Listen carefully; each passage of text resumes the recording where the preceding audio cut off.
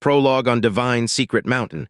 Cloud's End Cliff was the most harmful of the 4 deadliest places on Azure Cloud Continent.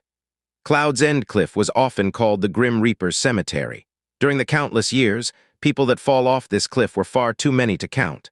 None survived, including 3 god-tier overlords whose power could lead them into the sky. At this moment, on the edge of this cliff, a black-haired, black-eyed youth leaned on the side of a rock that measured 2 people in height. There was blood everywhere on top of his black clothing, with many open wounds on his person.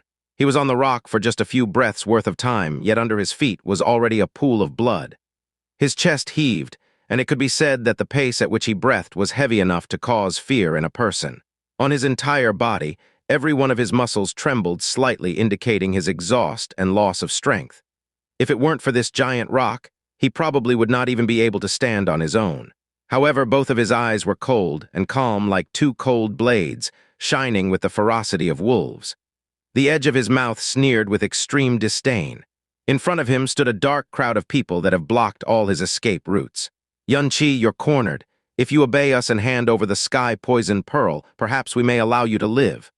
Today we're going to enforce justice on behalf of heaven to get rid of this scourge.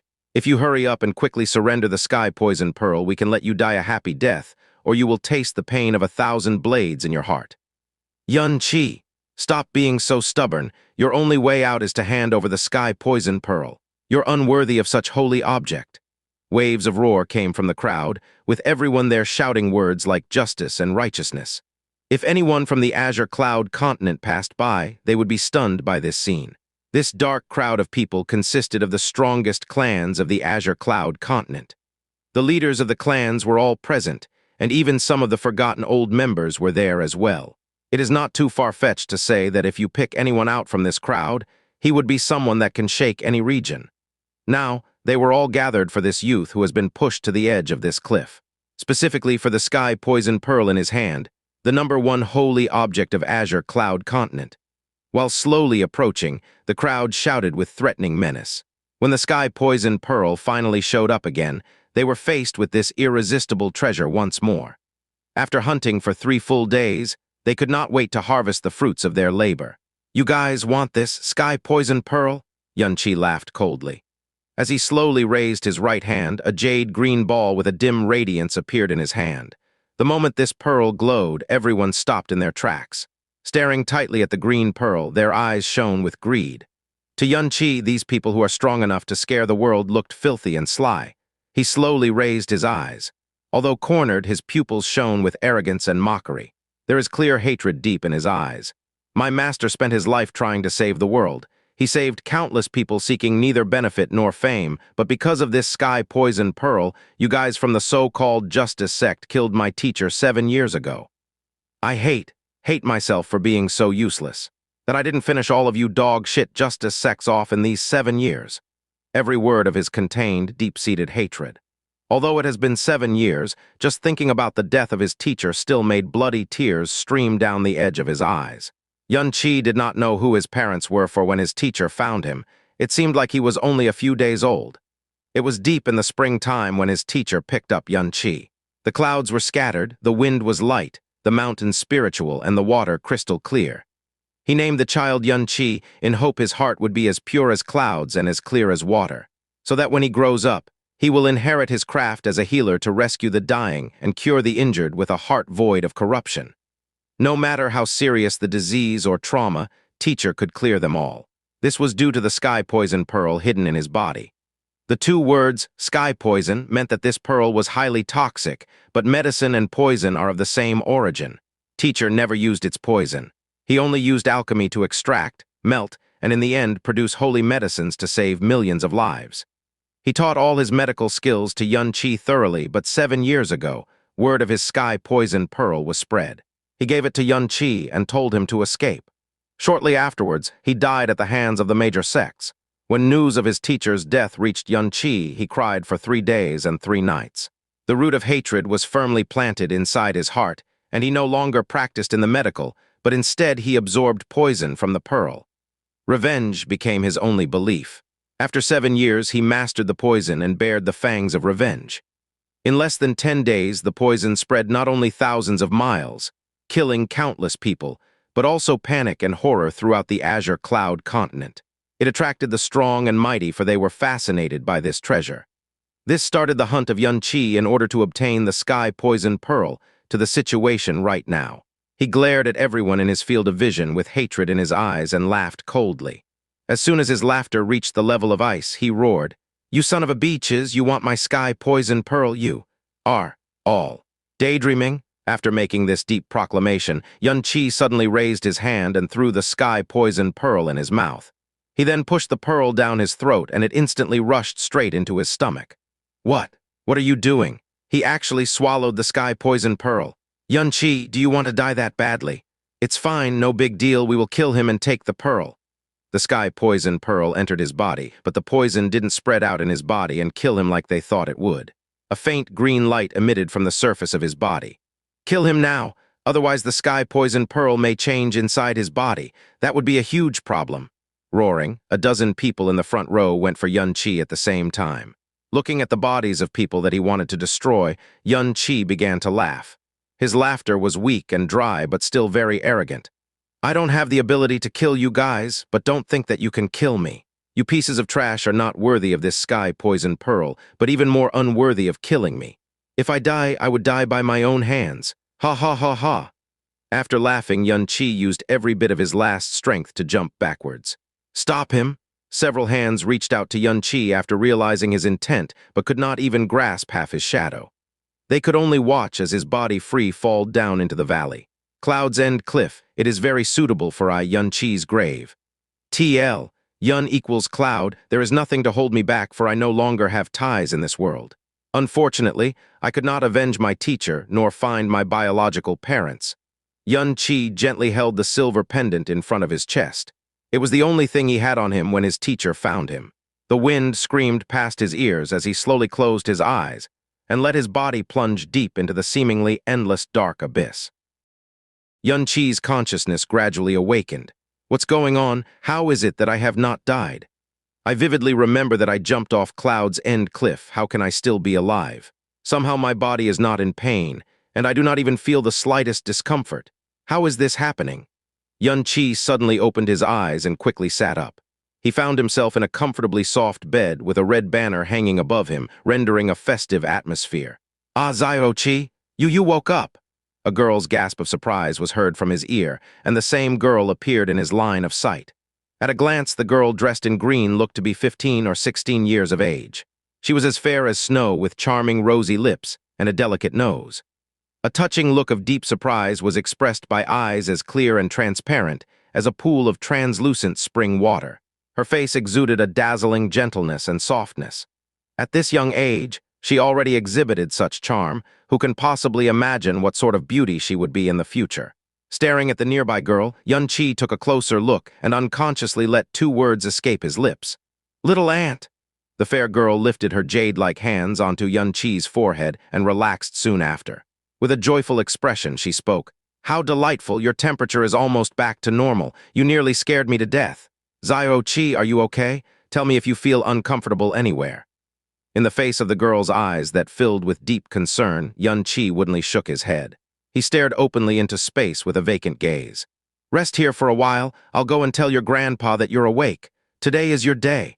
When you fainted, your grandfather almost went crazy and personally went to find Dr. Cito for you.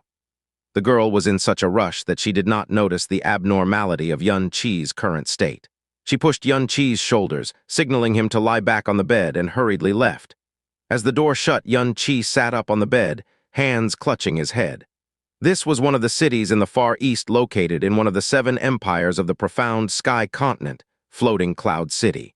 And he was the only grandson of the 5th elder in the Xiao clan, Xiao Che. He had just turned 16 this year. That was his current identity. Suddenly, his memory overlapped with Azure Cloud Continent's 20 or so years of memory, and he burst into confusion. If I am Xiao Che, then why do I have memories of Azure Cloud Continent? Is it because I traveled to this body after I died in Azure Cloud Continent? No, I am obviously Xiao Che. This entire room is familiar to me, and I clearly remember all the events of my childhood. Everything from my memory was from personal experience, and there is no way I would steal another's memory. Then was everything from Azure Cloud Continent all just a dream? Was it only after I jumped off Juyun Cliff that I truly woke up? But the memories of living in Azure Cloud Continent were as clear as day. How could those 24 years of love and hatred be only just a dream? What the hell is going on? Yun Chi. The now Xiao Che stilled for a long time as he slowly calmed down and settled his thoughts. It was still early in the morning and the sky has not fully brightened.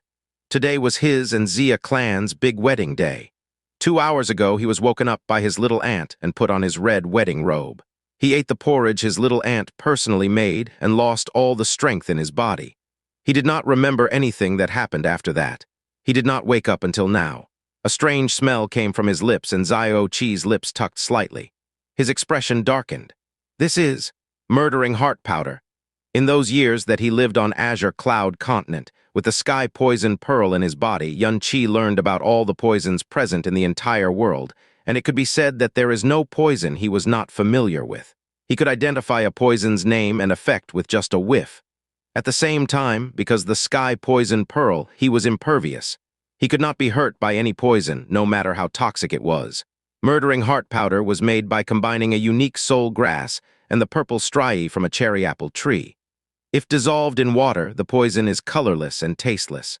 A person would lose his life 10 seconds after the poison entered the body, and nobody would know the cause of death, for it was also a traceless poison. Xiao Chi's eyes clouded over and instantly understood what had happened. In fact, he did not really faint, but instead he drank the porridge containing the murdering heart powder, but was poisoned to death. He was born in Azure Cloud Continent, but after he leapt off Juyun Cliff, he was actually reincarnated in this world inside a dead body. If one were to hear this, it would sound like it came from one of the stories in Arabian Nights, but that was the only reasoning Xiao Chi could imagine. Wait a minute. If it really was like that, then this body should have no antitoxin ability. How come he was safe from the murdering heart powder on his lips when the previous body's owner died not too long ago? A slightly strange feeling came from the palm of his left hand. Xiao Chi lifted his left hand and was surprised to find that there was a circular green imprint on his palm. This shape, this color, this size, was clearly the same as the sky poison pearl. Before jumping off Juyun Cliff, he had desperately swallowed the sky poison pearl, but he did not actually know what would happen to him. This mark on his hand was unexpectedly the sky poison pearl, and it actually crossed over with him to this world. As if in a trance, Xiao Chi stared at the sky poison pearl and subconsciously whispered, "Sky poison pearl."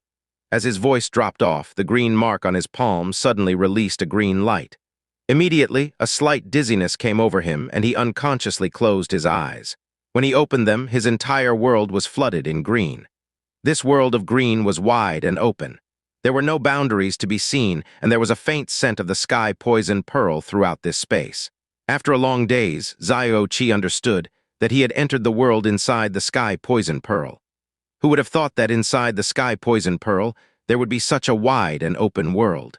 What was even more unimaginable was that after he'd ate the sky poison pearl without thinking of the consequences, the sky poison pearl had actually traveled along with him, and even seemed to have become a part of his body. If there was a way in, there must be a way out. Xiao Chi closed his eyes and concentrated his thoughts. Suddenly, the world of green hastily dissipated, and when he opened his eyes again in his vision was the room he was familiar with. Staring at the faint green mark in his palm, Xiao Chi slowly smiled. Even though it was not known why this ridiculous event occurred, not only had he reincarnated, but also retained memories from both lives. Maybe even the gods couldn't watch the suffering of the two lives, took pity, and gave him a chance to live again. Yun Chi was the victim of persecution from Azure Cloud Continent's countless strongest individuals. Although he died in the end, he shook the world by himself. How awe-inspiring and astonishing was that? However, his body right now was only average. No, speaking without restraints, it could be considered the epitome of weakness. In profound sky continent, profound strength was most important. Although Xiao Chi was born in the Xiao clan, and was even the grandchild of the strongest fifth elder Xiao Lai, his profound power was still at level 1 in the elementary profound realm, even though he is already 16. He started training his spirit power when he was 7.5, entered elementary profound level 1 at the age of 8, and then didn't improve for an entire 8 years. He was mocked by all of the Xiao clan. Afterwards, Xiao Lai invited Floating Cloud City's top-class doctor, Dr. Sito, to examine his body, and shockingly found that Xiao Che was born with damaged profound veins. The damage was so severe that it was almost impossible to recover from. In this state, Xiao Che would stagnate at first level of the elementary profound realm and could never improve further no matter how hard he worked. Even if he trained with his life on the line, he would stay at first level of the elementary profound realm his entire life. This kind of person was unquestionably the lowest existence in the profound sky continent and was a total laughingstock within the Xiao clan. If not for his grandfather Xiao Lai being the strongest in the Xiao clan, who also could even be said to be the strongest in the Floating Cloud City, no one would bat an eye against him. Xiao clan was one of the three major families that trained in the ways of the profound in the Floating Cloud City, and has limitless strong entities. In the large number of youths coming forth from the same generation, Xiao Che can be said to be an unnecessary existence. Even if he died someday, not many except a few would care. But there were some today that actually tried to murder him using the extremely hard-to-get and expensive murdering heart powder. Xiao Che clearly knew the reason why now, because today was the wedding day between him and Xia Qingyu. Xia Qingyu, being the same age as him, was also 16. However, at such a young age, her profound strength was stated to have reached the 10th level of the elementary profound realm, almost breaking out of the elementary level and stepping into the nascent profound realm.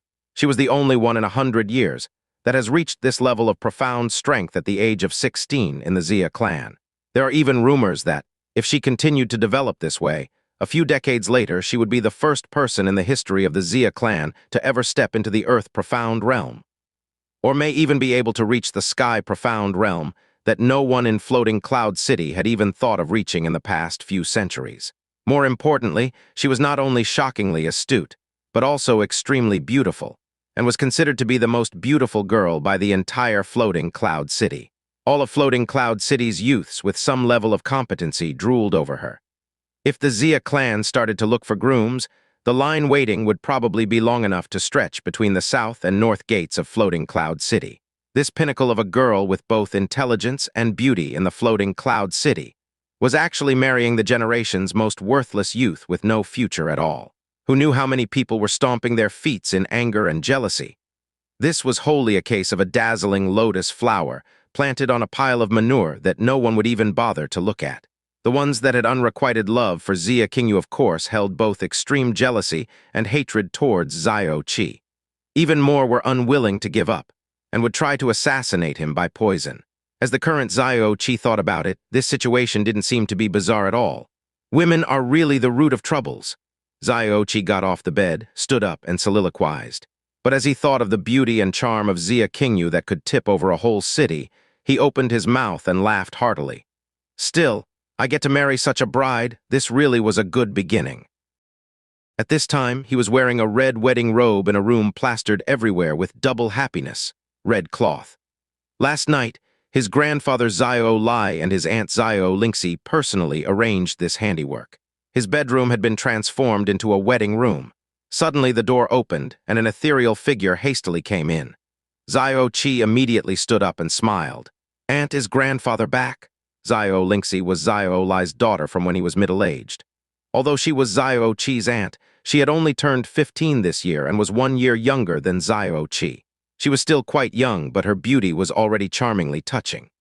Her profound strength level was at the early 6th level of the elementary profound realm, but even though she is not on par with Xia Qingyu if compared, her spirit level wasn't that bad since she was an important asset to the Xiao clan and was held in high regard. "Oh, Chair, you have finally woken up." A gentle voice spread across the room as Xiao Lai entered. Seeing Xiao Che already out of bed with a normal complexion, Xiao Lai relaxed a bit. Behind him followed his housekeeper Xiao Hong and the #1 doctor in Floating Cloud City, Dr. Sito. "It's good that you have woken up and you do not look ill anymore, but let Dr. Sito examine you. Today is your wedding day and we cannot have the slightest error. Dr. Sito, please go ahead." Xiao Lai stepped aside during his speech. Dr. Sito put his medicine chest onto the table and sat in front of Xiao Che, lifting his hands to finger the pulse on Xiao Che's wrist. After a while, he took his hands off Xiao Che. "Dr. Sito, how is Xiao Che's condition? Is it serious? Xianxia asked worriedly, with fearful nervousness etched on her face. Although he did not speak, Xiao appeared solemn and had a fierce look on his face. How could he not be aware that Xiao Che's sudden collapse was strange? Dr. Sito's face slowly lit up and eased into a smile. Elder Xiao, you do not need to worry. Your grandson's physical condition is excellent. He has no major ailments or even the slightest cold. Perhaps your grandson fainted because he was so nervous and excited that his blood rushed to his head. After all, your grandson is marrying Xia Clan's daughter, the #1 beauty in Floating Cloud City. Ha ha ha. Although Dr. Sito tried to conceal his contempt, his words revealed his regret. A talented woman marrying a useless good-for-nothing with no future was truly hard for someone to accept. That's great news. Xiao sighed in relief and nodded in thought. It must be hard on Dr. Sito to be pulled over so early in the morning. Hong, escort Dr. Sito to the living room to rest. It's fine, Dr. Sito replied with a wave of his hand and lifted his medicine chest. Since your grandson is all right, I will take my leave. Congratulations to Elder Xiao on meeting Floating Cloud City's most outstanding granddaughter-in-law. I do not know how many people must envy you right now. Ha ha. Farewell, you must remember to come to the wedding for a drink. Hong, escort Dr. Sito out. Chair, are you really all right? Do you feel unwell anywhere? Xiao was still not assured after Dr. Sito left and scowled in thought. When Xiao Che suddenly collapsed, his temperature dropped and his vitality faded away. This cannot only be a result of being too excited. Looking at Xiao Che's present healthy condition, he indeed looks fine right now, but Xiao still could not shake off that small doubt deep in his heart. I really am all right, grandfather, you can rest assured, Xiao Che said with an easy expression. His nose could not help but suddenly sour as he looked at Xiao, and he see a worried face with a head full of white hair. The Xiao clan consists of 5 elders, and although Xiao was the 5th elder, he was the strongest in the clan. 5 years ago, he entered the border of the Spirit Profound Realm's 10th level. He was now at the peak of the Spirit Profound Realm's 10th level, and has an opportunity to break past the Profound Realm, a level that countless people dream of. Xiao was only 55 years old this year with the strength of the 10th level in Profound Spirit Realm, but all his hair had already turned white. Every time Xiao Che saw this head full of white hair, his heart became bitter at the sight. The reason why Xiao had white hair since his middle-aged years was known to all the people living in Floating Cloud City. His only son, the father of Xiao Che, Xiao Ying, was called the #1 genius of Floating Cloud City. At the age of 17, he broke into the nascent Profound Realm. At 20, he reached the 5th level of the nascent Profound Realm. At 23, he broke through the nascent Profound Realm and entered the true Profound Realm, shocking all people of Floating Cloud City. He became the Xiao clan's pride, as well as Xiao's pride and joy. Almost everybody believed that when Xiao Ying became middle-aged, he would be the best candidate qualified to inherit the leadership of the Xiao clan.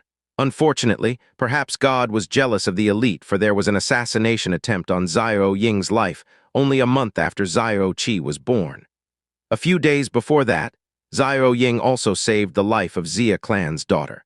After this rescue, Xiao Ying only could fend off the assassins with half his usual strength and drew his final breath. His wife's heart broke in grief for the loss of her love and went to meet him soon after. Xiao's hair became white overnight due to the heavy blow of losing his son. 9 months later, Xianxia was born. Her mother also suffered from the tortured pain of losing her only son and died of depression a month later. Nobody knew how Xiao lived his life the years after both his son and wife passed away. His pale white hair contained immeasurable grief, hatred, and a deep unspeakable sorrow. To this day, Xiao still has not found his son's murderer. Later on, he put all his hopes and wishes onto Xiao Che, but the brutal truth of him being born with a damaged profound vein entered and left his life out of the blue like a bolt of lightning. However, facing his hopeless grandson, Xiao never showed any signs of disappointment nor fury. In his point of view, being born with a broken profound vein meant that fate had been unfair, and that he should not be condemned because such injustice. He should not be indifferent or ridicule Xiao Che, but instead should love him more to compensate for it. Over the years, he has always been seeking any possible ways to repair a damaged profound vein. However, the profound vein is the lifeline of one's profound strength. How can it be easily repaired? Although Xiao Che was ignored by others and was faced by the mocking eyes of others growing up, he still felt lucky to have such a grandfather. Looking at Xiao Lai's piercing white hair, Xiao Che's eyes gradually sharpened. Since the gods gave me this second chance and let me have both my memories, even if it is to only comfort my grandfather, I have to live vigorously. So what if my profound vein is broken? I am a medical saint's successor. As long as I find the right medicine in a short span of 3 weeks, I could fully restore my profound vein back to normal. You're all right. That's wonderful to hear. Watching him, Xiao Lai was finally rest assured. Glancing at the brightening sky, he spoke. The hour is nigh. Go make your preparations while I go arrange the wedding team. Oh, right. Do you want to ride horseback or sit in the carriage? If he was yesterday's Xiao Che, he would definitely have answered the carriage. Although he was the only grandson of an elder, without that status, he could be called a good-for-nothing with a world's difference between him and Xia Qingyu. On his bridal path to the Xia clan, there would be no doubt that he would suffer countless finger-pointing, but also bear numerous glances of envy and regret. One can imagine what feelings would surface if one met face-to-face in front of such negative emotion. Xiao Che laughed with a slight smile. Of course I'm riding on the horse. You do not have to worry about me, grandfather. Xia Qingyu may be nobility, but she is already fated to be our Xiao family's daughter-in-law. I will openly wed her home with dignity and honor to not let you lose face. There was a delay in Xiao Lai's expression, for he would never have thought that his grandson would say such a thing. His face then broke into a gentle smile, and he slowly nodded. Good. With just one word, his deep satisfaction came through. Xiao Lai stepped out of the room and gently closed the door. As soon as Xiao Lai left, Xianxia stood in front of Xiao Che and curled her lips. Her face warped in unhappiness, she spoke. So you actually are excited for this marriage and made me worry for you in vain. You obviously have not met Xia Qingyu that many times, but you are already fond of her. Oh, right. She is our floating cloud city's #1 beauty, huh? Xiao Che quickly waved his hands back and forth. How's that possible? Xia Qingyu is quite beautiful, but I think little aunt is prettier. If I really fainted because of her, then I would not know how many times I would have fainted in this lifetime, because little aunt always accompanies me every day. Hee. Xianxia's face immediately broke into a sweet smile and giggled. You know just the thing to say to make me happy. It is fine if Xiao Che fainted in his rush to marry her because Xia Qingyu is beautiful as she is talented. The Xia clan is also the wealthiest clan in Floating Cloud City, so there is quite a lot of people who dream of marrying her. However, she eventually is about to marry my family's Xiao Che. At this point, Xianxia wore a proud look on her face. Then her eyes became wistful as her voice gentled. I feel like this day came so quickly. Xiao Che is already about to be married. Pound, pound. A knock on the door was followed by the voice of old housekeeper Xiao Hongkeng. Young master, it is almost time to go and meet your bride. Ah, already? Xianxia glanced at Xiao Che's clothes and suddenly looked anxious. Uncle Hong, wait a little while longer and we will come out right away. She walked in front of Xiao Che, and a pair of soft hands began to quickly tidy his wedding clothes. This outfit is quite hard to put on. Your clothes are in a mess because of the events earlier. Stand still, I will finish this right away. A pair of snow-white, delicate hands began to work hurriedly. She flipped his collar back to the proper face and refastened his loose belt. Her actions were jerky, but she took it seriously and paid careful attention to what she did. Xiao Che silently looked at her, and his eyes gradually became misty. Today he was going to marry Xia Qingyu, but he knew for sure that Xia Qingyu was not marrying him because she sincerely loved him. If it wasn't for their fathers, Xiao Xing and Xia Hongyi's agreement that March, Xia Qingyu would not even have bothered to take a glance in his direction. The only people in this world who were kind to Xiao Che are only his grandfather, Xiao Lai, and his little aunt, Xianxia. During his earliest childhood, Xianxia stuck to Xiao Che like a piece of candy. She followed him wherever he went. It was hard for him to shake her off. If she did not see him for a while, she would cry loudly. However, when Xiao Che turned 10 years of age, and it was confirmed that his profound vein was damaged, Lingxi seemed to grow up overnight. She knew the consequences of having a broken, profound vein, and then understood the concept of her identity as his little aunt. This started her regime of training in the ways of the profound to protect the life of the weaker Xiao Che. After Azure Cloud Continent's 24 years of dreams, Xiao Che felt that his time here with Xianxia's kindness was as luxurious as it was precious. Although Xianxia was about to become his wife, she would only be like the sky's coldest moon, something to only be seen but not touched. If I marry a girl like Little Ant, it would be perfect. These kinds of thoughts uncontrollably popped up in Xiao Che's state of mind. After completing the complex motions of dressing Xiao Che, Xianxia let out a sigh of relief. Tippy-toeing, she lifted her hand and tousled his hair. With an expression of tender affection clearly printed on her face, her pink lips slightly parted like petals of a flower. With a supernatural speed, Xiao Che instinctively tilted his head and pressed his mouth against Xianxia's lusciously pink lips. "Ah!" Xianxia cried out and sprang backwards like a frightened rabbit. Her fingers touched her numb lips as her beautiful eyes widened in surprise, and a touch of red quickly spread from her fair face to the nape of her neck. You kissed me again? You have the same reaction as usual." The innocent Xiao Che had a heartbroken expression on his face. "When we were younger, we always played your favorite kiss-kiss game. These days, you go into shock every time I try to kiss you. You knew that was when we were kids." Xianxia's face flushed into the color of a red rose. "We're now adults and cannot afford to mess around. You are soon to have a wife. In the future, you can only kiss your wife." "Why? Because I'm your aunt." Xianxia stomped her foot as she lost her breath. "Then, what do I do if I want to kiss you?" Smiling mischievously, Xiao Che put his hand under his chin. "Then you should marry me." Xianxia turned her nose up in anger. "Hey, you're my aunt, how could I possibly marry you?" Xiao Che said with his voice lowered as his eyes widened. "Even you know that. If you dare steal another kiss, I'll let your wife know and let her handle you." HMPH. Xianxia looked at him triumphantly with her nose in the air. Xiao Hong's voice came from outside once again. "Young master, are you ready? It's about time to go get the bride." "Yes, I'm coming out now." Xiao Che looked at his current outfit and got ready to leave. After 2 steps, Xianxia grabbed his hand and said with a serious face, "Xiao Che, before leaving, repeat the promise we made yesterday, word for word, or I won't let you go." Yesterday's promise. Xiao Che thought for a while and cannot help but say, "All right. After entering the marriage with Xianxia, I won't forget about Little Ant just because I have a wife. I'll spend the same amount of time with Little Ant like before. I will listen to Little Ant's calls and would arrive as soon as I'm called just like before. I don't think I forgot a word." "Hugh, what a good boy."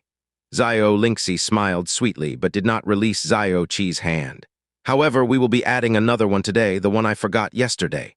Although Xianxia is about to become your wife, in your heart she cannot outweigh me. Repeat that right now, hurry, hurry, hurry."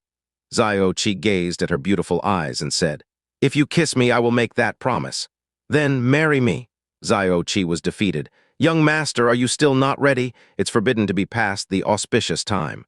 Xiao Hong's urgent voice came from outside again. Xiao Che put his hand on the door but did not push it open yet. He whispered, "I can't make that promise because in my heart, you are already my number one. Even if there are 100 Xianxias, she cannot catch up to you. You are irreplaceable." As his voice faded, he pushed the door open and left. Xianxia stood still, frozen in place for a while. An arc formed at the edge of her lips and she joyfully skipped out afterwards, like a girl who was given her favorite candy. As Xiao Che walked out of the room, his gorgeous wedding team awaited him. Xiao Hong kindly smiled at him. "Young master, please get on the horse. On the way, I will be protecting you with everything I have.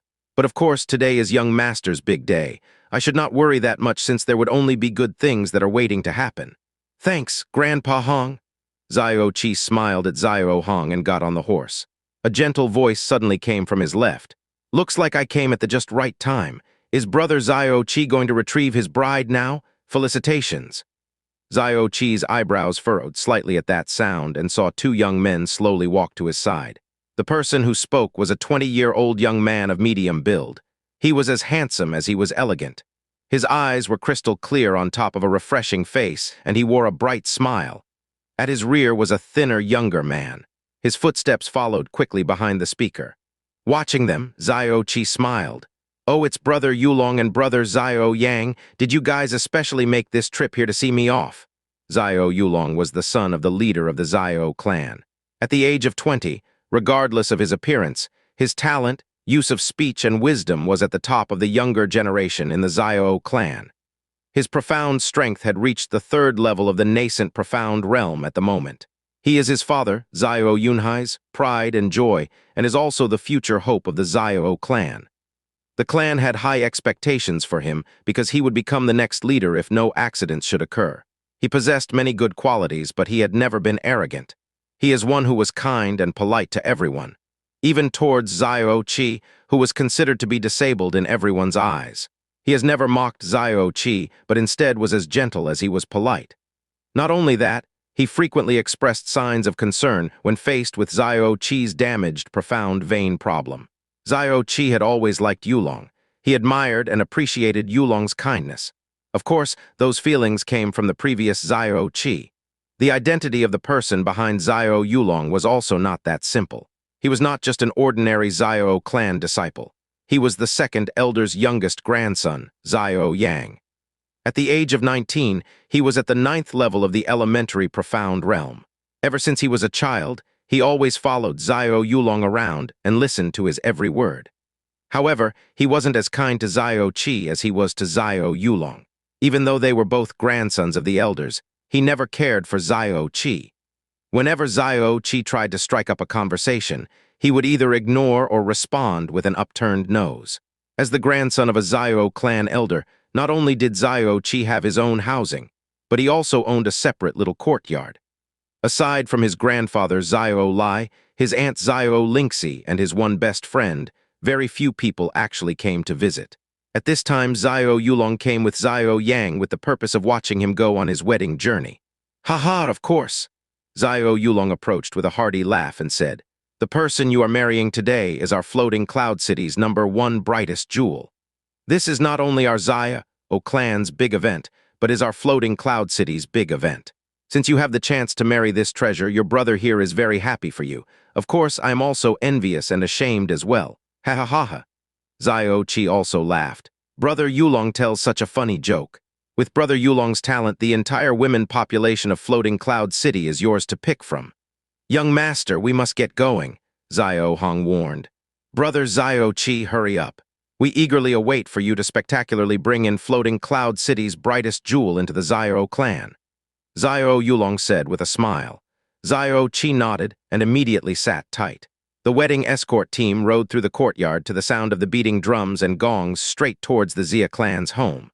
The moment Xiao Che disappeared from sight, Xiao Yulong's smile froze and darkened. He suddenly turned around and fiercely slapped Xiao Yang hard in the face. In a low voice he hissed, "Pathetic!" Xiao Yulong's slap was a direct hit, and Xiao Yang's left cheek began to swell. He hurriedly scrambled at the foot of Xiao Yulong and fearfully spoke. I clearly threw in the murdering heart powder, and the message I received confirmed that he did collapse. I also do not know what is going on here." HMPH? Xiao Yulong's eyebrows tightened and distorted his face. "I spent so much money to get the poison that not even Dr. Sito has the cure to, but you screwed it all up. Don't tell me you want me to personally see Xia Qingyu marry that wastrel Xiao Che. Boss, that kid has only just left. We will have an opportunity on the wedding road. Although we cannot personally take care of this for fear of being seen, we can instigate a resistance army from the Yuan clan and others. There are other men of nobility who covet Xia Qingyu. Just listening to people speak about Xia Qingyu's marriage to Xiao Che would make their teeth itch. If we encourage them a little and go out together, we would be able to. If it was really that simple, why did I spend so much time getting the murdering heart powder?" Xiao Yulong coldly interrupted Xiao Yang and continued. "Xiao Che is a good-for-nothing, but his grandfather is at the 10th level of the profound spirit. Who would dare to offend him? Also, Xia Qingyu's father did not object to this marriage at all. Who would dare to openly offend the Xia clan and Xiao Che? Even if the Yuan clan's boys grouped up with the governor's boys, their family would obviously prevent them from doing anything. And didn't you see that old bastard Xiao Hong personally escort him? With him around, how could any trouble start?" While speaking, Xiao Yulong clenched his hands. The sounds of bone being dislocated popped in the air. The first time he saw Xia Qingyu, he thought that he encountered an angel and was already lost. From then on, he swore to make Xia Qingyu his woman in this lifetime. But Xia Qingyu was actually going to marry Xiao clan's most despised Xiao Che. How can he ever willingly accept that? Boss, in fact, you do not need to worry that much. Xiao Yang glanced at Xiao Yulong's facial expression and carefully spoke. Think about it, with Xia Qingyu's temperament that never even bothered to glance at any of the talents in Floating Cloud City. Would she even like that kid Xiao Che? The only reason why she is marrying Xiao Che was because of an agreement made 16 years ago. If she marries into the family, it is absolutely impossible for Xiao Che to even touch her finger. After she has entered our Xiao clan, the chances of boss meeting her would be greatly increased. The good-for-nothing Xiao Che is not comparable to the boss's natural handsomeness and talent. After a while, how could not impress that Xia Qingyu? By that time, listening to Xiao Yang's words, Xiao Yulong's gloomy scowl began to stretch while his narrow eyes squinted. He touched the tip of his nose with his finger and whispered, "You made a pretty reasonable point. Looks like not being able to poison that wastrel to death can also be a good thing." Floating Cloud City was the smallest city of the Blue Wind Empire. It was so small that it wasn't even suitable to be called a city. Perhaps calling it a town would be far more appropriate. Floating Cloud City was not only the smallest city, but was also the most geographically remote in terms of location. The population, economy, and even the average profound strength was the lowest of the low. These days, Floating Cloud City's residents often mock themselves for being a forgotten corner in the Blue Wind Empire. Floating Cloud City was particularly lively today, for it was Xiao Che and Xia Qingyu's big wedding day. Nobody would care if it was only Xiao Che's wedding, but Xia Qingyu's marriage was Floating Cloud City's biggest sensational event.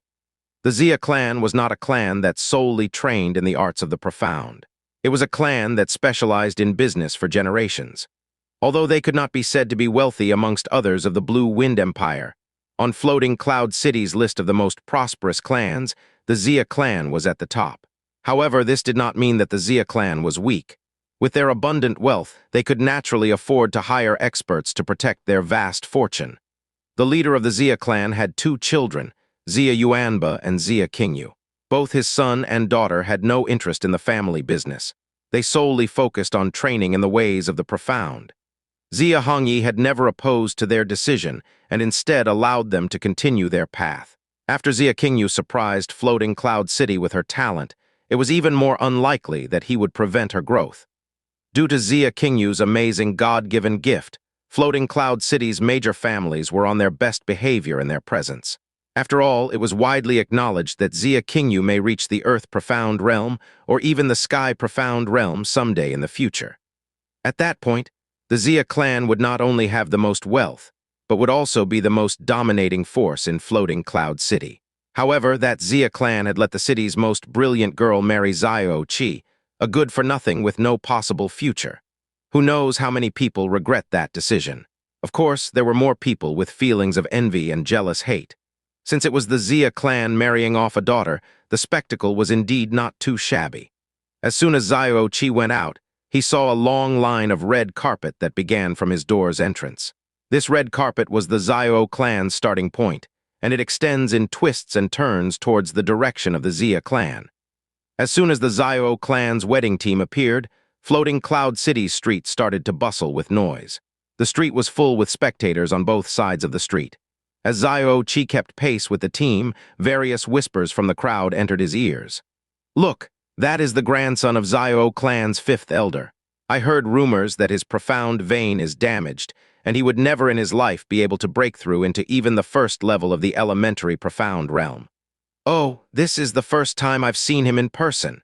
It's normal if you haven't seen him before. With such a stubborn bull for a grandfather, and the fact that he is a good-for-nothing himself, would you even have the face to go out? Oh, for Xia Qingyu to actually be married to such a person, God must really be blind." It is said that his father Xiao Ying and Xia Hongyi became sworn brothers when Xiao Ying saved Xia Qingyu's life after using most of his profound strength. Xia Hongyi then promised that on his daughter, Xia Qingyu's 16th birthday, she would become Xiao Ying's daughter-in-law. Not long after, Xiao Ying fell to an assassin. Due to his previous exertion, he was unable to fight back. The news hit Xia Hongyi like a meteorite, and he felt extremely guilty. Now that Qingyu had finally turned 16 today, and although Xiao Ying's son is a moron, Xia Hongyi was not willing to break his promise because of his heavy feelings of remorse and gratitude. If not for that, how could that guy even marry Xia Qingyu? What? Xia Qingyu is our Floating Cloud City's greatest treasure.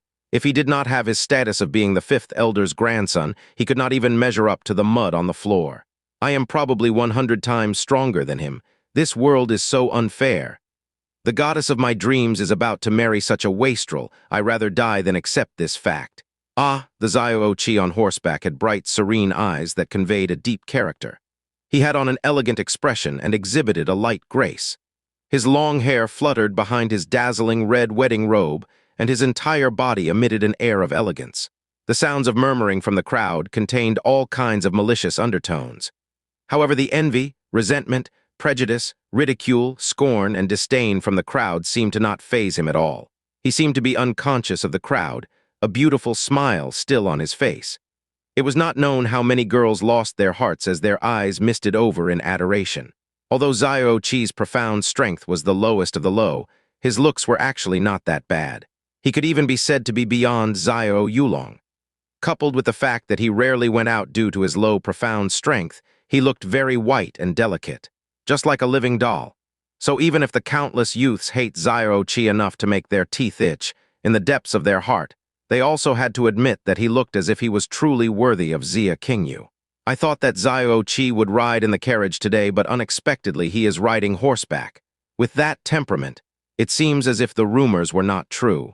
The wastrel that people typically look down on is about to marry our floating cloud city's greatest treasure. Of course he should be proud. How could he be afraid of losing face? Rang a bitter voice. I heard that Yuan clan's young master as well as other young masters from other families are taken with Xia Qingyu. Do you think they will come to stop this procession? Yeah, right. Xiao Che is nothing but his grandfather is Xiao Lai. The experts of our floating cloud city all have to respect him in his presence. His son is already dead, and he only has one grandson left. He tended to his grandson from the very beginning of his life. If anyone were to cause trouble, they will meet Xiao Lai's wrath. Whoever dares to do that will lose his head. Moreover, this is not a forced marriage. Who would dare to cause trouble to incur the wrath of the Xia clan?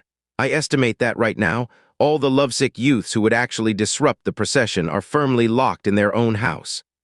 The wedding procession went on in a casual manner, not too fast but not too slow. The journey of 10 miles took nearly 1.5 hours. Brother-in-law? As soon as he saw the Xia clan's main entrance, he heard a wild cry. A tall, sturdy figure ran over to Xiao Che. This person was not that old, but he was at least 2 meters tall. His body was as strong as a bull, and the ground trembled when he came over. As Xiao Che watched him approach, he gulped bitterly and spoke with wide eyes. Yuanba, I have not seen you for only a month. How could you already have grown that much taller yet again? This man. It was more accurate to call him a boy, for he is Xia Qingyu's little brother, Xia Yuanba. He became 15 this year. Yes, he was really only 15 years old. However, if you take a look at his body, nobody would even imagine that he had just turned 15. 2 meters tall. Xiao Che on his horse is the same height as Xia Yuanba standing up. Yuanba weighed over 175 kg. This number was definitely not that high because Yuanba was fat, but instead was because of his big, strong muscles. His muscles were of a dark tan metallic luster and broadcasted his astonishing strength. His profound strength was only average, at 4th level of the elementary profound realm, but his physical strength was a force to be reckoned with. He could fight on par with those at the 6th level of the elementary profound realm. Xia Yuanba was Xiao Che's best friend, his only friend. From a young age, he had always called Xiao Che his brother-in-law, and they often played together when they were children. The days before he turned 8, Xia Yuanba was actually a dark and skinny child. He was often bullied, but ever since he turned 8, it was like he ate something wrong and had an enormous growth spurt. His height, weight, and appetite all soared, and the increase in his strength was absolutely stunning. Now at the age of 15, his face has not fully matured, for it was still quite childish, but his size. It was of a monstrous proportion. After hearing Xiao Che's exclamation, Xia Yuanba rubbed his head in embarrassment. This, even I cannot help it. My father tells me to go on a diet every day. However, letting myself starve and go hungry would be far worse than the feeling of being killed by another. Xiao Che became speechless. At that moment, he was only 15 years old. Once he becomes an adult, he didn't dare to imagine that. Xiao Che knew that Xia Yuanba had a huge appetite. Fortunately, he was born in the Xia clan, for if he was born in an ordinary family, his consumption would dissipate their entire fortune. Hee hee, brother-in-law, today you can finally become my brother-in-law. Xianxia's smile was honest because he had been happily looking forward to this day. In his opinion, with such a strong sister for a wife, nobody would dare look down on Xiao Che. Hurry up and come in, my sister is already ready. He slapped his head. Oh, I'll go open the door. After that, Xianxia turned in the direction of the Xia clan door and ran like a mobile mountain of meat. The procession came in the Xia clan's entrance. At the door, Xiao Che saw a smiling Xia Hongyi. He quickly dismounted and stood before Xia Hongyi. He respectfully greeted.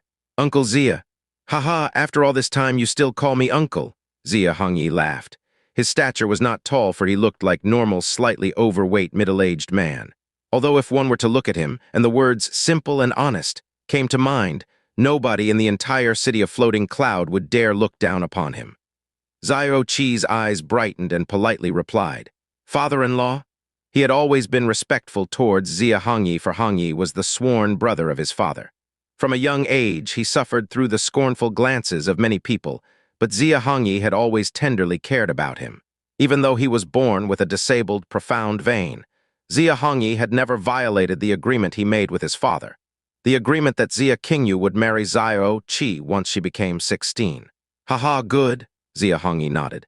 He reached out his hand and patted Xiao Che's shoulder. Chair, starting today, I will give Xia Qingyu to you. Although you are not a big hero, you are Xiao Ying's son, so I can have a peace of mind when I give you my daughter. Your father Xiao Ying was an amazing man. Becoming his sworn brother is something I would never regret in this lifetime, for he was a passionate and righteous man. You are Xiao Ying's son. Even though your profound vein is damaged, I do not believe that you will stay an ordinary person in the future. Treat my daughter well. For those who talk nonsense and can only flap their mouths in malice, screw them all. Xiao Che's eyes smoldered in anger. He firmly nodded his head slowly. Father-in-law, have no worries. Although people hold me in contempt now, once my profound vein is fixed, a sleeping dragon will be awakened from the abyss. I will make those people who look down on me, and those who think that the Xia clan took in a wastrel for their son-in-law obediently shut their traps. Xia Hongyi was surprised at his outburst. He had always known Xiao Che to be weak-minded with a mild temper and an unconscious inferiority complex. Xiao Che's fearless utterance, sharp eyes, and calmness made him see Xiao Che in a brand new light, one that was completely different from his previous attitude. Good, Xia Hongyi nodded and patted Xiao Che on the shoulder again. I knew that Xiao Ying's son would not be an ordinary child. I will wait for the day this dragon surfaces. All right now, Qingyu is waiting for you. Go on.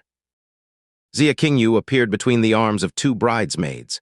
She wore a red phoenix coronet on top of her head. A fine curtain of beads hung down from the phoenix coronet to completely cover her entire face while also hiding her current expression. Her soft and shiny black hair fell gently behind her shoulders. Her straight scarlet robe was decorated in the four happiness, cloud pattern, and the belt displayed her slender, narrow waist nicely. On her belt hung a charm made of exquisite jade, while pearls dangled at its tassels, matching her golden shoes. These significant details made her magnificent outfit even more dazzling than ever. Xia Qingyu slowly came to Xiao Che's side in the arms of the bridesmaids, and every step she made was light and elegant, as if she were walking across the clouds. An ordinary person would look like they were walking, but if they were in her body, they would look like a fairy riding on top of a cloud. Her usual posture was already that beautiful, and Xiao Che saw such a feast for the eyes. Xia Qingyu finally came to the front of the carriage, and the two bridesmaids walked away bowing backwards. In accordance to the Blue Wind Empire's wedding tradition, the groom will bring the bride onto the bridal chair. Xiao Che stepped forward and stretched out a helping hand at Xia Qingyu. Xia Qingyu elegantly lifted her hand. However, as Xiao Che took Xia Qingyu's hands in his palm, a piercing cold energy unraveled onto Xiao Che's hand, and his entire right arm stiffened in pain, half immobilized. The biting cold sensation slowly disappeared as Xiao Che put his arm down with a silent, indifferent expression. Aside from a frown between his eyebrows when the icy cold hit him, he did not make any other expression nor the slightest sound. If one opened Xia Qingyu's curtain of fine beads, one would see her beautiful eyes flash in surprise and then hastily become cold once more. Xiao Che sat on the horse, and the wedding procession went on with great strength and vigor. The Xia clan's wedding team followed in the direction of the Xiao clan shortly after. After another hour and a half, the procession returned to the Xiao clan's main entrance. This long journey was smooth and calm, to the disappointment of those who looked forward to the development of any drama. Xiao Lai was already at the doorway and stood to welcome their guests. Sadly, the number of people who came for Xiao Che can be counted with one hand. Most of the guests came for Xiao Lai and the Xia clan. With Xiao Lai's fame and Xia clan's connection, many guests were seen. Outside the entrance of Xiao clan house, people who came to see the event was next to infinite. The streets were so filled up that not even a water droplet could get through. All these people came for the marriage of the #1 beauty in floating Cloud City. Xia Qingyu's bridal carriage slowly stopped in the middle of the noise. A corner of the curtain was opened as her maid Xia Dongling gently spoke. "Miss, we have arrived." Afterwards, a hand reached out and Xia Dongling gently lowered her arms. As soon as she got out of the carriage, the deafening atmosphere suddenly quieted to replaced by deep breaths that followed one after another. It was almost noon. The soft sunshine reflected against her phoenix coronet, while her robe charmingly glittered against the breeze, making one's eyes blur if they looked too long. Her hair was wrapped up high into a bun on top of her head, and the phoenix coronet that framed her head was that of 4 layers. The top layer was adorned with fine golden hairpins, while the bottom had several golden phoenix engravings. The satin-red golden phoenix coronet extended into a fringe of swaying pearl tassels. Although her face was not laid bare, with her eyes and lips partly hidden yet partly exposed, her beauty was exquisitely flawless. The sound of irrepressible breathing overlapped against one another as many people stared straight ahead, unable to snap back into reality. That is the power of Xia Qingyu's charisma, for this all happened without the revealment of her face. Based on her aura and posture alone, she still seemed like a fairy that had walked out straight from a painting. Her beauty was so immense that none could take their eyes off her. Xia Dongling wrapped a red silk sash around Xia Qingyu's hand. Naturally, the other end of the sash was tied to Xiao Che's hand. As he got off the saddle, Xiao Che smiled as he walked over to lead Xia Qingyu across the brazier. They cruised over the doorstep of the Xiao clan and stepped directly into the hall. TL, more info about why they walking over it. As they entered through the main entrance of the Xiao clan, the noise did not abate. Xiao Che's expression did not change as he kept pace, but he naturally wanted the wedding to end as soon as possible. This was Xiao clan's center hall for important meetings. The only people who were allowed to use this place for a wedding are the leader of the Xiao clan and its elders. For this wedding, the room underwent a large-scale transformation. It was truly a vision that should be seen. As far as one could see, the pillars were all embedded with yellow topaz, and the walls had been painted with dragons that were inlaid with rare precious pearls. A red carpet spread across the center of the hall in a straight line and stopped at a short golden staircase. A subtle golden light filled the atmosphere, making the already beautifully decorated hall more dazzlingly eye-catching. The Xiao clan was not willing to invest such a large amount of money for Xiao Che, and mostly came from the Xia clan. Xia Hongyi was willing to spend as much as needed for his darling daughter's wedding. Xiao Lai and Xia Hongyi sat on the highest seat of the hall, smiles plastered all over their face as they watched Xiao Che and Xia Qingyu enter. On both sides of the red carpet were 3 rows of rose sandalwood chairs, all already filled with people. Xiao clan's leader, Lord Xiao Yunhai, was there as well, along with the other 4 elders of the Xiao clan. As Xiao Che walked in with a happy smile, their expressions stilled on the surface, but in the depths of their heart, they sneered in disdain. The Xiao clan was a clan that practiced in the ways of the profound for many generations. To have Xiao Che with a crippled, profound vein born in the clan was a shame for the Xiao clan. If he were not the grandson of the 5th elder, Xiao Lai, he would have already been expelled instead of remaining inside like he was now. And if it weren't for the fact that he was about to wed the high-profile daughter of the Xia clan, they would not even have bothered to show up in person, let alone be present at the scene. Regarding Xiao Che, if they hear his name, they could only think of the word trash and not pay attention, for they do not even remember how he looked like. In the profound sky continent, one did not deserve dignity if one does not have the skill to back it up. It was a harsh reality and a universal truth followed by many, even towards members of the same clan. The expressions on the faces of the younger Xiao generation were unsurprisingly consistent as well. They all had their sights on Xiao Qingyu, and their eyes belied their insuppressible infatuation. As their eyes transferred towards Xiao Che, their eyes almost erupted with naked envy. The Xiao clan's outer disciples had always looked down on this permanently disabled person, and never in their dreams thought that he would actually marry floating Cloud City's unattainable #1 treasure. The uncomfortable feeling that those two people in the marriage hall evoked was similar to eating dead flies raw. The person in charge of the wedding was logistics manager Xiao De. The wedding ceremony began at the cry of his voice. The master of ceremonies first introduced the bride and groom, and then read names from a list of distinguished guests that have came to visit. As he went on, Xiao Che's expression remained neutral, but in his heart were clashing waves of water. Whatever else the master of ceremonies said, after that was something Xiao Che could not bother to listen to, for he was repeatedly ruminating over a problem that he actually cared about. What was that sudden weird feeling he felt at Xia Clan when his hands met with Xia Qingyu's? Was it some kind of profound power? But he had never heard of such a mysterious power in floating Cloud City. For Xia Qingyu to reach the 10th level of the elementary profound realm at the age of 16 was truly an amazing feat. But she was still at the lowest point of the 10th elementary profound realm. How was it possible that she could soundlessly release such an ice-cold aura that actually completely immobilized his entire arm? What was that astonishing, mystifying power which was displayed at such a level?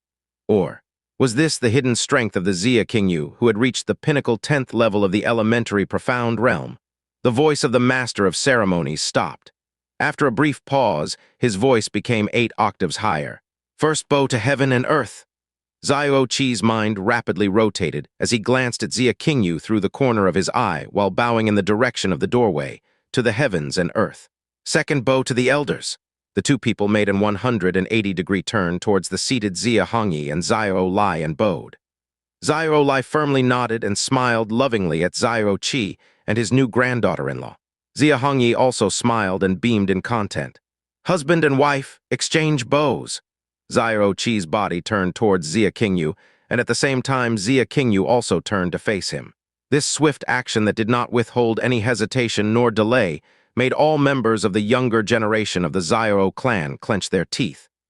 In their thoughts, they believed that Xia Qingyu did not willingly enter this marriage with that crippled bastard, but was instead forced to come by the Xia clan.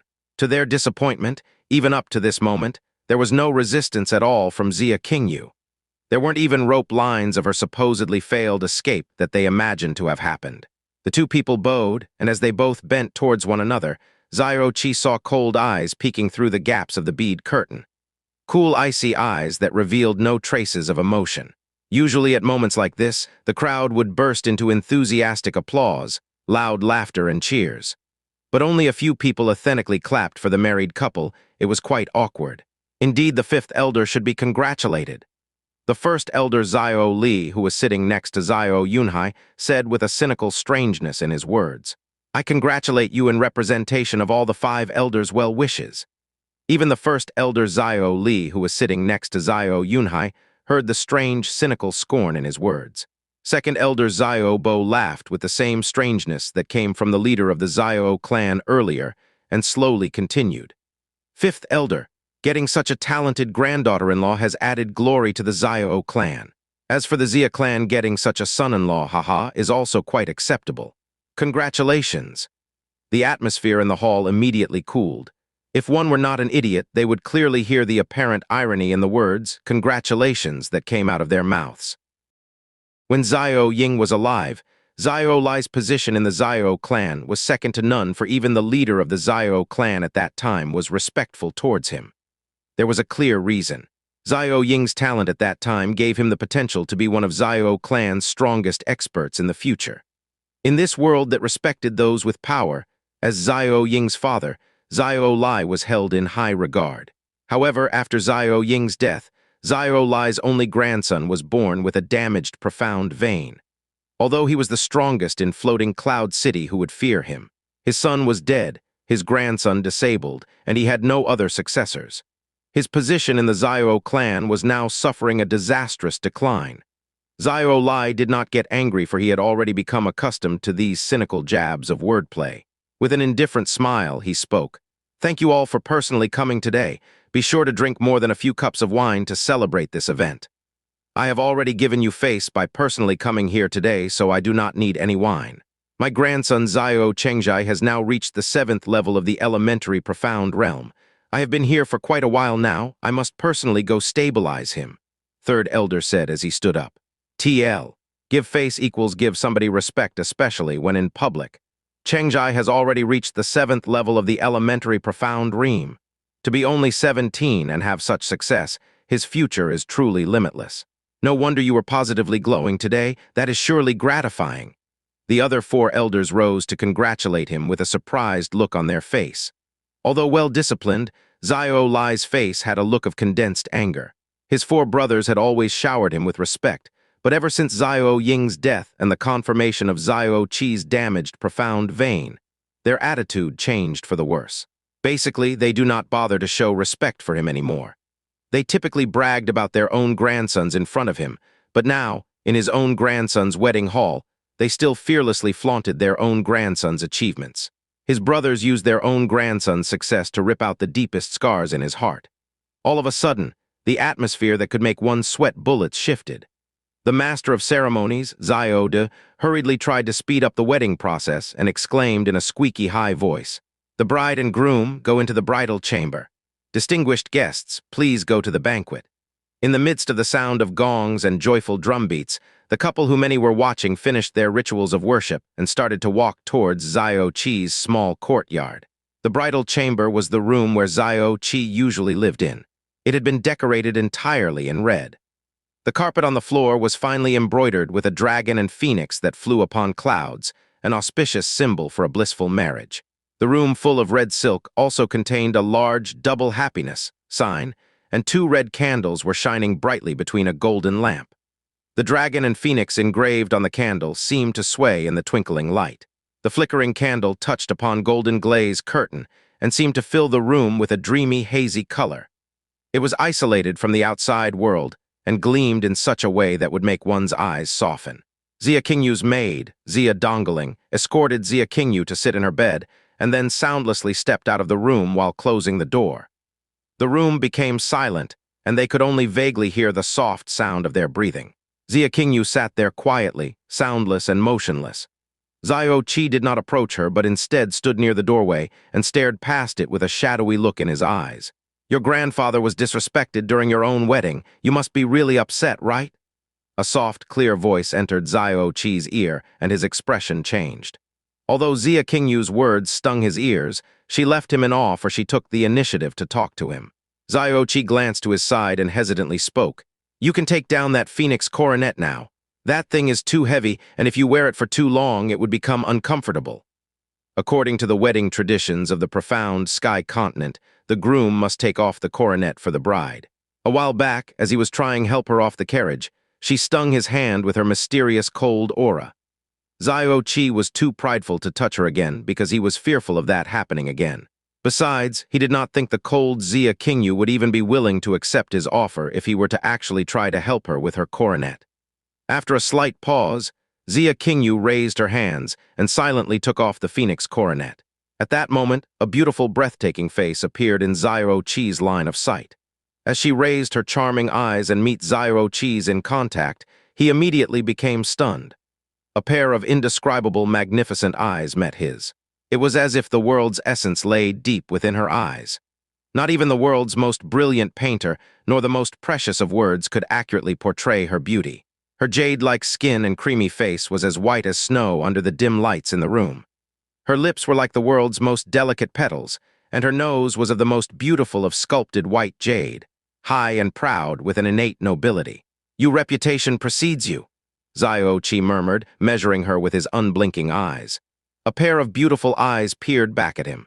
An endless gravitational abyss drew his every attention and thought, making it difficult for him to move his eyes elsewhere. Although this was an arranged marriage decided since they were born, aside from the occasional glimpses he took when he was young, this was actually the first time he truly saw Xia Qingyu since the age of 10. This was because Xia Qingyu rarely left her home, and the disabled Xiao Qi had low self-esteem that evolved into an inferiority complex. He only heard about Xia Qingyu from the hearsay of others, and after hearing that Xia Qingyu had grown up to become a peerless beauty, he pictured her in his heart. The shadowy figure and his illusions faded as he looked at Xianxia, realizing that he was in the face of true beauty. Xianxia's allure was beyond his imagination, for he could not describe this peerless beauty. The Xiao Che, with clear memories of two worlds, could not help but forget his thoughts when faced with such a sight. Xianxia was called the #1 beauty in Floating Cloud City, but if anyone were to say that she was the one-number beauty in Blue Wind Empire, Xiao Che would not dispute that claim. He could not think of anything that would surpass this beautiful spectacle before his eyes. The girl in front of his eyes was yet only 16. Girls at that age have not fully blossomed, but it is impossible to imagine what would happen to Xianxia after a few years. Perhaps she would reach a transcendent level by that time. A girl whose every movement and smile that could move the world was born in Little Floating Cloud City. And this girl has become his wife today. Xiao Che could not help but question the authenticity of his reality. And you are not what the rumors say, nor what I had imagined as well. Xianxia rose, and her touching curve of her body was exposed as she approached Xiao Che. Her eyes shone like water as she slightly parted her lips. Rumors say that your vein was disabled, so you can only stay at the first level of the elementary profound realm. Because of that, you have a weak physique and low self-esteem since you only stay at home. Your only friends are your little aunt Xiao Lingxi and my younger brother Yuanba. The only thing on your body that can be regarded as an advantage would be your appearance. Your profound aura is not only weak and murky, but your profound vein is indeed disabled. However, your personality is completely different from what the rumors claimed you to be. Xianxia stopped at a distance of 3 steps before Xiao Che as she stared straight at Xiao Che with her beautiful eyes. Although you deliberately hide and pretend your true character, I sensed your arrogance ever since I laid my eyes upon you. You are completely the opposite of those rumors. Earlier at my place, I froze your hand with my profound power, but your calm reaction surprised me. If your hand wasn't so still, I would have doubted that I failed to use my power. In the wedding hall, you and your grandfather Xiao Lai were mocked during such an important occasion, but it only looked like you were angry for a quick second, and then your anger disappeared. Your expression and heart rate showed no signs of abnormal fluctuations at all. It is difficult to achieve that mental state of mind even for a middle-aged profound spirit practitioner. When you look at me, there is an obsessed glint in your eye that has not diminished even now. Your disabled profound vein is fact, but your true personality and state of mind has fooled everyone. Xianxia whispered, as her boundlessly deep eyes stared at Xiao Che. Xiao Che startled in surprise. With Xianxia that close to him, one would usually be in ecstasy when in the presence of the perfume of her floral scent, but Xiao Che could not be bothered to be moved by that. His heart had completely went in shock as he stared back at her in awe. It was true.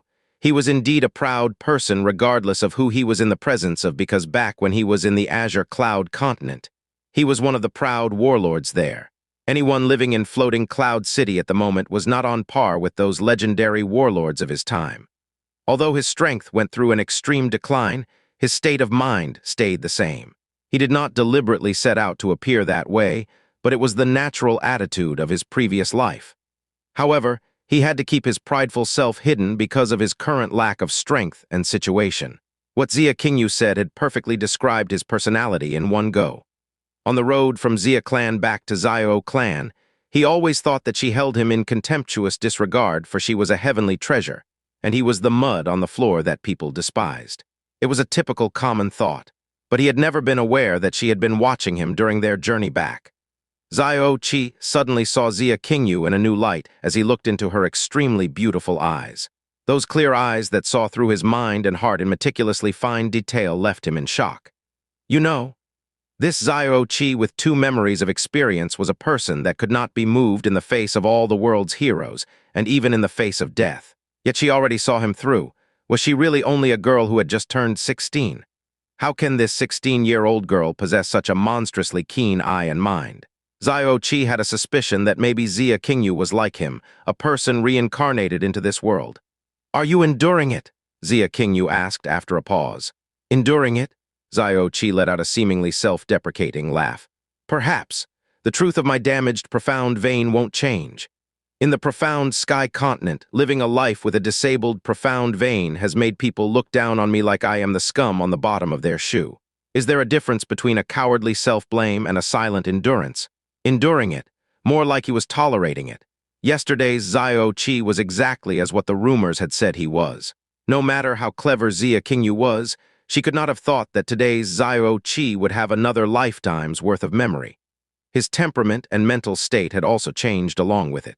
Xia Qingyu's beautiful eyes narrowed as she suddenly lifted the jade-like palm of her hand and stretched out 2 fingers to touch his chest.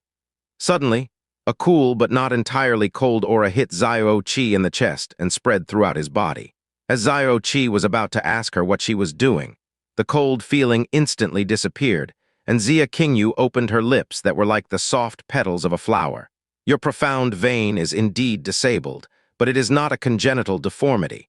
You were probably attacked when you were very young and someone directly destroyed your profound vein. Was destroyed? Xiao Che frowned. Ever since he was a child, his grandfather and everybody else all said that he was born with a damaged profound vein.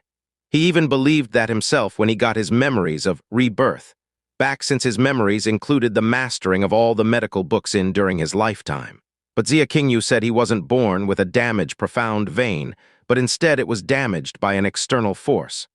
In truth, no one in the Xiao clan had been able to see through this guise. Xia Qingyu had only looked at him within a few breaths of time, and to her, that fact was as clear as crystal. This woman. Yes. Xiao Qingyu creased her eyebrows and gently spoke. It was heavily damaged during your childhood, and your family did not notice. Because of that, it was never repaired, and now that you have already grown up, the damaged profound vein has fully formed into its disabled state, and lost all hopes of repairment. Xia Qingyu said that last statement with absolute confidence. If an adult's profound vein became damaged, their power would leak, but there were a variety of methods to repair that. However, if the profound vein broke in the early stages of infancy, the growth of the vein would start from a bad foundation and will only become worse. At Xiao Che's age, the vein had already become badly shaped, so it was impossible for it to be repaired back to normal. Xiao Che's expression did not change and simply said, "That may not necessarily be true." Xia Qingyu gently inclined her head to glance at him. "Looks like you always had the notion of repairing your profound vein." "I'll definitely fix it," Xiao Che said blankly. Xia Qingyu looked at him deeply. She saw not only confidence and arrogance, but a deep layer of coldness in his eyes. She sighed in her heart and softly spoke. "The profound sky continent is a big place with numerous amounts of talented people. Perhaps there really may exist a person who can repair your damaged vein. I should not have said what I had said earlier with such assertion. You can just take it as my ignorance."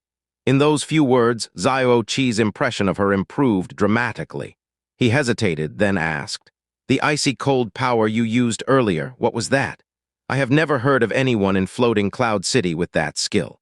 Your master is not a person from Floating Cloud City, am I right?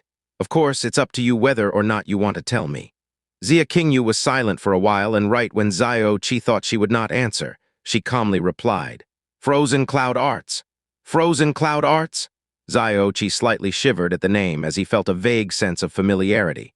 When he suddenly remembered the name of the concept, his paled and words uncontrollably escaped from his mouth. "Frozen Cloud Asgard." Xia Qingyu tilted her beautiful head and looked at Xiao Che with a surprised expression. When he shouted out, "Frozen Cloud Asgard," Xiao Che had already lost his cool, but in her eyes he was still too calm. Even if the Lord of Floating Cloud City heard that name, his body will weaken and his legs would tremble in fright. She lightly said, "My master is indeed from Frozen Cloud Asgard, so I can be regarded as a disciple of Frozen Cloud Asgard. This fact, the only person in Floating Cloud City who knows of that is my father. You are now the second.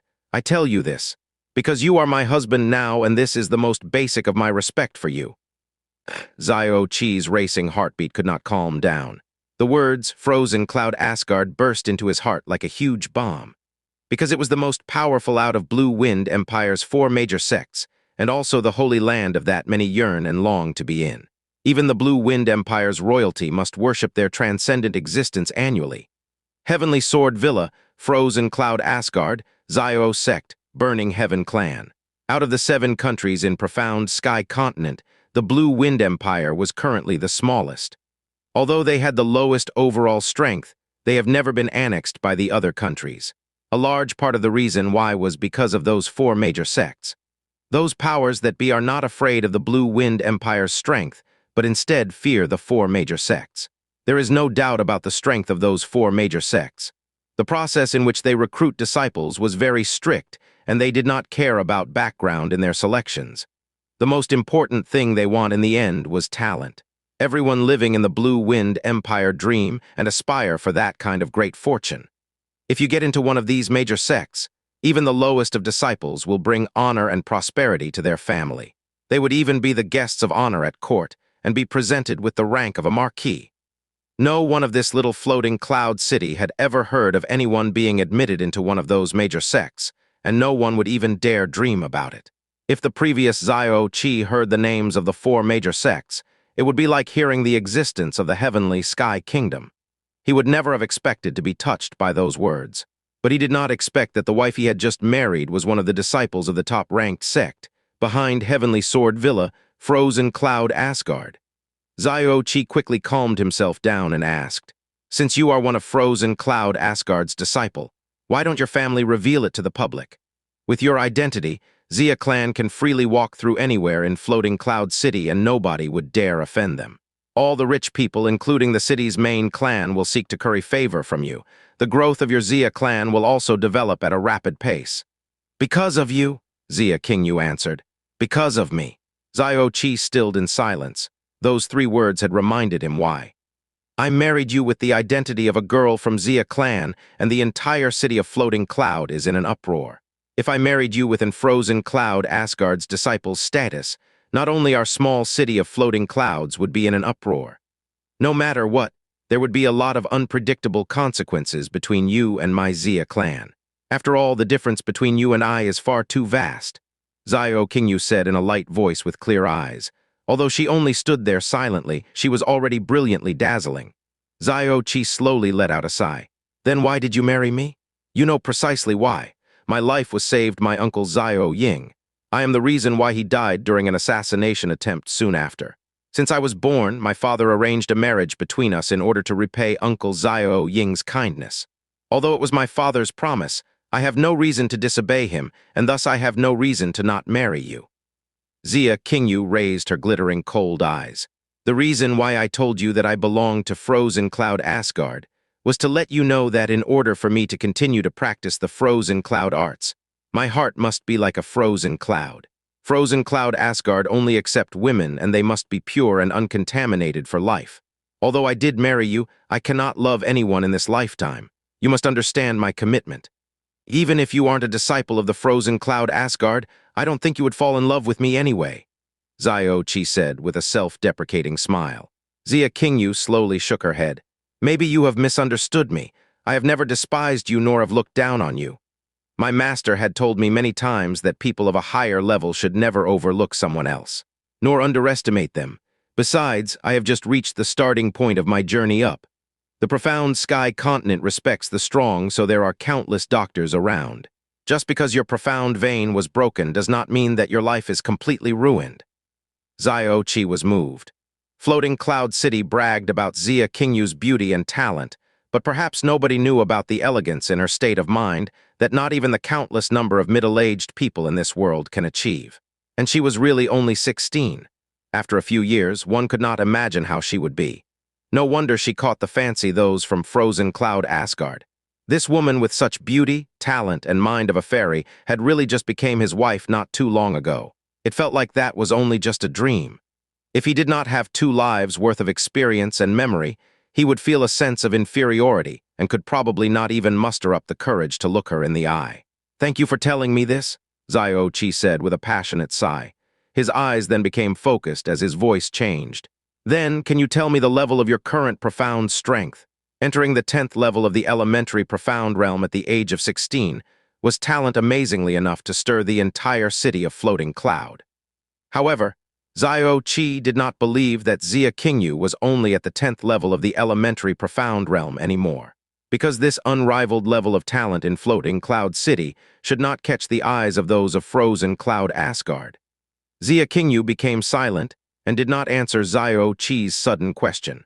However, her silence had indicated that her strength was higher than that of the 10th level of the elementary profound realm. "You should go to the toast," Xia Qingyu slowly replied with a glint in her eye. As her voice fell, the sound of slow footsteps came from outside the door. Xiao Hong's old gentle voice came from the door. "Young master, it is time for you to propose the toast." "Grandpa Hong, I'll be right there," Xiao Che promised. With one last look at Xia Qingyu, and after patting his clothes of any dust, he walked out of the room.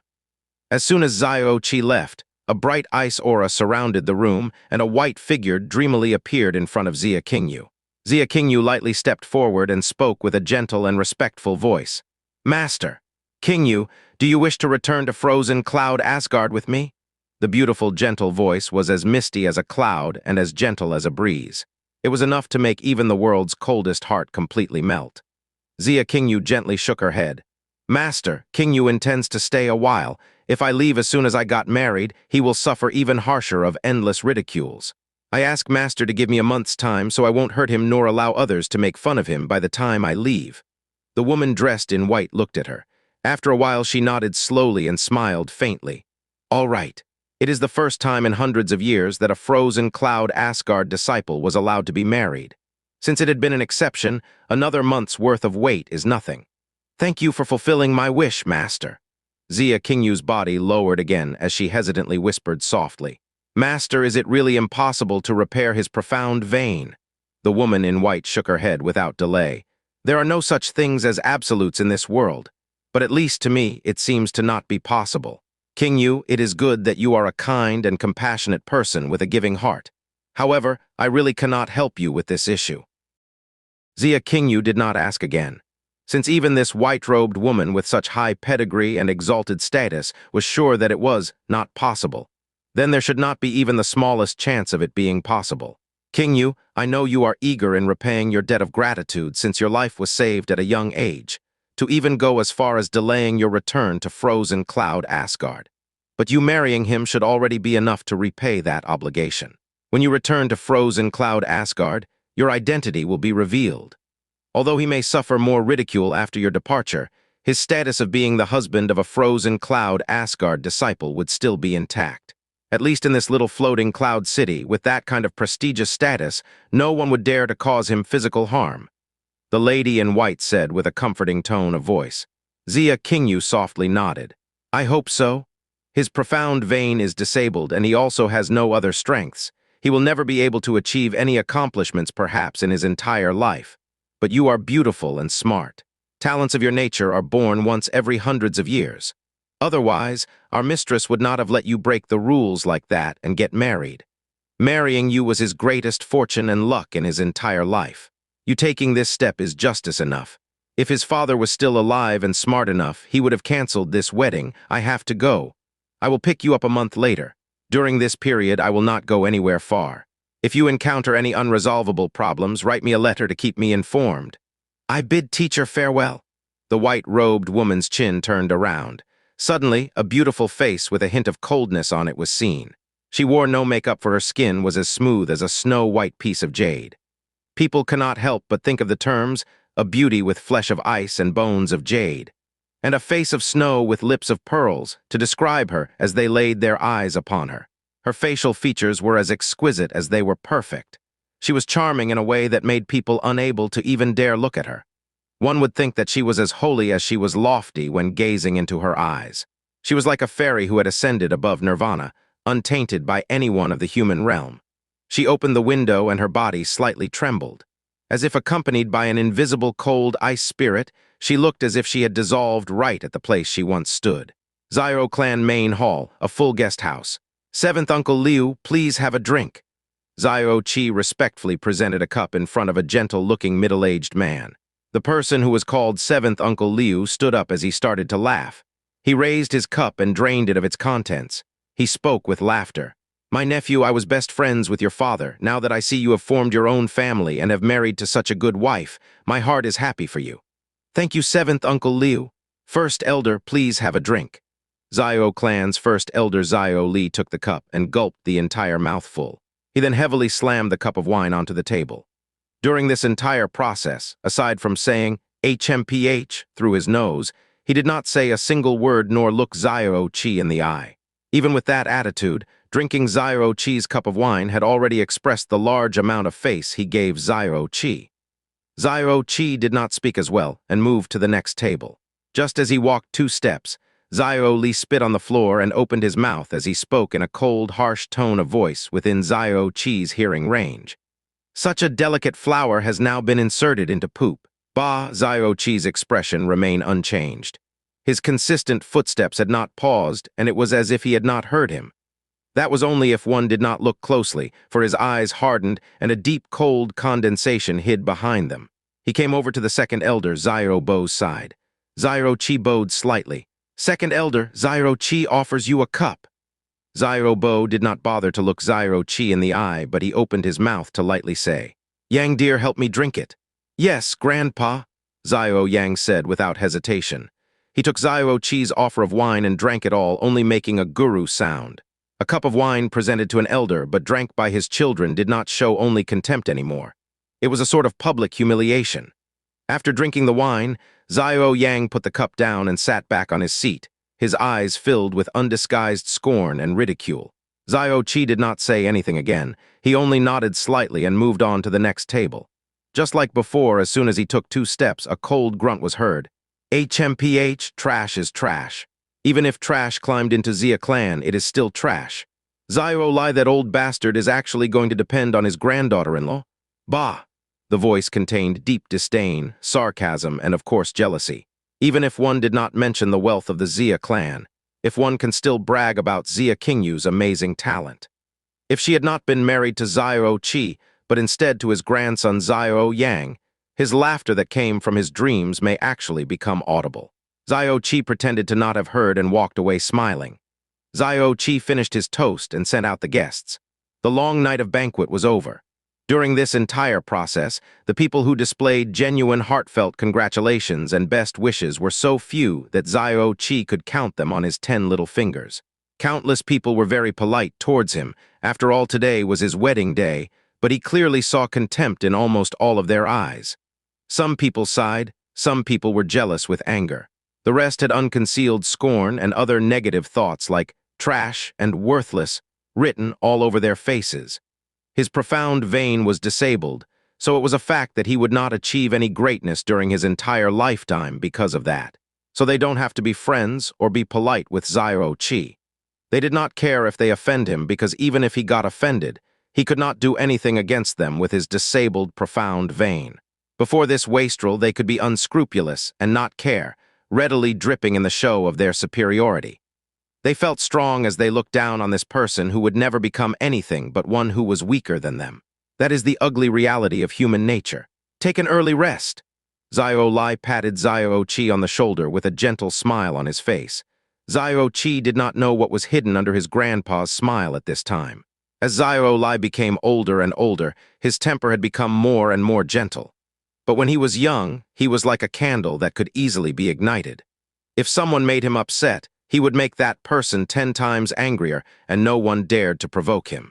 Xiao Chi knew all too well that his grandfather's temper did not become soft due to old age, but was instead because of him. In order to protect his useless grandson, he had to become kind and soft. Even if they were looked down upon, as long as the bottom line had not been crossed, he would endure it as best as he could. This way, there wouldn't be any enemies that would come back to get revenge on his grandson after he had passed away. As the most powerful person in the floating cloud city, the 5th elder that everyone used to be afraid of, was now not respected nor feared by the other elders anymore. This was true in the case of the younger generation as well. Watching Xiao Li's back, images of disrespectful and laughing faces appeared in Xiao Chi's mind. Xiao Chi clenched his fists slowly as they gradually became pale. His eyes sharpened and radiated an image of an ice-cold blade. Subsequently, the corner of his mouth slowly opened and revealed a smile that would make one's hair stand on its end. Xiao Chi was definitely a vengeful person. As someone who held long grudges in the last 6 years in Azure Cloud Continent, his heart that was filled with hatred remembered everything. He remembered everyone who had been nice to him, but also all the people who had not been nice as well. He kept it in deep in his heart until it was time to seek revenge for even the smallest of grievances. "You guys will be sorry." A deep guttural noise slowly overflowed from Xiao Chi's mouth like a vicious curse. "Since God gave me this chance to be another person, how could I let my grandfather and I suffer through this bullying?" Back in his little courtyard, the moon was still hanging high against the sky. Xiao Che walked to the corner of his yard and stretched out his left hand. Suddenly, water arrows shot out from his palm. During today's wedding, he could not avoid drinking a lot of wine. In the end, he drank so much that it looked as if he could barely stand on his own. In reality, he was actually clearly awake. This was not him having a high capacity to hold his liquor, but was instead because of the sky poison pearl. All the wine he had drunk transferred into the sky poison pearl. Since the pearl had become one with his body, he manipulated it as if it was like his own body. The sound of Hua Lala was heard for a long time until all the wine had been removed from the sky poison pearl. Xiao Che lifted his wine-covered left hand and smirked. He rubbed the wine directly onto his face and held his breath until his face turned red. Stumbling, he pushed his bedroom door wide open as he wobbled to his left and right, as if he was drunk. The door was pushed open, and the smell of wine followed Xiao Che as he staggered into the room as if he were about to trip any second. He awkwardly lifted his head and looked at Xia Qingyu. Xia Qingyu sat on the bed with her beautiful eyes closed. It was extremely quiet. The dim candlelight flickered across her beautiful soft face, adding a bewitching mystical feel that one could not possibly resist. Xiao Che's eyes brightened and his feet shook as he walked towards Xia Qingyu. Hey, my wife, I have let you wait for a long time. Let's go, we can now. Use the bridal chamber. Xia Qingyu suddenly opened her eyes and casually waved her right hand. An irresistible cold force suddenly swept up Xiao Che and pushed him out of the door. Xiao Che fell on his bottom and had almost knocked over the stone table in the courtyard. Xiao Che was in pain and rubbed his butt. It took him a lot of effort to get up, and then he angrily roared. Damn, I was only joking. You don't have to be so ruthless. I am so feeble, yet you hit me as hard as you could. Anyone would think that you are planning to murder your husband. The door slammed. Xiao Che pushed forward but discovered that the bedroom door was firmly shut. Xiao Che suddenly became depressed. This woman, don't even speak of flirting. Even jokes are taken so seriously. Can I really live happily this way? I was really only joking. Besides, I am only at the lowest first level of the elementary profound realm. Even if I wanted to do something to you, that would be impossible. Xia Qingyu did not respond. Xiao Che stood at the door for a long time, but the door showed not the slightest sign of opening. Xiao Che's small courtyard only had one housing. There was no point in mentioning if he had other rooms, for he did not even own a workhouse nor a stable. If it was a normal day, he could sneakily slip into his little aunt's place to sleep. But tonight was his wedding night, so it was not appropriate for him to sleep anywhere else. As a cold night wind passed by, Xiao Che shivered, and it looked as if he had become smaller. He knocked the door again, and Weak spoke. Hey, you're not really letting me sleep outside, are you? You should know that there are many people in the Xiao clan who would want to lay their hands on you. They are very upset that tonight is our wedding night. They have realized that someone as talented as you are would not let me touch you even if we are married, so they must be waiting for something to happen for an excuse to laugh at me. If they come over and see that I was locked outside, I would forever become a laughing stock. No matter what, I am still your husband. Do you really have the heart to helplessly watch me get laughed at? The room was still completely silent. Right when Xiao Che had the notion of kicking the closed door finally slowly opened. Xiao Che rushed in as quick as lightning and shut the door with a bang. Xia Qingyu remained in bed with the previous attitude from before. Although she was just sitting on the bed, she emitted a hazy, noble elegance. Her beautiful eyes slightly turned, looked at the flustered Xiao Che and spoke in a faint voice. You are not allowed to be within 5 steps from me. Then where would you let me sleep? Xiao Che rubbed his chin. The room was small. It only had a bed, a reading table, an eating table, and 2 cabinets. If one walked from east to west across the room, at most there would only be the size of 7 of 8 paces of distance in between. You sleep on the bed. Xia Qingyu stood up from the bed. No need. Xiao Che flatly refused and sat in the corner furthest away from Xia Qingyu and closed his eyes. Although Xia Qingyu was perhaps 100 times stronger than him, his dignity as a man refused to let a girl sleep on anywhere but a bed if he had a choice. He had married such a beautiful wife, yet on his wedding night, he could not touch, caress any part of her body, or even sleep on his own bed.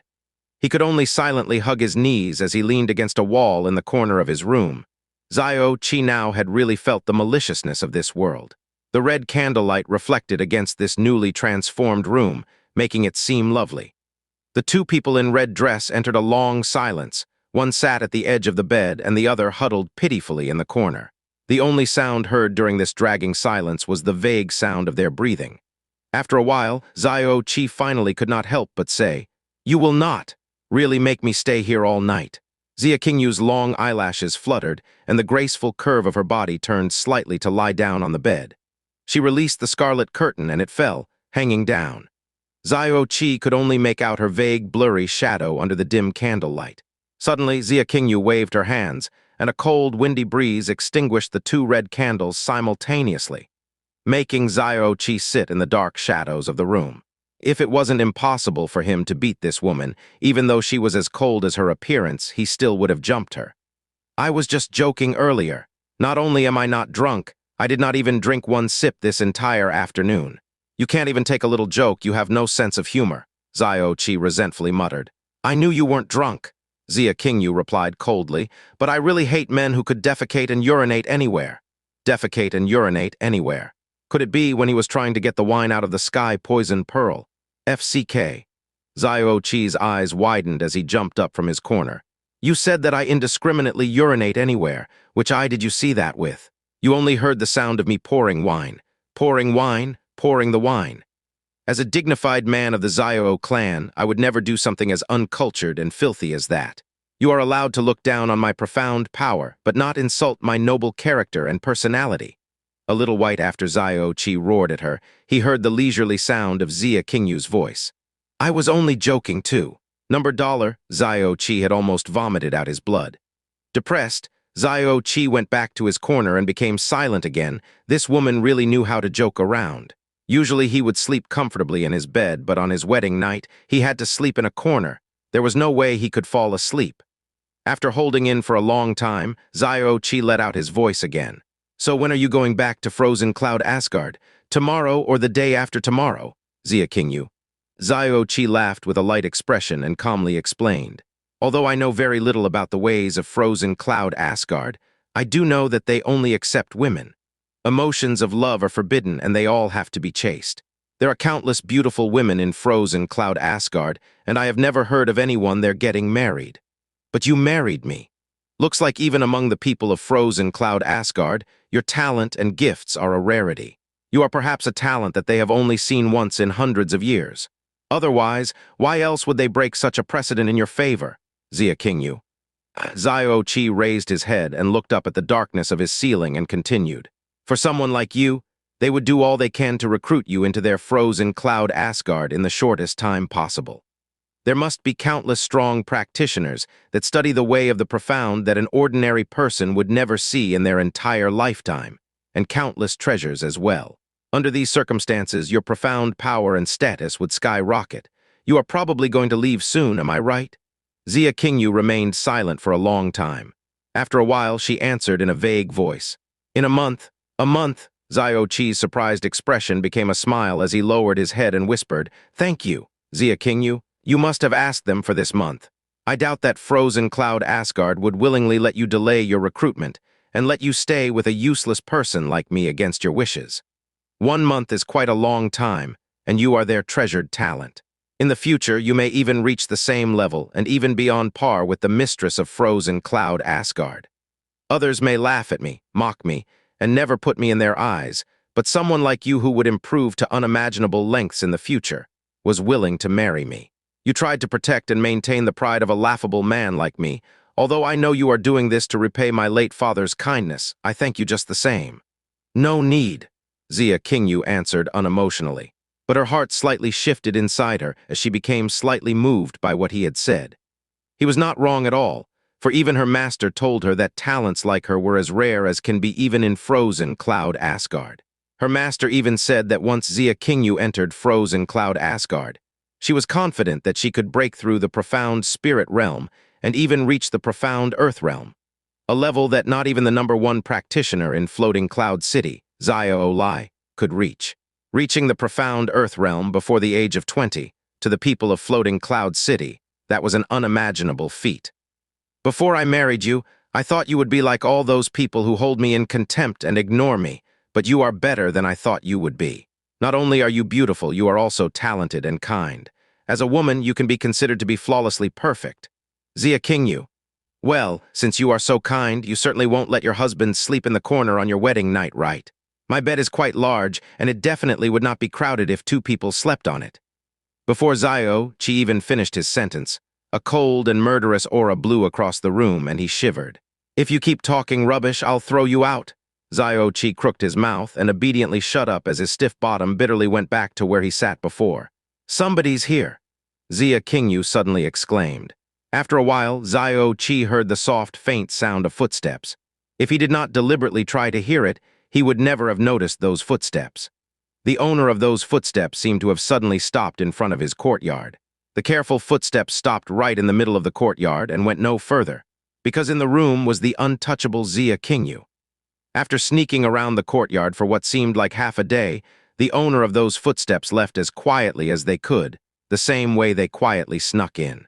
It was night and Xiao could not sleep. He looked out his window with a frantic expression on his face from time to time. The door opened, and Xiao's hurried footsteps had come in. Xiao narrowed his eyes and asked, "How is it?" "This." Xiao carefully looked at Xiao's expression and spoke with great care. "I just came from Xiao Che's place. Xiao Che seems to not have been locked out." Xiao's hopeful expression dropped off his face. Xiao's heart thumped and he hastily said, "But you don't have to worry, boss. Xianxia even views the guys from the governor's mansion and the Yuan family with a contemptuous disregard. How could she even like that Xiao Che of a wastrel? Although he had not been driven out, it's probably because she pitied him. She probably does not want him to get laughed at. Although he is in the same room as Xianxia, I doubt they are lying on the same bed. He's probably laying on the ground right this minute. That must be it." Xiao's dark, uncertain face cast his eyes in the direction of Xiao Che's courtyard. He clenched his fists. "Xianxia is the woman I want, and no one can meddle in my affairs. I will personally check out what had happened. Absolutely do not let him touch Xianxia." "Yes," Xiao quickly answered. The small, dwarf-like Xiao Che, who was rolled up in a ball, was still awake in the corner of his room in the middle of the night. He opened his eyes and raised his left hand to look at the center of his palm. In the darkness, there was a striking faint green light that came from the sky-poison pearl. In Azure Cloud Continent, with only the power of the sky-poison pearl, he alone stirred the world's wind and storms, but also incurred the wrath of the entire Azure Cloud Continent. However, this had almost used up all its poisonous power. The sky-poison pearl had fused with his body to become a part of him, and he could hardly feel the presence of its usual toxicity. Before his death on his killing field, he had used the sky-poison pearl's power to slaughter many strong practitioners. He had overdrawn the sky-poison pearl's power, and its poisonous powers ran dry. Overdrawing and exhausting are two different concepts. If exhausted, it could slowly recover. However, overdrawing directly depleted the source of the power, making it perhaps virtually impossible to restore it to its original strength. Today's sky-poison pearl only had the most basic of detoxification, refinement, and fusion capability. Of course, its storage remained as well. With his profound vein disabled and the sky-poison pearl's strength depleted, he would never be viewed as an important person in this small little city. The most intolerable fact was that he did not even have the ability to consummate his marriage with his own wife. If he wanted to have strength, the most basic step he should take would be first to repair his destroyed profound vein. Repair his profound vein. Xianxia was certain that his profound vein could not be restored in ways an ordinary practitioner would use. But for him, this was not an impossible feat because he was the successor of a medical saint. His teacher had told him many times of the healer's theory in medicine. When in the face of a problem, one must remember that there is cause and effect. If there is a problem, there must be a solution. If there are people suffering, there must be healers. In this world, there is no incurable disease, and if people say they're one, it was only the healer's own lack of ability. Regarding how to repair his profound vein, Xiao Che had been thinking about that to this very day. His profound vein had not been an inborn disability, but was damaged by another at birth. After growing up, his profound vein has now been thoroughly crippled, making him unable to even use the most conventional of methods to restore it. In order to destroy his old disabled profound vein and recultivate another, he needed at least 3 things. "Wife, are you asleep yet?" Xiao Che asked. After a long period of silence, he still did not receive a response. "Cough, cough, wife, you aren't really asleep, right?" Xiao Che asked again. My name is Xianxia. Xianxia replied in a cold, soft voice. I know your name is Xianxia. Xiao Che scratched his eyebrows and strangely asked, Wife, I have something to ask you. Call me Xianxia, she said in anger. Oh, okay, Xiao Che nodded. With a poker face on, he asked, Wife, after you go to frozen cloud Asgard, are you able to obtain the 7 profound gem grass, a purple-veined heaven crystal, and a beast core of the earth profound realm? Are you able to get a hold of those 3 things? The 3 things Xiao Che asked for made Xianxia phoenix-like eyes instantly open. What are you trying to do? Does this mean you actually have a way to get your hands on them? Xiao Che asked hopefully, after seeing that Xianxia had not immediately outright rejected him. Xianxia slightly furrowed her eyebrows and started to slowly speak. I have never heard of a 7 profound gem grass, but a earth profound realm beast's core can only be obtained after killing the beast. And how many people in the Blue Wind Empire could actually successfully hunt a beast training in the ways of the profound? Even in frozen cloud Asgard, one who could do that would certainly be quite rare. And a purple-veined heaven crystal is a priceless, immortal treasure that even the 4 major sects would go crazy for. Even one would be worth more than 10 years of a person's lifetime cultivation. Those 3 things don't even mention me. Even if it was the mistress seeking those things, it would still be almost impossible to obtain. Xiao Che's chest heaved up and down as he closed his eyes, silent for a long time. What are you planning to do with those 3 things? Xianxia asked spontaneously. Repair my profound vein, replied Xiao Che. I am unable to help you. At the same time, Xianxia said that she did not believe that those 3 items could repair a profound vein. Otherwise, there was no way her master would not know this method.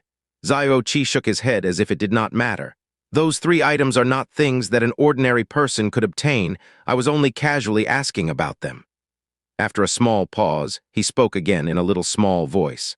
Wife, after you return to frozen cloud Asgard, will we ever meet again? Do not call me wife again. My name is Xianxia. Xianxia said as her voice pitched higher and her voice got colder. Indifferent, Xiao Che spoke in a carefree tone. I married you and you married me. We have already bowed in the face of heaven and earth with thousands of people as our witness. We have also went through the entire wedding process. I am now your husband and you are my wife. If I don't call you wife, what else would I call you? Xianxia became speechless. After a while, she indifferently spoke. Whatever, suit yourself. Xiao Che suddenly grinned broadly. This wife was untouchable but had no conversational skills. You still haven't answered my previous question. When you return to frozen cloud Asgard, will we meet again? Xiao Che asked again. No, Xianxia replied. Good. Xiao Che nodded his head and leaned his head against the wall as he closed his eyes. In fact, you should return to frozen cloud Asgard as early as possible and not have to worry about me. For someone as talented as you are, you should not stay in this little floating cloud city and also not be tied down by me. When you leave, your status of being a disciple of frozen cloud Asgard would become public. At least in this floating cloud city, no one would dare to hurt me and I would live more comfortably. Oh, right, you should not have any objections about my opinion. As you wish, Xianxia said, expressionless. This is more like it, since you would never see me again. If you do not let me get a concubine, I might really divorce you. The forgiving Xianxia's heart was as calm as water, but she had a spontaneous urge to kick him out of the room. At the same time, she suddenly saw Xiao Che stand up and walk to the door. She hurriedly asked, Where are you going? Can't sleep, I'm going out to watch the stars. As Xiao Che answered her question, his heart groaned. This woman, how about you squat down here in the middle of the night? Let's see if you can sleep that way. Xianxia did not speak anymore, and Xiao Che opened the door as he proceeded to walk outside. It was in the middle of the night and all was still. Standing in the middle of the courtyard, Xiao Che looked at the sky full of stars with a determined expression in his eyes. However, deep inside, he was at a loss with an unsettling and perplexing unease. Today was the first day he had been reborn. Although his mind had changed greatly if compared to the past, with a change that could even be said to have turned the world upside down, even his strong mind could not find a way to get out of his current damaged, profound vein situation. If he could obtain the 7 profound gem grass, purple-veined heaven crystal, and the core of an earth profound realms beast, he would have more than a 50% success rate when repairing his profound vein.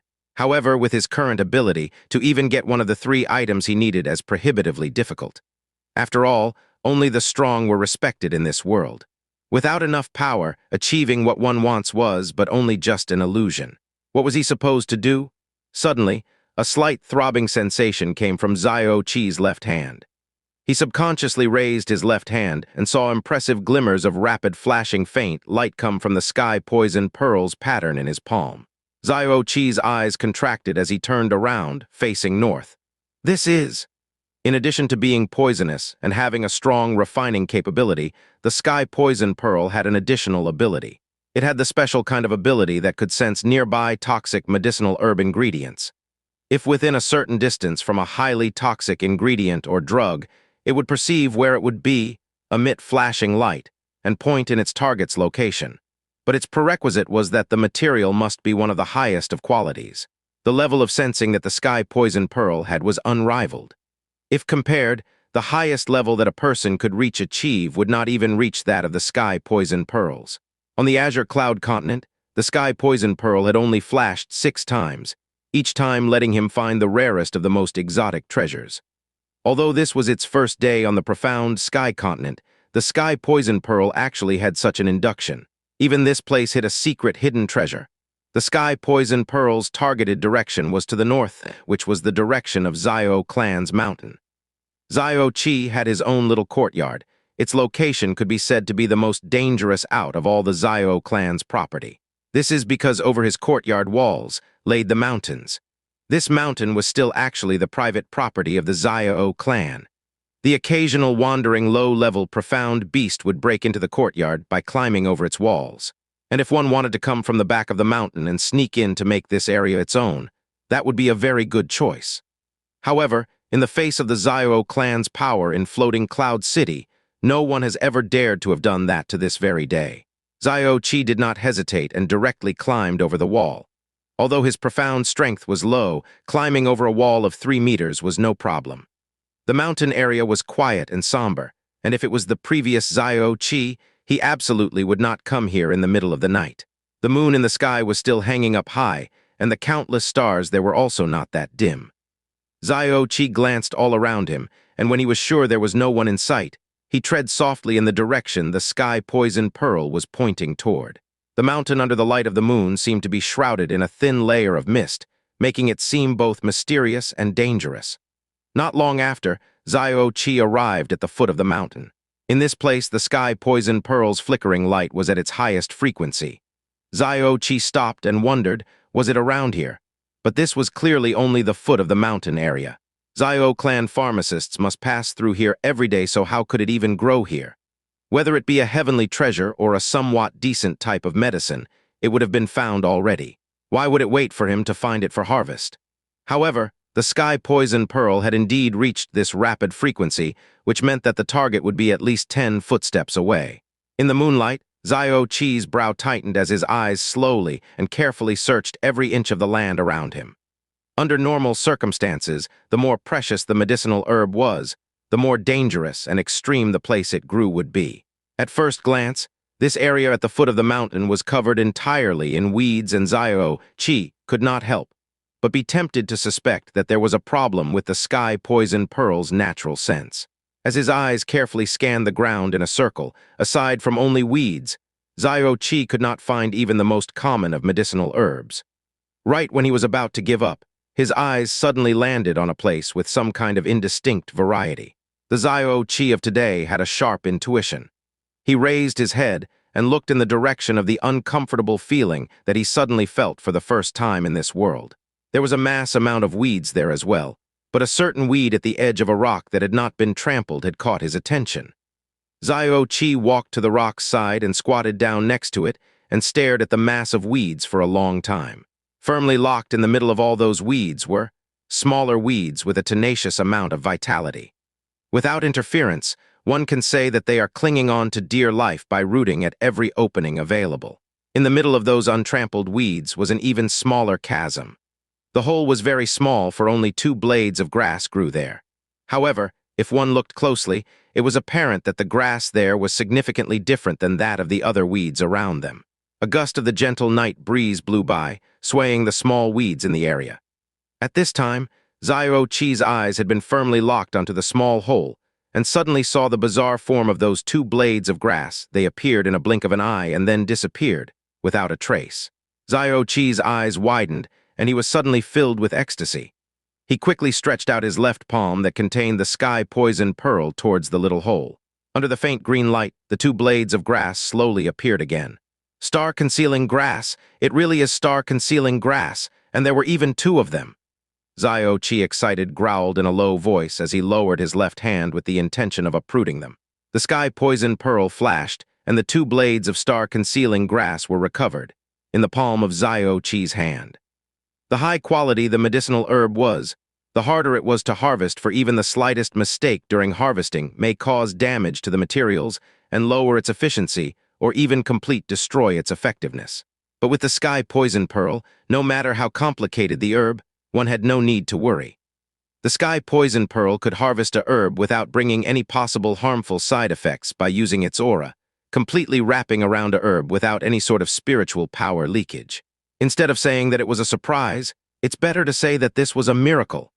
Looking at the two blades of star-concealing grass that were partly hidden in the palm of his hand, Xiao Che's arm quivered in excitement.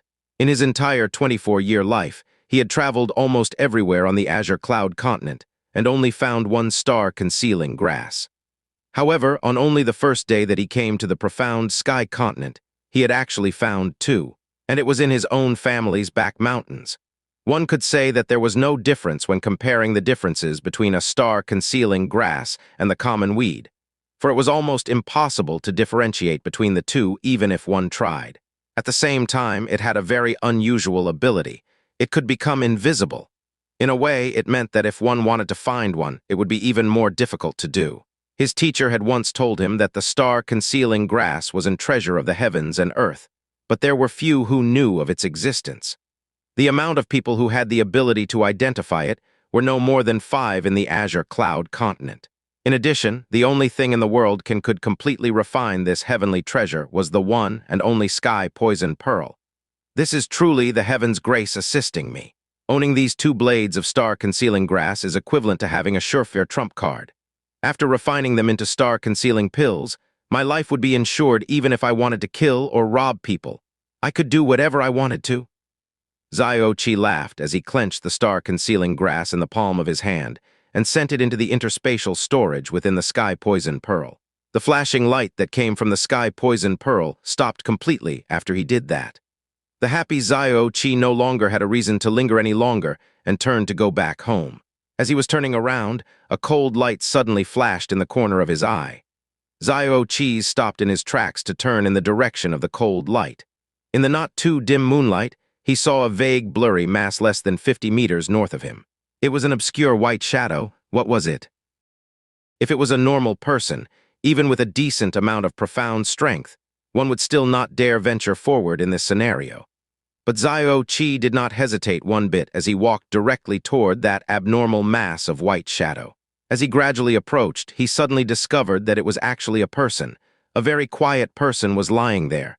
"Who are you?" When he saw that the blurry image was that of a human, Xiao Che stopped walking and asked.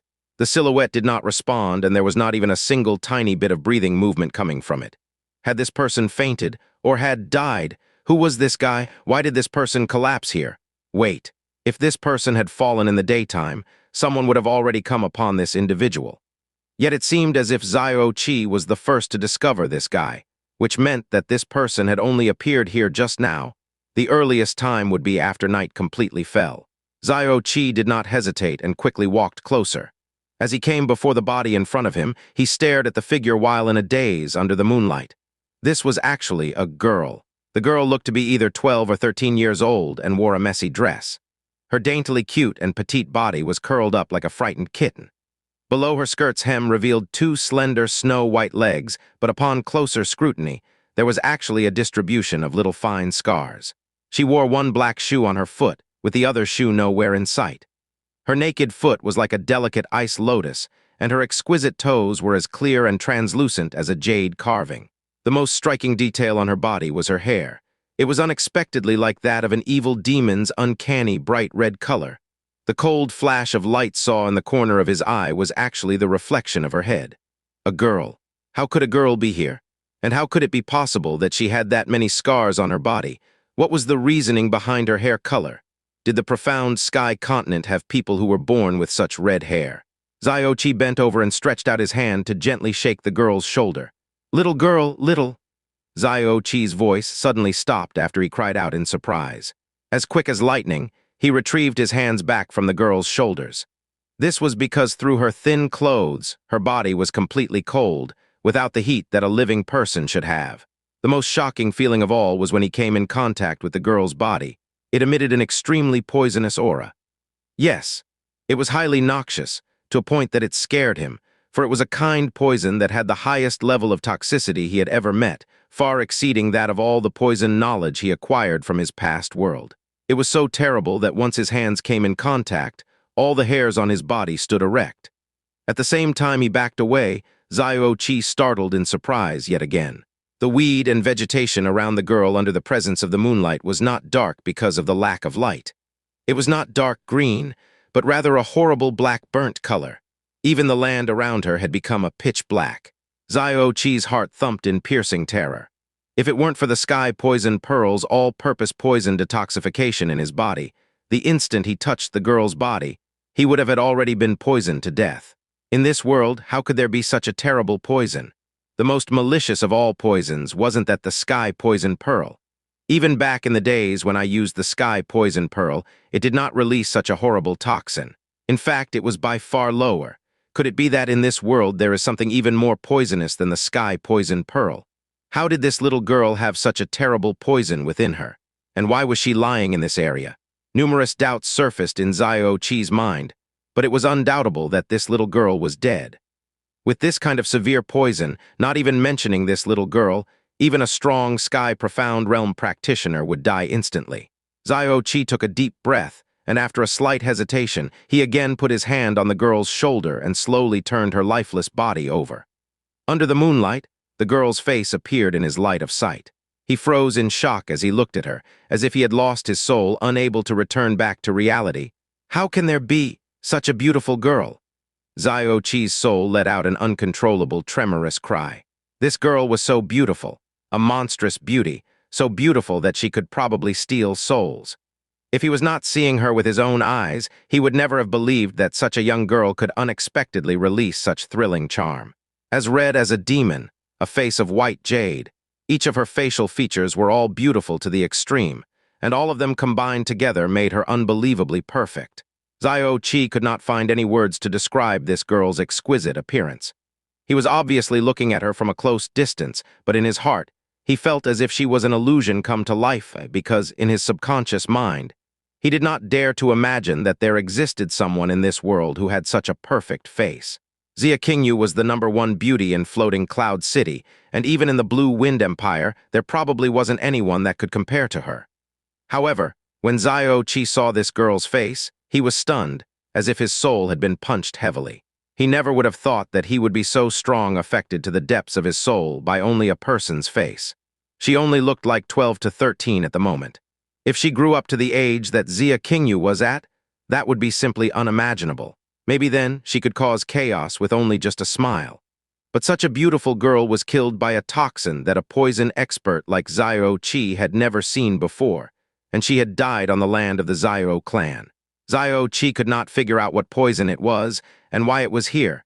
He only felt that it was such a misfortune. It was unfortunate that this beautiful girl had been so brutally destroyed.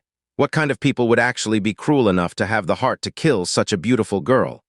Xiao Che looked at the contaminated black vegetation and land around him. He hesitated for a moment, but still ended up stretching out his left hand to press his palm against the girl's cold chest. The sky poison pearl then quickly started to detoxify the poison in her body. This was the Xiao clan's back mountain. Judging from the power of the poison in her body, if it continued to spread, the entire mountain could end up a dead mountain. Although the sky poison pearl's power had almost disappeared, it still had the ability to detoxify poisons. The sky poison pearl in his palm continued to shine, purifying the poison in the girl's body. Soon after, Xiao Che felt a slight fluctuation in the girl's chest and saw the girl slowly open her eyes, one by one. She had a pair of exceptionally very black, demonic-looking eyes that flashed mysteriously as she blinked. As Xiao Che met her eyes, he felt a horror equal to that of falling down a deep abyss that gave his heart a fright. This girl, who was extremely poisonous without any breath and had a deathly cold body, had now opened her eyes. The girl reached out her right hand slowly and firmly seized Xiao Che's left wrist when he was still in shock. She moved her lips and let out a voice. The voice clearly said, "Sky Poison Pearl." Xiao Che's quivered as if hit by an earthquake. He could not believe his ears. Sky Poison Pearl was an object brought here by him from the Azure Cloud Continent. It did not exist in the profound Sky Continent. But this girl had just said the name Sky Poison Pearl. Did he hear that wrong? Or was it just a coincidence? "Little girl, you—" "Ah!" Followed by the sound of Xiao Che's sharp moaning pain, the girl opened her lips and firmly bit on his left finger. Blood then started to stream down Xiao Che's middle and index finger, all flowing into the girl's mouth, without a drop on the ground. Alarmed, Xiao Che tried to pull his hand back. Although the girl's little snow-white hand looked delicate, her grip was as strong as iron as she bit him while holding his hand tight. Xiao Che had used his full strength, but he was unable to withdraw his hand.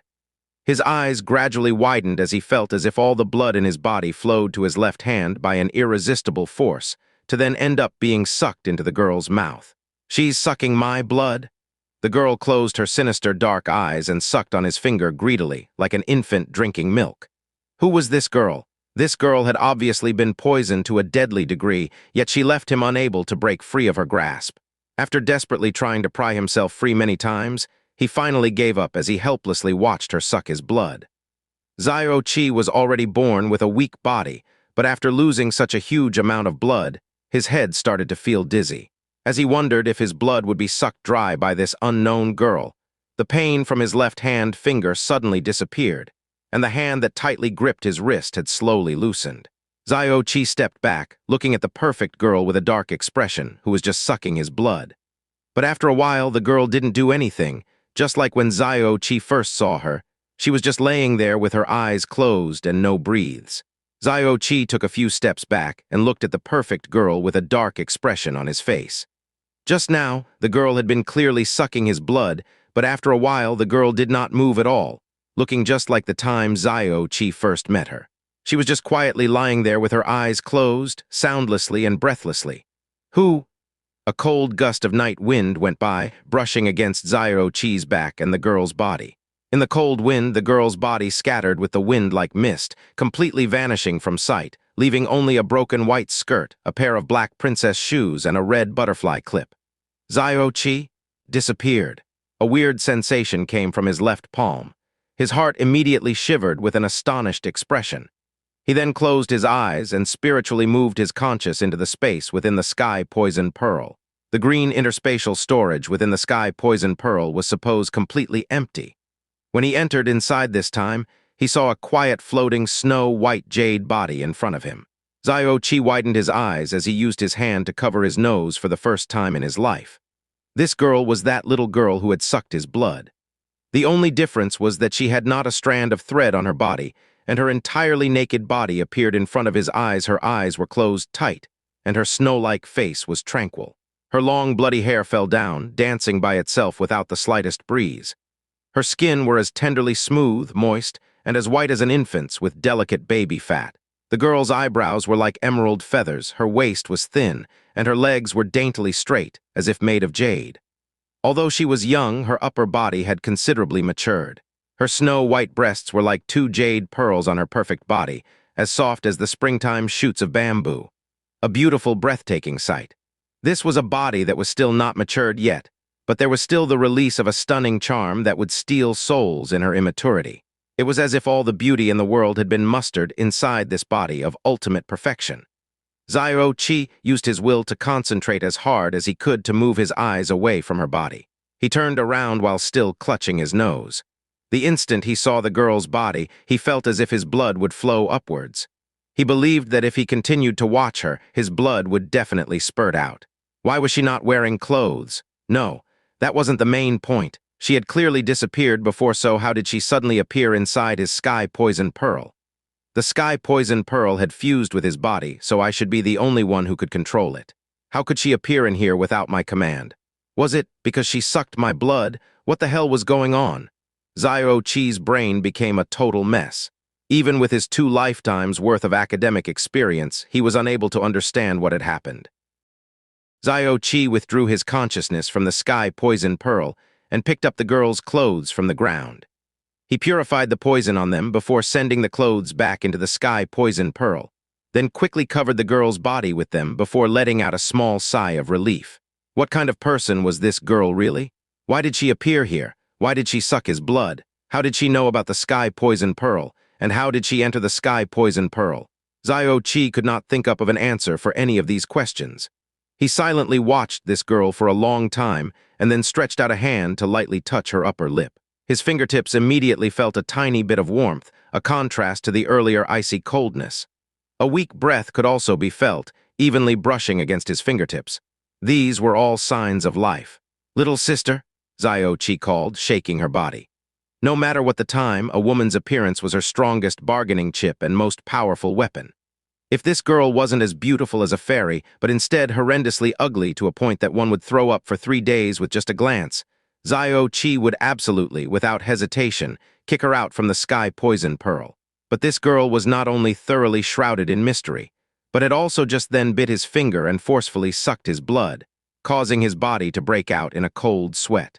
She even strangely appeared within the sky poison pearl. However, when Xiao Che looked at her rather than the previous sense of danger, he instead felt an undeniable sense of pity. This was because this girl was such a beauty, so beautiful that it was impossible for anyone to associate her with the word danger. Rather than a man's natural instinct, it was more appropriate to say that this would be countless men's most base of nature. Xiao Che shouted for a long time, but the girl did not respond at all. He stepped back a few paces and then silently gazed at her. This girl was definitely not normal, Xiao Che thought to himself.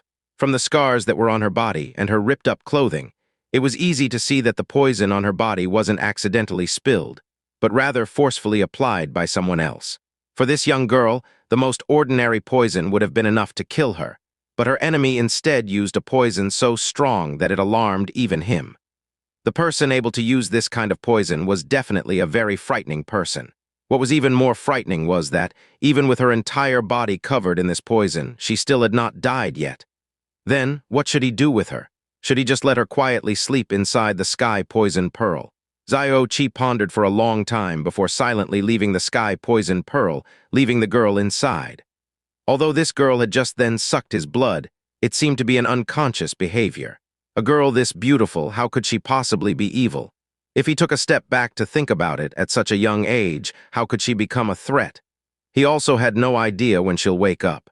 After purifying the poison on the ground to the best of his ability, Xiao Che started to leave. In the dead of night, he could only hear his own footsteps. When he was only about 100 steps from the Xiao clan's back wall, he suddenly saw a shadow walk directly towards him. His footsteps suddenly stopped as he looked ahead, who was sneaking out here this late. The shadow in front of him also discovered him and stopped, vigilantly asking, "Who is it?" This voice caused Xiao Che to immediately stare, involuntarily saying, "Little ant?" "Ah!" The shadow let out a quiet gasp, then quickly ran over. Coming closer, the moonlight revealed a dainty but charmingly elegant cheek. It was precisely Xianxia. Upon clearly seeing Xiao Che, she opened her eyes wide. "Xiao Che, why are you here?" Xiao Che scratched his head. "I couldn't sleep, so I came out to stargaze." "Stargaze. Tonight is your wedding night. You aren't with your Xia king you consummating your marriage, but instead came out here to stargaze." Xianxia grabbed Xiao Che's arm, an angry pout on her face. "Don't you know that it's dangerous here? From time to time, profound beasts will come out, and when it's this dark, sometimes bandits will come here. What would happen if you carelessly ran into them?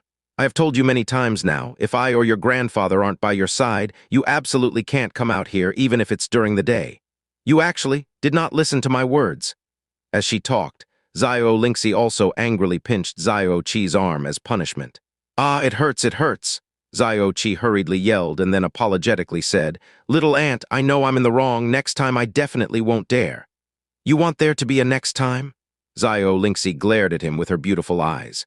"There definitely won't be a next time.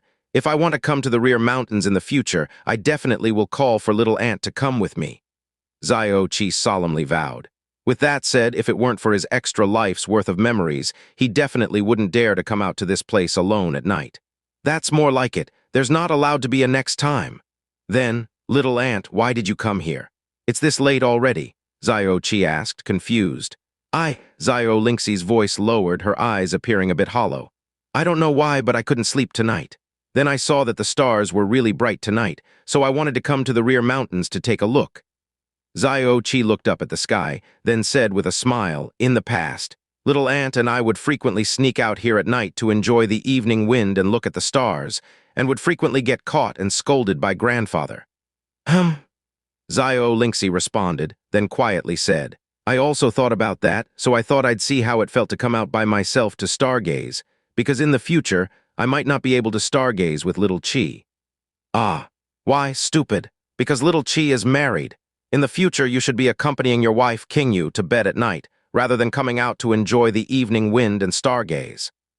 Xiao Lingxi coldly glanced at him and then pouted for some reason. That's not true. As long as little ant is willing, no matter when, I would willingly come here with little ant to stargaze, see. Aren't I doing that with you right now? Xiao Che said with a smile. You're still saying that. Sneaking to the rear mountains during your wedding night? Ah, you weren't forced out here by Xia Qingyu, were you? Upon thinking of that, Xiao Lingxi's face filled with rage and she stamped her feet. HMPH. That's too excessive, I'm going to go find her. You don't need to worry about her. Xiao Che grabbed Xiao Lingxi's hand. I wasn't forced out here by her, I came out by myself. Maybe I just carelessly predicted that I'd meet little ant here. Come on, let's go to that place. Ah! Leading Xiao Lingxi by the hand, Xiao Che jogged through the cool evening wind towards that familiar place. This was a small hilltop covered by soft and tender grass. Xiao Che and Xiao Lingxi leaned against each other shoulder to shoulder, bathing in the occasional evening wind, their hearts at peace. I thought that after little Chi got married, I would lose a large part of you. Xia Qingyu is so beautiful, better than me in every aspect. I was afraid that once you had her, you would always stay at her side, leaving me with less and less time with you. Looking at the night sky, Xiao Lingxi's eyes overflowed with a wavering light that was even brighter than the stars. Little ant really didn't believe my words at all. Xiao Che bitterly replied, I clearly said this morning that in my heart, 100 Xia Qingyus won't compare to little ant. Little ant forced me, promised with me. I firmly remember and will definitely willingly comply. After I marry Xia Qingyu, I won't forget about little ant just because I have a wife.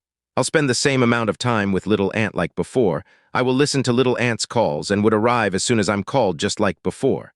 And lastly, although Xia Qingyu is now my wife in my heart, she definitely won't outweigh little ant. I guarantee that I remembered every word right.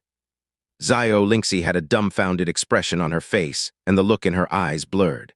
I know that was a bit excessive. I was just playing around. You really kept it in your heart all along. Of course, Xiao Che nodded without hesitation. Because little ant and grandfather are the most important people in my life. Other people can't compare. Little ant, I promise you, even though I'm now married, you won't ever lose me, just like I hope to never lose you. Hee. Xiao Lingxi happily smiled, her hands hugging Xiao Che's arm. She rested her head on his shoulder. As expected, my little Chi is the most well-behaved, most obedient. A dark cloud floated through the sky, temporarily blocking the full moon, immediately dimming the surrounding lighting. Now that I think about it, it's been a long time. No, it seems like it's been quite a few months since we came out here to stargaze together. When we were little, whether it was winter or summer, we would frequently sneak out here. I remember one winter night at this very spot. Of course, the sky was filled with many stars. We watched for a long time, then accidentally fell asleep against each other. Turns out that it unexpected snowed that night, and we were frozen while sleeping. When Father found us, we had already become 2 little snowmen. Afterwards, we only recovered after staying next to the stove for 2 days and drinking a lot of bitter medicine. Father was really angry, but was reluctant to spank me, not to mention you. So after we got better, he made us shovel a large patch of snow as punishment. Xiao Che continued with a smile. And then, we only shoveled for a bit before we started playing in the snow. We even made a big snowman that really looked like grandfather. He didn't know whether he should laugh or cry. Once he started laughing, he completely forgot about our punishment. Father was always like that. He usually looks really fierce, but he could never bring himself to spank us even once and would only put on a show to scare us. No matter what, As long as we threw even a small tantrum, he would obediently listen to us. Xiao Che's face was full of warm laughter. One time wasn't like that. Xiao Che's smile became vague. On my 12th birthday, when you were 11, grandfather got you a small courtyard and forbid you from sleeping together with me in the future. I remember you would beg grandfather every day, crying and shouting, and even angrily stopped eating. But grandfather was extremely unyielding. No matter what, he wouldn't let you sleep in the same bed with me. As time passed by, you could only obediently follow his order. That's because I was really young and had a lot of things that I didn't understand. Xiao lightly pinched Xiao Che's shoulder. Some girl things I only learned after growing up, HMPH. What things? Xiao Che widely opened his eyes, his face full of suspicion. That boys and girls can't sleep together after they grow up. I can't believe you didn't know. Thinking about what had happened before, Xiao added another sentence. Also, they can't randomly kiss like when they were little. Ah, so it's like that. Xiao Che glanced at Xiao lovely cheek, dyed jade under the bright and beautiful starlight. He quietly leaned closer. But I always want to kiss you, what should I do? Then marry me. Xiao replied with a proud face, her pink cheeks raising slightly. If you weren't my little aunt, I would definitely marry you, Xiao Che said without thinking. After saying that, Xiao Che immediately stared blankly ahead. Xiao expression also froze as she vacantly stared at him, as if they had both been struck dumb. Little aunt, why are you looking at me with such a strange expression? Suddenly realizing that the atmosphere had become a bit awkward, Xiao Che held his breath for a while before cautiously asking. Only then did Xiao beautiful eyes, which had a dazed look for a long time, tremble slightly. She hastily wrested her gaze away and lowered her head, softly spitting out. Aren't you afraid that your wife Qingyu will hear those words that you said just now? Xiao Che put on a show of looking around, and then innocently said, It doesn't seem like there's anyone around us, so what are you afraid of? But even if she did hear me, I still don't have anything to fear. You did not know that she actually doesn't sincerely want to marry me, and I also do not really want to be married to her. If it was little aunt, though, Don't talk, don't keep talking. Xiao reached out her hand and forcefully pressed them against his lips, firmly sealing his next words. Only after a long time did she release him, once again resting her body against Xiao Che's shoulder, peacefully saying, Little Che, even though I'm younger than you by a year, I am truly, without a doubt, your little aunt. There are some words that you can say to other girls that you cannot say to me in this lifetime. You cannot say them. I know in your heart you really think like this. But that's enough. At the last two sentences, Xiao voice had become very, very quiet. Within her muttering contained a sense of bitterness and sadness that would break the heart of anyone listening. Xiao Che's heart also heavily shook. He didn't say anything else, closed his eyes, and peacefully listened to the breathing and heartbeat of the girl beside him. When I was young, I was thin, dark, and short. Everyone called me an ugly duckling and always made fun of me, bullied me. Xiao snuggled against him, a dreamy voice escaping from her mouth.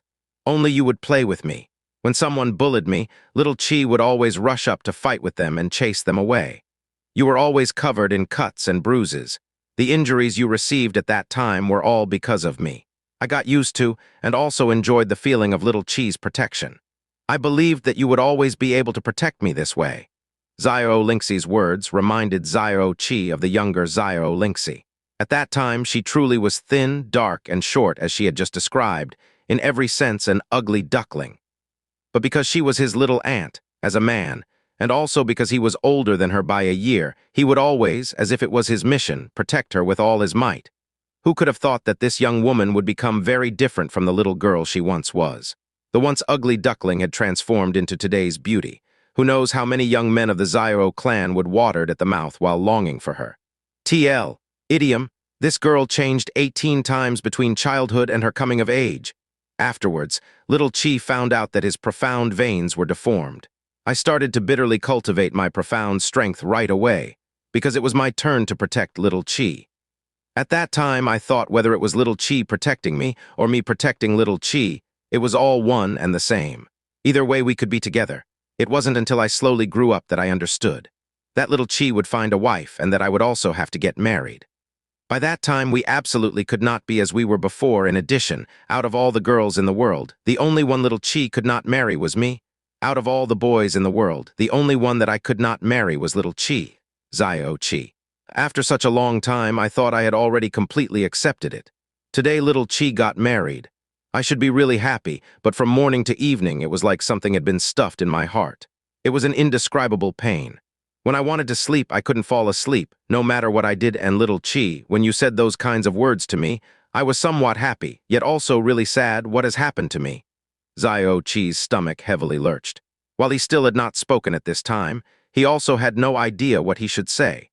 The dangerously hazy feeling between him and Xiao Lingxi was born a long time ago. When they became conscious of these kinds of dangerous, forbidden feelings, they still stayed together night and day, but never had even a bit of honest conversation about it. Rather, in their hearts, they blamed it on familial affection. The him without the lifetime of memories from Azure Cloud Continent had a cowardly and self-abased personality. Even until death, he would only try to escape the words that were impossible for him to say it out loud, until those kinds of feelings were completely buried. Xiao Lingxi had not revealed her feelings before today even once. But the Xiao Chi of today was not the Xiao Chi from yesterday, and he said those earth-shattering words. In response, the indecisive Xiao Lingxi, at this isolated rear mountain hilltop in the depth of night, had let out her insuppressible feelings that she was forbidden to say. Xiao Chi's heart began to beat at an erratic pace. As he inhaled this enrapturing girl's fragrance, he extended his right arm, lightly embracing Xiao Lingxi's body. Xiao Lingxi's body quivered slightly but did not resist. She closed her eyes, quietly nestling on top of him with her entire body weight. The girl's lovely body was soft, as if without bones, was like warm, fragrant, and soft jade. Her tender and satiny skin, though separated by a few layers of clothing, could still cause a person's soul shake. Xiao Chi did not dare to embrace her too strongly, afraid that he would carelessly frighten or hurt her. However, immediately, he felt a pair of jade-like arms stealthily wrap around his back, taking the initiative to hold him closer and closer. A gust of faint, aromatic scent from an unknown place also entered his nose and then continued deep into his heart. Xiao Lingxi's willingness dissolved the hesitation in Xiao Chi's heart. He extended his left arm to embrace her slender waist, but his mind suddenly froze. His arm's destination had accidentally changed. Upon landing, the feeling of a soft and warm lump was transmitted to his hand. Ah! Xiao Lingxi's mouth let out a moan. Xiao Chi's mind was a mess. He immediately wanted to remove his hand, but Xiao Lingxi's soft, jade arm rested on top of the hand that had grabbed her first. At first, Xiao Chi thought she wanted to swat away the hand that had accidentally violated her. But her jade-like hand only grasped his palm and rested there, not moving away, but not allowing him to flail about. Between these proudly towering breasts, Xiao Chi still could clearly feel her wild heartbeat. The sound of Xiao Lingxi's breath was rough and heavy. A blush had long ago extended from her face to her snow-colored jade neck. She tightly closed her eyes and burrowed her head against his chest, completely motionless, as if trying hard to prove that she had already fallen asleep. Xiao Chi also closed his eyes, completely still and completely silent, the two of them peacefully cuddling against each other. At this point, neither of them were willing to talk, for that would break this completely undisturbed dream. The night had grown deeper. When Xianxia found them, they were still the same position, but had fallen into a deep sleep. Xianxia had come out to look for Xiao Chi. She originally thought he had just left to take a breath of fresh air. While he was out, taking a breath of fresh air, she had also left the bed and laid out the blanket in that corner so that he could safely sleep there upon his return. But after waiting a long time, he still had not come back. Instead, from the direction of the earlier sounds, he seemed to have climbed over the wall toward the Xiao clan's rear mountains. With his weak, profound strength at only the first level of the elementary profound realm, he had gone to the rear mountains, for such a long time without coming back. In the middle of the night, Xianxia finally was unable to hold back and came out to look for him, thus letting her witness this scene before her that caused her to stare dumbfoundedly. Today was her and Xiao Chi's first day as a married couple. When he picked her up on the road to the Xiao clan, his tranquil attitude contained proudness.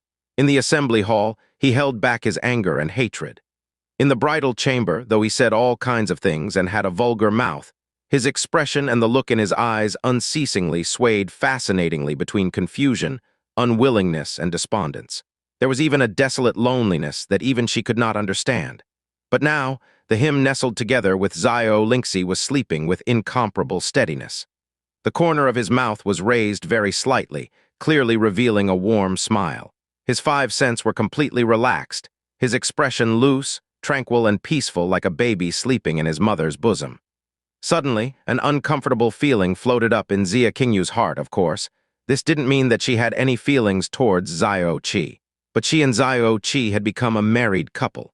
She had always believed that this marriage was just a formality for her, that the status as husband or wife were also mere titles, and that nothing could cause even the slightest ripple in her heart. However, in some things, the heart does not always follow a person's expectation. This was especially true for women, who, unless they had no heart, were more prone to sentimentality. After all, she and Xiao Che were already husband and wife. Although, in her thoughts, she didn't care at all about this kind of union, but the fact that Xiao Che was now her husband would still be distinctly imprinted in her subconscious. Since he was her husband, he should rightfully belong only to her. Instead, on his wedding night, he had cuddled with another woman until they had both fallen asleep, with such a warm and content expression on his face. Her subconscious naturally would raise that kind of unfamiliar reaction, even if the girl was his little aunt. This kind of uncomfortable feeling caused her usually tranquil and frozen fairy-like heart to twinge slightly. This sense of irritation allowed her to immediately wake up from her reverie and quickly focus all her attention to still her heart. After a long while, the prickly feeling gradually disappeared and her heart had already completely cleared. She did not disturb Xiao Che and Xianxia, and with light footsteps, left without a sound. After a short while, Xianxia unhurriedly returned, with a crimson blanket in her arms. She carefully laid the blanket on top of Xiao Che and Xianxia's bodies, and once again left without a sound. When Xiao Che woke up, it was already dawn. Nestled against his chest, Xianxia was still sleeping soundly, her sleeping posture charmingly sweet, if one ignored the large glob of saliva on his chest. His sleep-fogged mind gradually cleared up, and bit by bit, last night's scene replayed in Xiao Che's head. Though his shoulder was numb and sore after an entire night, he didn't dare move even a little as to not disturb Xianxia's peaceful sleep. It was also at this time that he suddenly discovered the crimson blanket covering his body. "Well, FCK?" As he raised his hand to grab the blanket, a low, uncontrollable roar spewed out of Xiao Che's mouth. This clearly was the blanket that was just prepared yesterday and had been laid out on the bridal chamber bed. Xiao Che looked up in the direction of his own courtyard, his heart letting loose a groan on the wedding night. Not only was he not in the bridal chamber, but had also went out and slept with another woman all night. His newlywed wife had also personally run over to deliver a blanket. This scenario was truly thrilling. It was early morning. The sky had barely begun to brighten when the master of the Xiao clan, Xiao Yunhai, was woken from his deep sleep by the sound of urgent knocking on his door. Clan Master, are you awake?" Xiao Yunhai opened his eyes, took a glance at the light outside, and then asked with a frown, "This early in the morning, what happened?" It's the Xiao sect. A letter from the Xiao sect." From outside the door came this excited, trembling voice. "What? The Xiao sect?" This master of the Xiao clan, one of the most powerful people in Floating Cloud City, sprung up from his bed as if stabbed by a dagger on the butt. He haphazardly threw on his clothes and, not even bothering to straighten his hair, threw open the door hastily, grabbing the Xiao clan disciple that was outside. He bellowed with wide eyes. "You said the Xiao sect. The Xiao sect?" "Yes, it's definitely the Xiao sect." That Xiao clan disciple swallowed with great difficulty, nodded with all his strength, and then presented the letter in his hand to Xiao Yunhai. "This letter has the eagle seal of the Xiao sect. In this blue wind empire, no one would dare to forge the Xiao sect's insignia." As soon as he saw the sky hawk seal on the letter, Xiao Yunhai's entire body shook. He fiercely grabbed the letter, then, with violently shaking hands, quickly but carefully tore it open to reveal the paper within. Although the Xiao sect's name had only one word of difference if compared to his Xiao clan, that one word was like the difference between the clouds and mud. The Xiao clan barely counted as the leading presence in Floating Cloud City, but on the profound sky continent as a whole, it was simply a nameless existence. However, the Xiao sect is one of the 4 strongest sects in the Blue Wind Empire. They have the same level of prestige as the Heavenly Sword Villa, Frozen Cloud Asgard, and the Burning Heaven clan. They were an existence that the Xiao clan could not even hope to look up to. To put it bluntly, A useless servant in the Xiao sect would not even find it necessary to respect the Xiao clan's master. However, there was a connection between the Xiao clan and the Xiao sect. That is because the person that founded Floating Cloud City's Xiao clan 160 years ago, Xiao Bili, was at the time a person from the Xiao sect. To be more precise, he was an abandoned disciple, and as rumor had it, the son of one of the elders at the time. However, Xiao Bili was the result of that elder raping one of the Xiao sect's serving girls while drunk. Since childhood, his appearance was ordinary and his talent was lacking. Furthermore, he attracted a large amount of gossip, causing that elder a great amount of displeasure. Upon reaching adulthood, his profound strength was the lowest among all of his peers. To let him remain at the Xiao sect would only cause that elder more humiliation, so he found an opportunity to send him to that piece of shit place, the rural floating Cloud City, and helped him establish the Xiao clan. From then on, he paid no more attention to Xiao Bili and cut off all contact between them and the Xiao sect. But Xiao Bili nevertheless was born in the proud Xiao sect. He spent his entire life painstakingly cultivating his profound strength, hoping to gain recognition, and thus one day earn their approval and one day return to Xiao sect. After he died, this desire was passed down through the Xiao clan from one generation to the next, and became ultimate goal of every generation of the Xiao clan. Especially among each generation's clan master, all without exception hoped that they could rely on the tiny bit of Xiao sect blood in them to establish a relationship, no matter how fragile, with the Xiao sect. But after all these years, the Xiao clan never produced a person that could fulfill this wish. Talk of the Xiao sect to them was like that of the celestial palace, something that they couldn't even hope to reach. However, today, the Xiao sect had taken the initiative to send a letter. This couldn't fail to send Xiao Yunhai into joyful hysteria, the excitement making him feel as if he was in a dream. After reading the letter's contents word by word, Xiao Yunhai's face was completely red, his breathing erratic. He pointed a trembling finger outside, hoarsely saying, quickly inform the elders to immediately gather at the main hall. Tell them we need to discuss big news concerning the future of our Xiao clan. Go quick." "Ah, yes," the Xiao clan disciple immediately answered and ran off in a panic. Xiao Che carefully opened the door, crimson blanket in hand, only to find that Xianxia was already sitting beside the bed, awake and dressed. Her beautiful eyes that were as calm as water watched him without even a tiny ripple. Xiao Che immediately tossed the blanket on the table. With a face not red and a heart not racing, he calmly asked, "Wife, you're up so early. Did you sleep well last night? You're not going to first tell me where you went last night?" Xianxia faintly asked, her beautiful eyes narrowing slightly. "No need." Xiao Che stretched his body and then started to straighten his hair using the mirror, "because I know you definitely aren't interested." Xianxia. Although he fell asleep at the rear mountains with Xiao Lingxi last night, when he woke up, his mood was unusually good.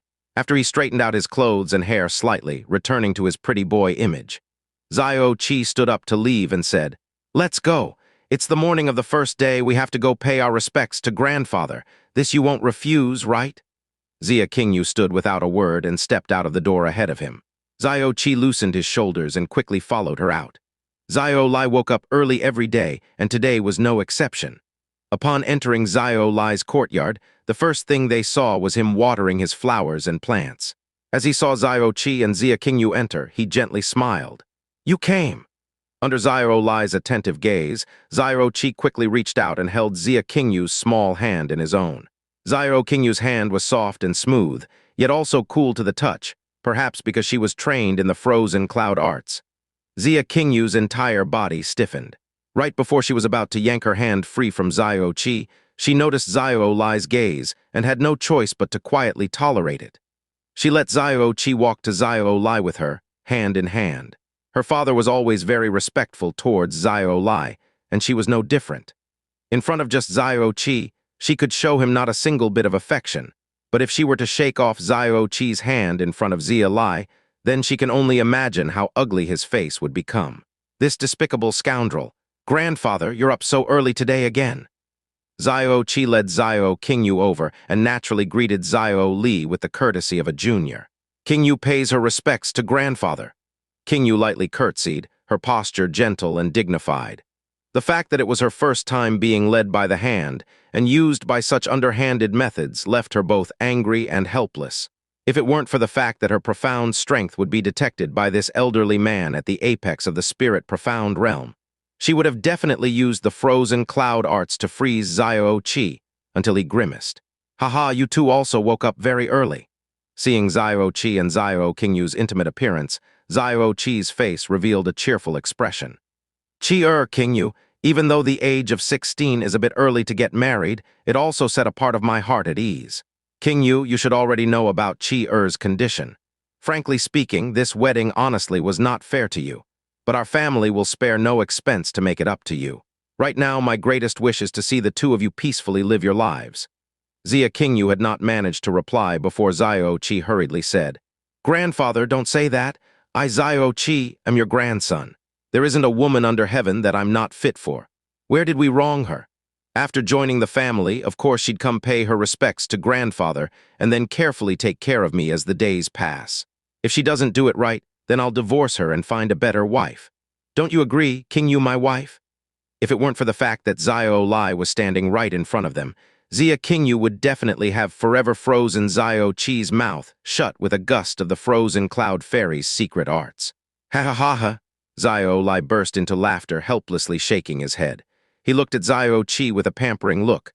Oh, you, Qingyu had only just joined the family and you're already bullying her like this. Qingyu, don't listen to his nonsense. Qi-er, this brat, hasn't had an honest mouth since he was young. You two should not have eaten this early, right? Knowing that the two of you would come, old Hong already had the kitchen send over breakfast. Come, let's eat together. Yes, grandfather, that's right. Should we call for little aunt to come as well? She had always loved to sleep since she was young. Since it's still early, let's not bother her.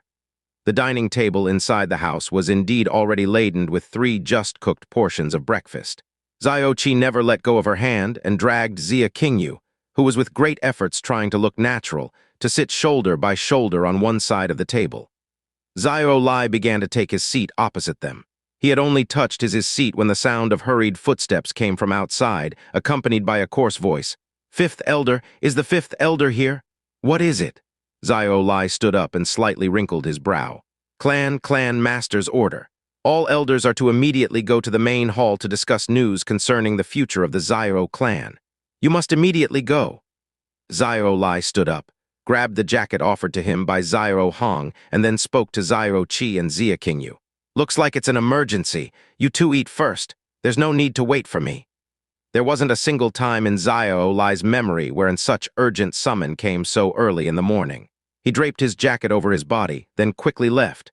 Xiao Lai had only just left, but Xiao Che's hand left Xia Qingyu's as fast as lightning. His body also jumped backwards with a whoosh as his eyebrows slanted slightly. He said with a grim face, Qingyu, my wife, you are very clever, so you should definitely understand that the reason I held your hand was to give grandfather some peace of mind. I definitely don't have any other intentions. Even though I didn't get your approval beforehand, you definitely wouldn't lash out in anger, right? Xia Qingyu's expression had indeed become a bit icy. She coldly spoke. If you dare to randomly touch my body again, then I won't be this polite anymore. Hey, you wouldn't go that far, right? Xiao Che watched her with wide eyes and a depressed look on his face. I only held your hand and you're already so angry. We are still a genuine couple. Even if you're only married me to repay a debt of gratitude, we're still husband and wife. Since we're a married couple, it's normal for me to touch everywhere, not to mention the hand. No, rather, that's how it's supposed to be. You've been married to me less than a day and yet have always been cold and indifferent. You wouldn't even let me sleep on the same bed on the wedding night. Now even holding your hand causes you to get so angry, sobs, what kind of wife did I marry? It's practically even worse than taking an empress for a wife. Xia Che's temperament was more and more giving Xia Qingyu a feeling of helplessness. The first time she saw him, she felt that he was cold and proud. Gradually, she also felt that his disposition was not ordinary and even held a touch of mystery. Many times, he gave her the feeling that this wasn't in fact a 16-year-old, but rather an adult man with many years of experience, save for his uncouth nature that would be revealed whenever he wasn't careful. And now, even though he clearly had shamelessly violated her, he still acted as if he had done no wrong. Instead, like a little brat, he brazenly complained, firmly turning her from the victim to the villain. For a moment, she was dumbfounded and didn't know whether she should laugh or cry. Even the anger in her chest had unwittingly dissipated by a large amount. "Forget it, let's sit and eat," Xianxia said powerlessly. "In other words, my wife Qingyu isn't angry anymore. That's more like an obedient wife.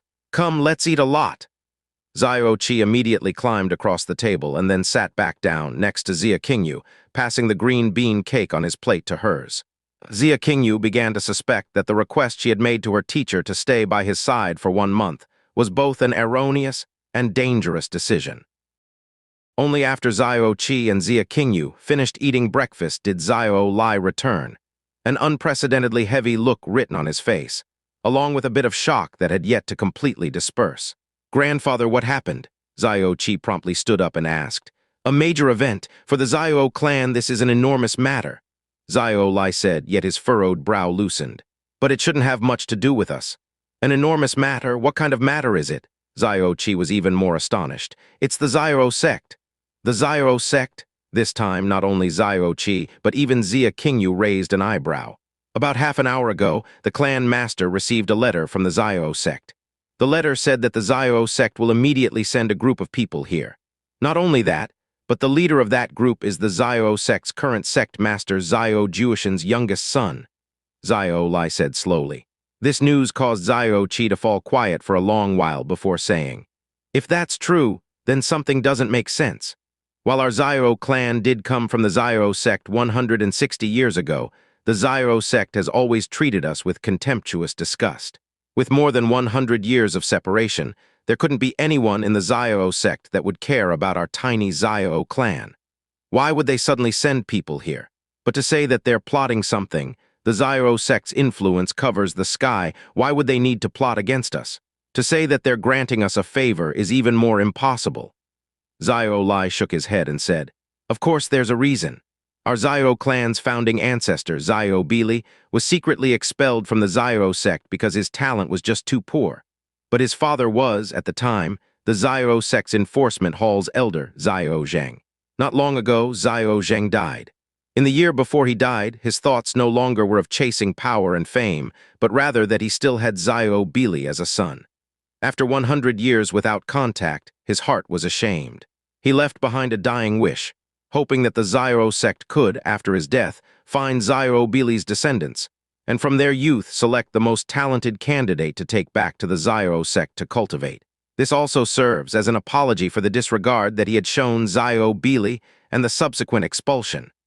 An ordinary person can't live to be over 100, but when one's profound strength reaches a certain point, living for a few hundred years wasn't out of the question. It's said that once one breaks through to the Emperor Profound realm, their life expectancy would span thousands of years. After listening to Xiao Lai's words, Xiao Che first pondered and then felt relieved. No wonder the Xiao sect would suddenly voluntarily send people to visit. Turns out it was this kind of thing. It seemed that the deceased Xiao Zheng still had some status among the Xiao sect, so the Xiao sect honored his final wish. He also realized why Xiao Lai said that this had nothing to do with them. Select the most talented candidate to take back to the Xiao sect to cultivate. There was no way this most talented candidate any relation with Xiao Che. However, it was obvious that the inner thoughts of the other elders after hearing this news should be surging greatly. To be taken back to the Xiao sect to cultivate, what kind of idea was that? If any of their sons or grandsons were picked and taken back to the Xiao sect, then it would be like an earthworm rising from the mud to become a golden dragon floating between the clouds overnight. All of their relatives would take flight behind them. They would be able to arrogantly walk without fear of consequence not only among the Xiao clan, but among all of floating Cloud City. Anyone who dares to disagree, if told Xiao sect those two words, even the city governor wouldn't dare to talk back. TL literally means wouldn't dare to fart half a fart. This obviously doesn't translate well. Xiao Lai's expression looked to be truly peaceful, but the disappointment that was hidden with great effort still couldn't escape Xiao Che's eyes. Within the Xiao clan, there wasn't anyone who didn't have the desire to go to the Xiao sect. Even the him of today was like this. And with the Xiao sect coming there, this was no doubt the best opportunity to get close to them, because now was when they can directly interact with the Xiao sect's people. The other Xiao clan members all possessed that sliver of hope. Only Xiao Lai did not even dare to hope, because there's no way that Xiao Che would be the person that the Xiao sect would pick. Xiao Che opened his mouth to say something to comfort his grandfather, but after mulling for a long time, he couldn't think of a single word to say. His profound veins condition was clearly well known. Even if he said something pleasing to the ears, what was the use? Even though this does not have anything to do with us, that can also be a good thing. The Xiao sect is as large as the sky. Even if we did go there, we'd be among the lowest ranked people. How can it compare to freely and peacefully being on top in floating Cloud City? Xiao Lai easily laughed, sitting at the dining table. Come help your grandfather finish breakfast. After coming out of Xiao Lai's courtyard, Xiao Che immediately realized that the entire Xiao clan's atmosphere had distinctively changed. Normally at this time, there would be quite a few people doing their morning training. However, now, as far as the eye can see, there were only scattered shadows, most of them moving with hurried footsteps and faces full of excitement. It looks like everyone thinks they can climb onto the high branch that is the Xiao sect, but is leaping to the heavens in one step really a good thing? No one is thinking about what would happen if they truly did enter the Xiao sect. I'd guess that they'd just be the lowliest of messengers, Xiao Che said cynically. Jealous? Xianxia expressionlessly asked. Definitely not. As soon as he said that, Xiao Che realized that the Xianxia by his side was a disciple of the frozen cloud Asgard and in no way inferior to the Xiao sect. He only curled his lips and said, You aren't the same as them, forget it, pretend like I didn't say anything. Xianxia no longer minded him and stepped forward. Although it was a really slow step, her body still moved 7 or 8 body widths away. Another step, and she was even further from Xiao Che, leaving him behind. Xiao Che's footsteps stopped, entirely focusing on this gracefully stepping, phantom-like Xianxia. He muttered, Don't tell me this is the legendary frozen cloud Asgard's frozen snow dance steps. This woman's profound strength was not that simple. It should not merely be at the elementary profound realm's 10th level. Yo, if it isn't Brother Xiao Che? A voice called from the right. Xiao Che turned his head and saw Xiao Yang walking towards him. This Xiao Yang normally had his nose pointing at the sky in front of him and treated him with complete disdain. For him to voluntarily greet him was definitely an unusual first time. Brother Xiao Yang, you're up early. Xiao Che turned towards him and greeted good-naturedly. What a coincidence, I was just about to go look for you, but who knew that I'd run into you here? Xiao Yang walked over while laughing. Brother Xiao Yang needed to find me for something? Xiao Che asked, his face full of astonishment. MMHMM, Xiao Yang nodded. It's actually Big Brother Yulong who had me come call you. He said that you're the youngest among us, but the first to get married. As your fellow clanmate, he wanted to hold a little celebration for you, no matter what. Plus, there were too many people at the wedding yesterday, so it was hard to enjoy the wine. It's best to drink a little and eat a little this morning, how about it? Do you have time? Inviting him to drink this early in the morning, it turns out that Xiao Yulong's patience was really only just average. Xiao Che sneered in his heart. He was perfectly aware of the reason why Xiao Yulong came to find him. At that moment, his face revealed an overwhelmed expression, and he emotionally replied, Is it really Brother Yulong calling for me? Of course there's time. Since it's Brother Yulong calling for me, how could I not have time? Then, do we go now? Xiao Che's expression caused Xiao Yang to secretly sneer in disdain. He nodded, Of course, let's go. Xiao Yulong's courtyard was bigger than Xiao Che's by about 4 or 5 times. Not only was it overwhelmingly luxurious, but it also had a dedicated serving girl.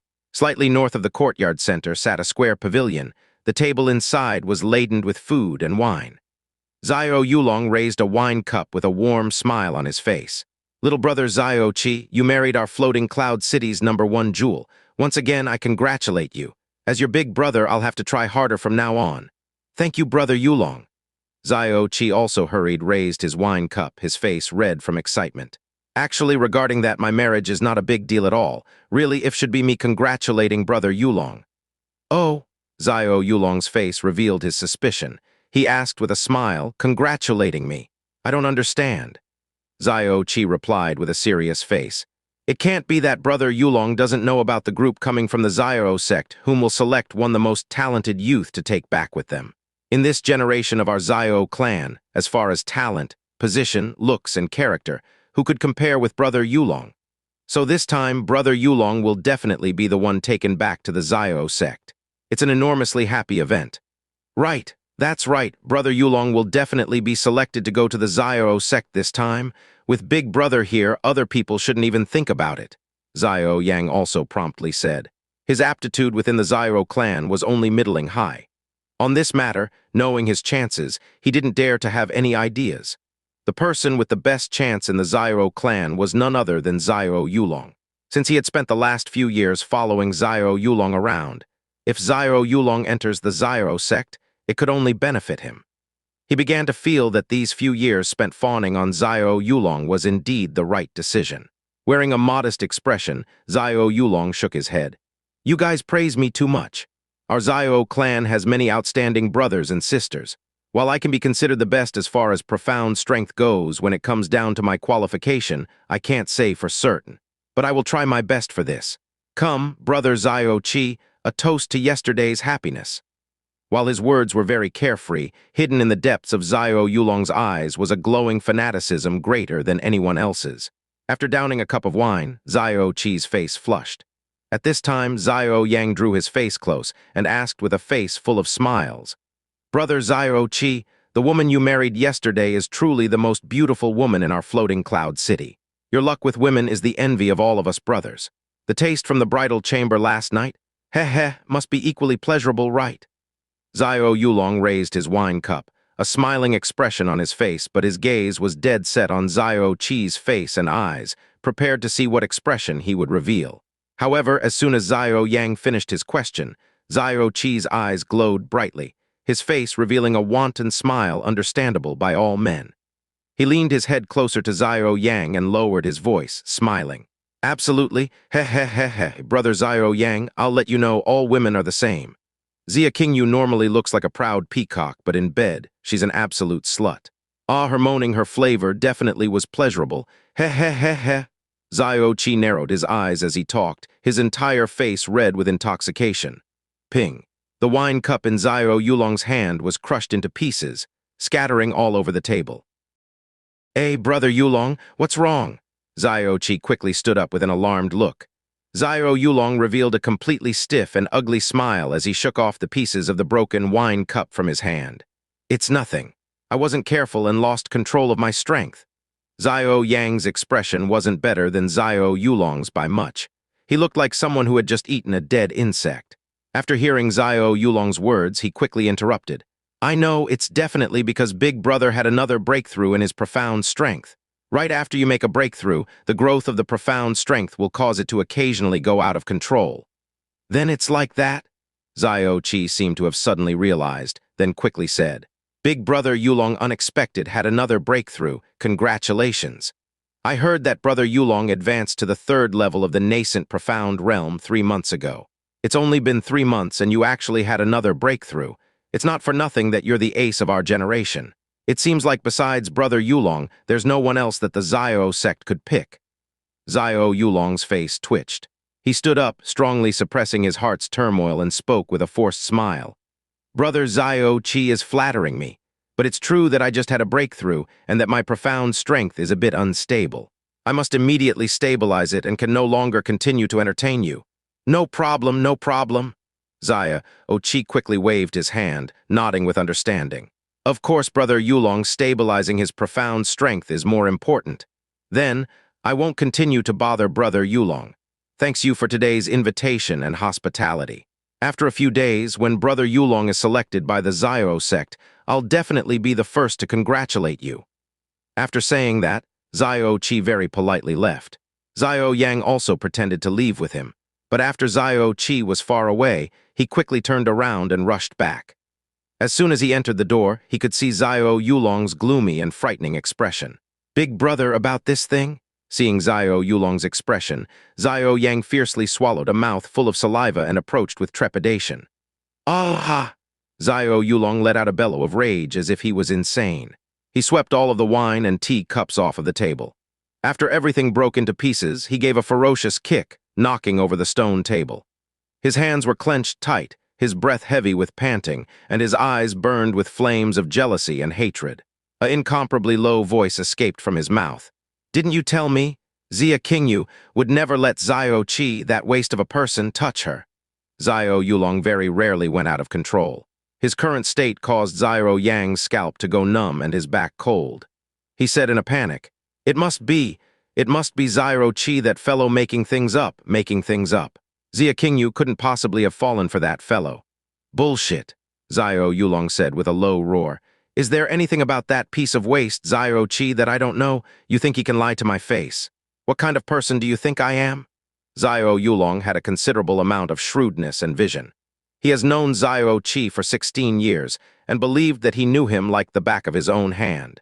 He firmly believed that when it comes to this lacking profound strength, cowardly and self-abased person, no change of his mood could escape from his eyes.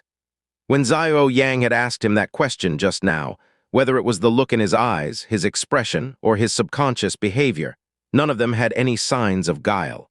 Xia Qingyu was the woman that he has vowed to definitely obtain.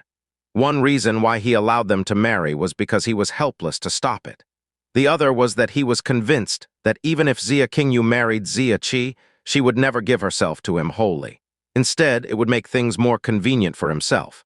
But he had never thought that on the second day of getting married, the result would be that Xia Qingyu had already been sampled by Xiao Che. The anger in his heart right now, along with his jealousy and resentment, was almost enough to cause his chest to burst. Xiao Yang stood there with his neck shrunk back, not daring to even breath loudly. In the past, Xiao Yulong was slated to become the next clan master. He was always very loyal in front of him. Now that Xiao Yulong was most likely going to be a member of the Xiao sect, he even more so didn't dare to oppose him. After a long while, Xiao Yulong was still panting heavily.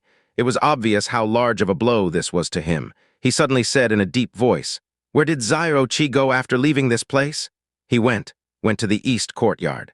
He might be going to the kitchen area, Xiao Yan replied with great care. Xiao Yulong angled his eyebrows, a dark cloud hanging over his features. He muttered under his breath, "I always thought that Xia Qingyu had an exceptionally gorgeous complexion and talent, and also a dignity and aloofness that other women couldn't compare to. I didn't expect that even the most despised of the Xiao clan members could catch her interest." Xiao Yulong let out a cold snort, and with a fierce shake of his arms, walked towards the courtyard's exterior. Just as Xiao Yang was about to catch up, he suddenly realized where he wanted to go and immediately stopped obediently. Afterwards, he slowly wiped the cold sweat off of his forehead. Xiao Che left Xiao Yulong's courtyard and walked towards the kitchen at a normal gait to pick up some breakfast. Afterwards, he leisurely walked towards Xiao Lingxi's courtyard. If anyone got close, they would be able to hear him talking to himself. "Xiao Yulong should be hurrying over to my place, right? Oh, I wonder if my wife Qingyu will break his leg, or both legs, or 3 legs. TL. Third leg is his D." He reached Xiao Lingxi's courtyard, but the door was securely closed. Xiao Che knocked on the door. "Little aunt, I brought a light breakfast." The door opened and Xiao Che walked in, shutting the door shut with a bang. Xiao Lingxi was sprawled on the table, her hands resting below her chin and her eyelids drooping, a thoroughly weak and dispirited appearance. Xiao Che placed the light breakfast on the table, then waved his hand in front of her face a few times. "Didn't sleep well last night?" Upon hearing Xiao Che mention last night, Xiao Lingxi let out a low whimpering noise and buried her entire face in her palms. "You can still talk about last night. Xia Qingyu came to deliver a blanket. She must have seen everything, what to do. I'm too ashamed to see anyone, sob. It's not that bad, is it?" Xiao Che rubbed his forehead, then sat at her side. He said with a smile, "Rest easy, you're my little aunt. What's wrong with us sleeping while snuggling together?" "It's exactly because I'm your little aunt." Xiao Lingxi shook her head as if she was being driven mad. "Also, all of last night, your hand was on my sob. She must have seen everything. What should I do if she tells someone? What should I do?" "Relax, she definitely won't tell anyone else. Besides, you're my little aunt. What's the big deal if, when going to sleep, I accidentally touched your breast?" Xiao Che very calmly stated. You aren't allowed to talk anymore." Xiao Lingxi shook her head even harder, her entire cheek blushing. The reason why she acted that way last night must have been because they were alone, in the dark, and her heart was in a state of confusion. Thinking back now, she even more so believed that she must have been insane at that time. "I'm 100% sure. Even if she did see, she absolutely won't tell anyone. To begin with, she wouldn't think in the direction that you're thinking of. All right, come quickly eat breakfast or it'll get cold."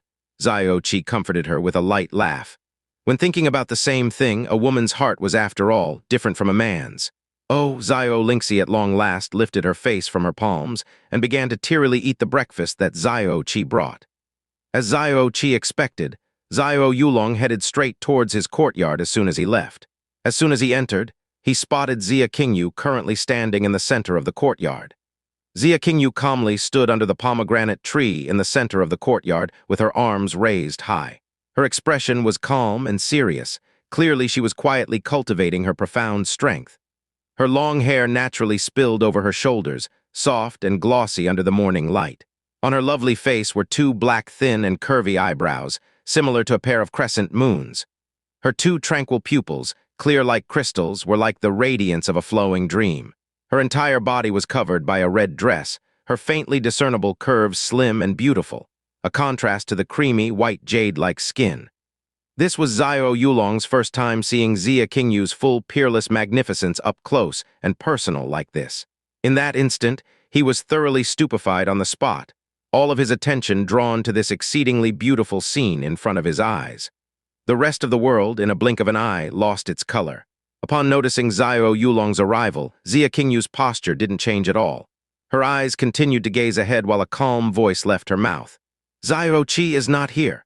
Her voice was cold and indifferent, yet was as sweet and comforting as that of a fairy. Xiao Yulong only then returned to his senses, but there was no way to suppress the stunned and infatuated look in his eyes. He immediately adjusted himself to his best mode and bowed slightly towards Xia Qingyu, saying with a smile, "Hello, Lady Xia. I am Xiao Yulong, Xiao Che's elder brother." Xia Qingyu was not an excessively cold and haughty person. The other person's mild language and respectful posture and voice caused her to glance at him. Also, it's not as if she hadn't heard of the name Xiao Yulong.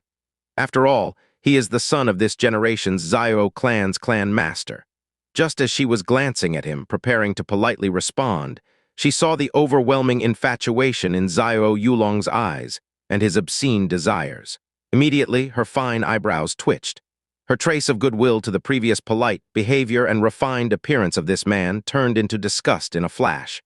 Even though Xiao Che would frequently cause her heart to erupt into anger with his vulgar mouth and uncouth hands, but at the very least, she never saw any trace of obscene desires in his eyes.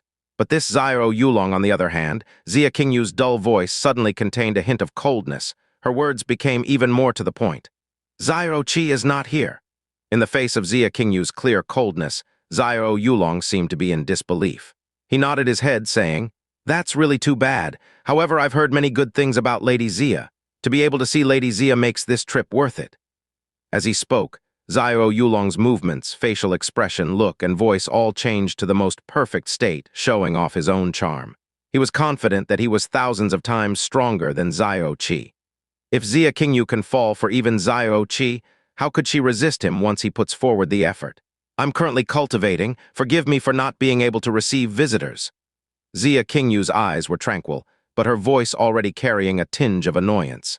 A truly beautiful woman would warm the heart and delight the eyes regardless of their posture or expression. Seeing the seemingly fairy turn to human Xia Qingyu, Xiao Yulong's eyes grew more and more passionate. The jealousy in his heart also burned hotter and hotter. This kind of fairy among humans actually became that waste, Xiao Che's wife, but had also been seized by a pig. It was simply a complete waste, something he could not accept nor forgive. Upon hearing that Lady Xia had just turned 16 this year, but had already cultivated to the 10th level of the elementary profound realm, Yulong has always admired you and been fascinated without end. I believe that when Lady Xia reaches my age, you'll definitely be considerably stronger than me. Xiao Yulong moderated his mood, his face gentle as he spoke. However, even though there's only one level between the 10th level of the elementary profound realm and the first level of the nascent profound realm, but without a path, it is still quite hard to cross that gap. Though I dare not compare my talent with that of Lady Xia, with my experience, I still have quite a bit of insight towards breaking past the elementary profound realm. How about I exchange pointers with Lady Xia for a bit? As he finished speaking, Xiao Yulong walked forward with a smiling expression, his hands gathering his profound strength before reaching for Xia Qingyu's snowy hand. Xia Qingyu may be astonishingly talented, but she was still only in the elementary profound realm. Xiao Yulong was already at the third level of the nascent profound realm, and so definitely had the qualifications to teach Xia Qingyu. At least that's what he believed. Seeing that Xiao Yulong not only had obscene desires in his eyes, but had also moved his hands, Xia Qingyu's beautiful eyes suddenly flashed with a blue light. She abruptly held out a hand, empty-handedly pushing in Xiao Yulong's direction. Seeing that Xia Qingyu's hand had unexpectedly extended her jade-like hand out of her own will, Xiao Yulong's eyes revealed a happy expression. He was just about to grab her when he suddenly felt an irresistible force ruthlessly slam into his stomach. With no chance to make a sound, his body flew straight out, flipping in the air once, before falling head first onto the ground. At the same time, his two front teeth were knocked free. Xiao Yulong's standing amongst the Xiao clan was extremely high. If a woman that had married into the Xiao clan were to receive his sexual harassment, even if she could overpower him, she wouldn't dare harm him. However, what kind of backing did Xia Qingyu have? Behind her was frozen Cloud Asgard. Even if she beat him until he fell flat on his face, even if she asked for his life, once her status as a disciple of frozen Cloud Asgard came to light, Xiao Yunhai wouldn't dare complain, but would rather be forced to apologize with a smiling face. Xiao Che was very clear on whether or not Xia Qingyu's profound strength was truly at the 10th level of the elementary profound realm. But of course, Xiao Yulong had no idea. Xia Qingyu had gotten truly angry and used at least 70% of her profound strength just now. Looking at the Xiao Yulong sprawled on the ground, she retracted her palm and then indifferently said, "It looks like young Master Xiao isn't that great at exchanging pointers. Please go back." Laying on the ground, Xiao Yulong was stupefied. He originally believed that with his third level of the nascent profound realm's profound strength, taking advantage of Xia Qingyu would be as easy as reaching out with his hand. No matter what, he didn't think that upon meeting, he would end up on the ground with his entire body bruised and battered without even a chance to react.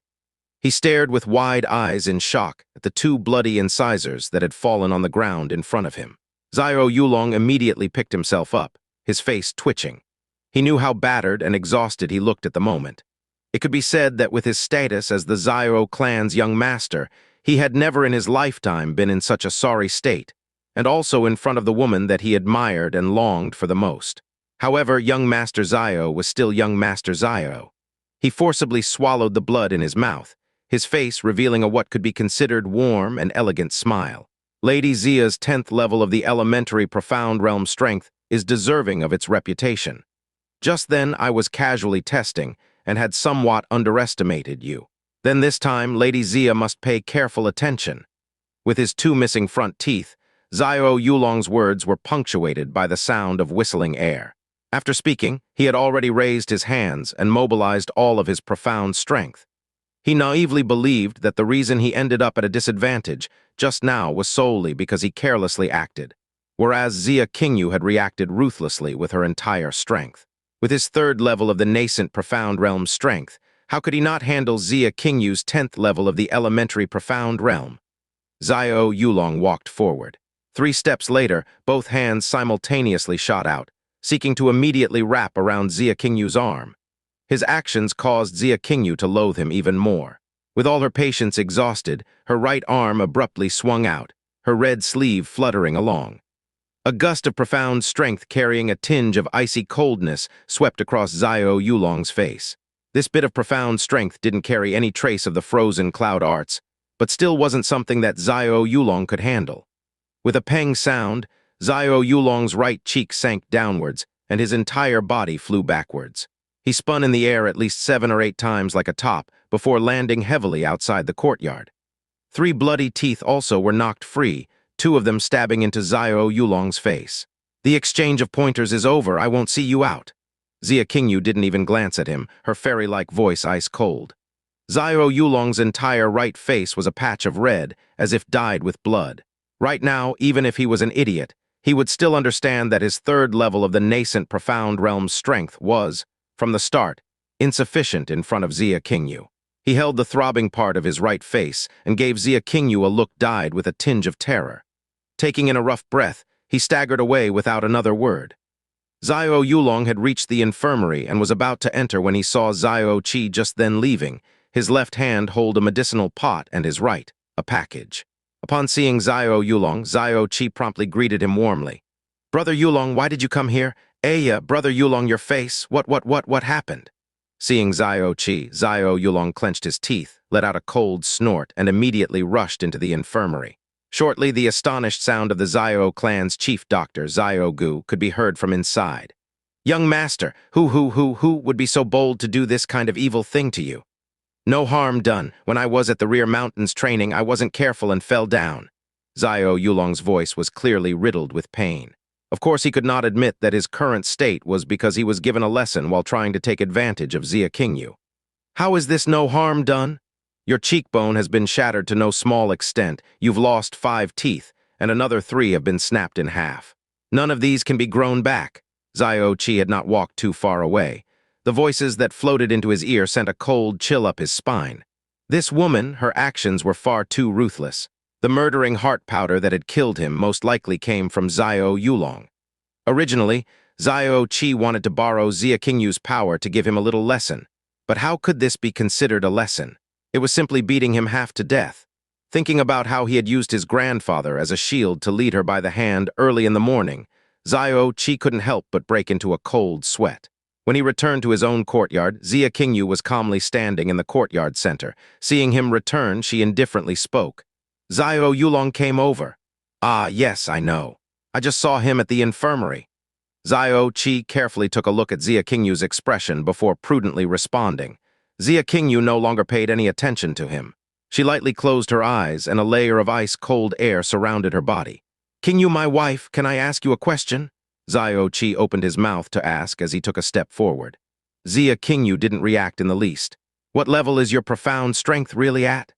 To be able to force Xiao Yulong into such a sorry state, she should be at least at the 5th level of the nascent profound realm. To be at the 5th level of the nascent profound realm at the age of 16, if this was revealed, floating Cloud City would truly explode. Xiao still did not react in the least. She didn't seem to have any intention of answering him. The ignored Xiao Che had a face full of gloom. Looking at Xiao's appearance, she should be silently practicing Frozen Cloud Asgard's exclusive profound technique, the Frozen Cloud Arts. He no longer spoke. After placing the things in his hands on the ground, he leaned his body back, crossed his hands over his chest, and leisurely watched the peaceful Xiao. He watched until a quarter of an hour had passed. Xiao generally stayed in her room in the past.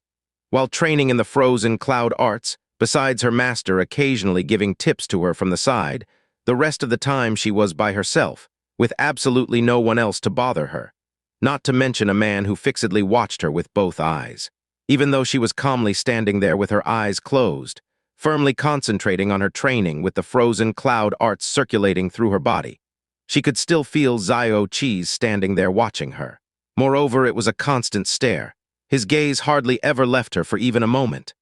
That piercing gaze over and over again swept over every part of her body, giving her no way of completely calming her heart. Her entire body was uncomfortable. After all, she was still only a 16-year-old girl. To expect her heart to truly be like still water was simply asking for too much. After an entire quarter hour, Xiao Che was still standing there, his gaze firmly on her. Xiao finally could not restrain herself and opened her beautiful eyes to glance at him, coldly saying, "What are you doing always staring at me?" "Waiting for you to voluntarily speak to me," Xiao Che innocently replied. Xiao had the urge to kill someone. Cough, cough, actually, I had something really important to talk to you about. But I was afraid of interrupting your training just now, so I had no choice but to wait. Xiao Che got up, his expression sincere. "What is it?" Xiao asked, strongly suppressing her anger. It's like this." Xiao Che's expression became serious. He took a few steps forward until he was standing in front of Xiao, then confidently said, "Early this morning when I held your hand, don't do anything. I'm talking about serious business, serious business." Upon seeing Xiao suddenly reveal her killing intent, Xiao Che promptly retreated several steps. A wary expression appearing on his face, the miserable state Xiao Yulong had just been in provided a bloody lesson. Seeing that Xiao didn't, in fact, do anything, Xiao Che let out a small sigh of relief and continued. "When I held your hand, I felt your pulse in passing and found a big problem, an extremely big problem." His words didn't cause Xiao's gaze to waver even a bit. She didn't believe him from the start. though she did feel him secretly measuring her pulse when he led her by the hand this morning. How could the man from the Xiao family that all of Floating Cloud City knew to be weak know anything about pulses? But Xiao Che's following words nevertheless caused Xianxia to tremble slightly. Isn't it true that you wake up every day at 3 in the morning?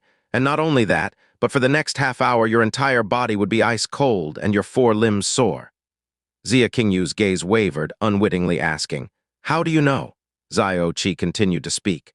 Also, after training in the Floating Cloud secret arts, every time your profound strength makes a breakthrough, within the next 2 or 3 days, isn't it true that your entire body would be ice cold, your 4 limbs sore, and you'd be unable to eat or sleep peacefully?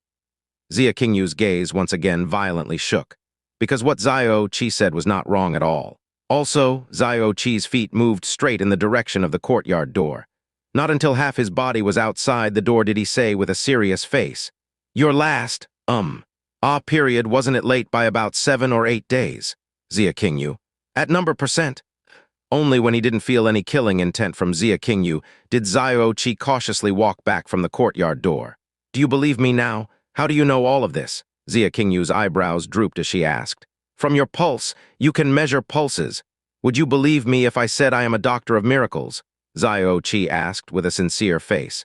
"If you want to joke around, then go find your little aunt." Xianxia glanced at him without expression. Of course, Xiao Che didn't expect Xianxia to believe him. It would be weirder if she actually believed him. These are all very serious symptoms. You don't want to know how to treat them. No need. Xianxia let out a cold voice. The Frozen Cloud Arts is the Frozen Cloud Asgard's exclusive profound technique, subtle yet inexhaustible. Once you start practicing the Frozen Cloud Arts, your entire body will have a hard time adjusting to the cold and will more or less show some negative side effects. In the Frozen Cloud Asgard, this is common sense that's known to all the disciples. Even Master and Master's ancestors experienced this. Once the Frozen Cloud Arts have been trained to a certain extent, these negative side effects will disappear completely on their own. Yes, what you said isn't wrong." Xiao Che nodded with deep consideration, then said with a chuckle, "But I also finally have some understanding of why Frozen Cloud Asgard teaches to prohibits emotion and suppresses desires. Because even if the women of Frozen Cloud Asgard had lovers, they still wouldn't be able to have children. If this were to be leaked, it would be very harmful to Frozen Cloud Asgard's prestige. It's better to prohibit the disciples of Frozen Cloud Asgard from seeing men, and at the same time, protect this pretty disgraceful secret." Xianxia's eyebrows suddenly slanted, and her gaze abruptly became cold. For the first time, she was truly angry at Xiao Che. "Shut up! I can tolerate your nonsense, but I won't allow you to insult my school.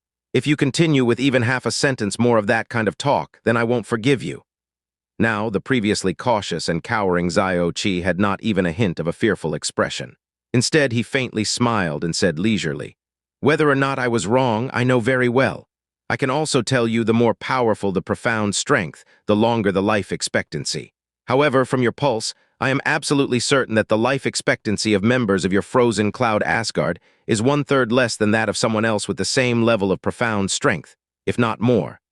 Am I right or am I wrong?"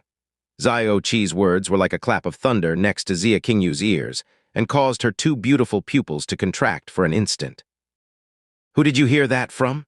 Xianxia coldly asked, her thoughts startled. At the same level of profound strength, the life expectancy of members of Frozen Cloud Asgard was shorter than other people's by a large amount. This was the cruel truth. Even within Frozen Cloud Asgard, this was a secret that had always been suppressed by the Frozen Cloud Asgard's leadership. The reason why Xianxia knew about it was because her master had absent-mindedly mentioned it to her after one of her breakthroughs. Furthermore, she told her that this was Frozen Cloud Asgard's biggest flaw and strictly ordered her not to tell anyone, including her fellow disciples.